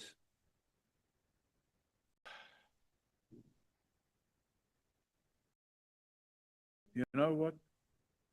Let's just soldier on. I need to get this out of the way.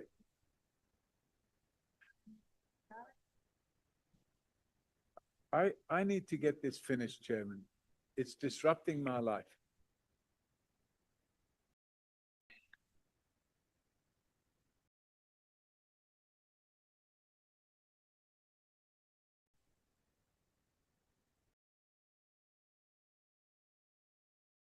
For me?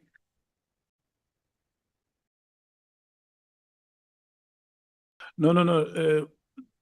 Look, honorable members, I don't think that even if we were going to sit here and try to reason each other, we can mitigate the circumstances that the witness is presenting to us. We have to come to the end of the proceedings, and then we will discuss. There will be discussions between the witness and the legal team to see how we can allocate other time to come and conclude these proceedings. Honorable Skosana. Thank you, Chair. I'm not sure whether I heard our witness well when he says, you know, this thing is disrupting his life. He wants to finish it off.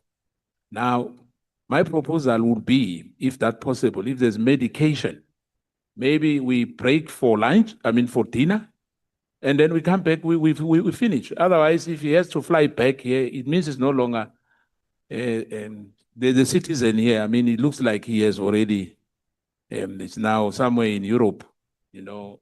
But we have to finish it, whether it's today or if he's prepared to come back. But for 2 hours, I think he can take it.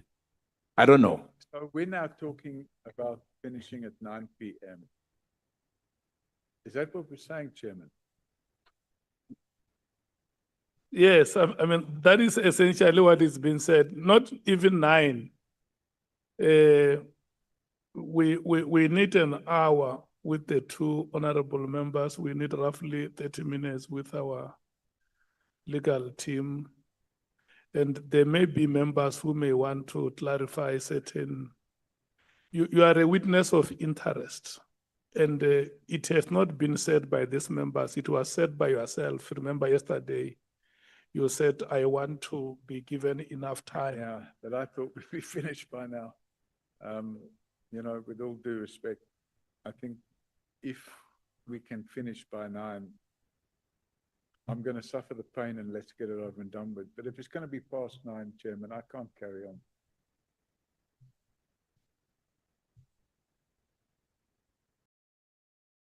Let's try and make some accommodation. I've been as flexible as I can. I have come here, I have done out of my way. I would have been happy to start earlier this morning. You know, if we can get this out of the way in the next 2 hours, I would say let's do it. But if that means somebody can't have 40 minutes, they must only have 30 minutes. Can't you just make an accommodation so that we can finish this, Chairman? Look, my challenge is that if you present to us that you are in pain, none of us is a doctor here or has expertise in medicine. I've been in pain all my life for the last few years. So at the moment, it's just very bad pain. But if I know that we can be finished at 9 and I can be gone, I'm going to soldier on and do the best I can to get out of here. And I see if there are members who will want to ask clarity-seeking questions. Chair, the difficulty with your question now is that questions of clarities, we don't plan them. They arise in the course of the engagement. I was not done with the witness. It may very well be that when I conclude, some of my colleagues at the end of the proceedings would want to do follow-ups. So I don't think it can work to plan it in that way. That let's know from ahead of time whether there will be further clarification. And the last point I want to say, Chair, is that when we have a witness before us it is also in the best interest of our proceedings that we are somehow guaranteed about the capacity of the witness to remain with us and to respond to questions effectively. And I don't think that if we proceed now, that guarantee is going to be with us. That's my greatest fear about what the witness is now suggesting. Because it may then imply that, I mean, you can't change your story over a minute. I can stay for 5 minutes, I can stay for 2 hours. There's something fundamental wrong with that line of thinking. Thanks. Yeah, no, honorable members, I have already had a sense of what decision you want. That under the circumstances, Mr. Paul Robert O'Sullivan, unfortunately, we may not be able to proceed. The 2 hours may not be enough for us to deal with our business exhaustively. So we have engaged with you very successfully. Can I make a suggestion, Chairman? We are going to have those engagements again to look for a suitable date. Would it be possible to be back at, say, 5 o'clock in the morning? Tomorrow? Tomorrow morning, 5 o'clock, I can come and sit here and do 2 hours.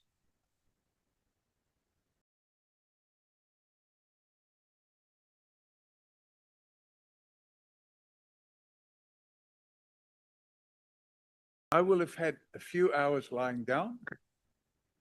Pardon me? I don't know about that. Oh, yeah. Thank you, Chair. Hence, I was saying, Chair, I think if you can go for a break, it takes medication I don't have any. for more than an hour, or you relax for an hour. Then we can finish around 10, 11. Well, I'm not able to finish at 10 or 11. Sorry, what do I need to do? Mr. Paul O'Sullivan, you are the one who put us in this thing. We're proceeding very well. And you said to us you are in pain. And you are not saying to us alone that you are in pain. You are speaking to the country and to an extent the continent and the world that you are in pain. After you told us that you are in pain, and then we still insist that we must proceed, we are going to appear like horrible people who are inconsiderate. So a witness before us must be fit and proper. You just told us now you are not fit and proper because you've got a difficulty. So it can't be you who now says, okay, I can take 2 hours, I can take 5 minutes. After you said to us, I'm in pain now. I'm quoting you verbatim. You said, I'm in pain now. Once you say you're in pain now, we must stop now. There's nothing we can do because we are going to look. The next thing, something bigger happens to you there. It's going to be our responsibility. So we must not look irresponsible. We want to conclude with this thing, and we hope that you and the legal team, they will find a way and a date which is going to be shorter, not even long, not the whole day, 2-3 hours, then we are done. You are off this matter and you concentrate on other things. But it will be unfair for you to ask us to proceed after you said to us you are in pain, meaning you are not fit and proper to appear before us. Thanks, Chair. Yeah, that is it's a very good summary, you see. When the chief whip came here to the presidium, he was whispering the same to me to say, what if? And I don't think that we should take lightly what the witness has said, and Honorable Malema has said it oppositely. Yeah, let me, Chair, through you, second Honorable Malema on that, because, and the chief whip, if he has said that to you, perhaps it would be proper, because I was out, you know, when this matter was discussed, but I understand, if he is in pain, and if anything happens here, you know, we'll be in trouble. I think that let's be accommodative for him, and let's see. I'm not sure about the date, but let's have the date, because this ad hoc committee must finish its work, and there's timelines. The speaker, has gave us an extension in the past, and I think as well, this must come to an end. It can't go on forever, Chair. Thank you. Yeah, so, Advocate. Honorable Chair, honorable members, I propose that we adjourn and we fix a date like we would in a court, so that we can you can direct, sorry, the witness to appear on the 24th of February, when we have two witnesses lined up, two other witnesses who would be a few hours each. Yeah. No, honorable members, we have established a very good relationship with the witness. In the 2 days that he has been with us here, the relationship has been cemented. And I'm confident that the engagements that we had with you, we will continue with them and find a suitable date that is to each one of us comfort. And then we will come back and conclude the business, Mr. Paulo Sullivan. We must apologize for any inconvenience that could have been caused on any part of the parties involved. It's a situation that is beyond our competence here. And we can't risk anything. Your life is very important to you and your family and the constituencies that you serve. So we must attach a very high premium on your life. So we want to thank you so much. Number one, that we thank you because when there were uncertainties as to whether you were going to come here, you kept on engaging us. And let me say it here, that you are the one who wrote more letters to us than we wrote to you. If you remember the number of emails every morning when I arrived here, Bonani was sharing with me your emails that you sent with suggestions of what you thought could be done. And at the end of the day, we were able to find each other and reach an agreement that you will come back and appear in person before the committee. And I must also thank the members for their patience. I can tell you, it has not been easy, but at the end of the day, we got it right. So in the same spirit and inspired by the historical developments of this day, 36 years ago, 11 February, I can safely say that we are going to hold each other by the hand and walk forward to the day you will be coming back here. Any 1 minute remark you want to make? Do you have any remark that you can make in 1 minute? What must I say? Would you like to make a remark? Anything you'd like to say in closing? No.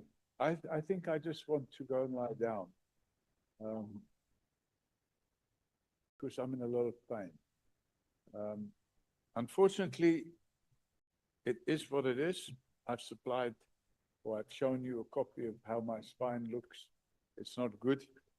And this is the price I paid for being a crime fighter, because I was shot. And that bullet damaged my spine. And I'm now suffering badly because of it. So I would like to just arrange a date where I can make sure I can come back and finish this off. Yeah. Thank you. Thank you so much. Honorable members, we have come to the end of today's proceedings. You can rise and leave the chambers.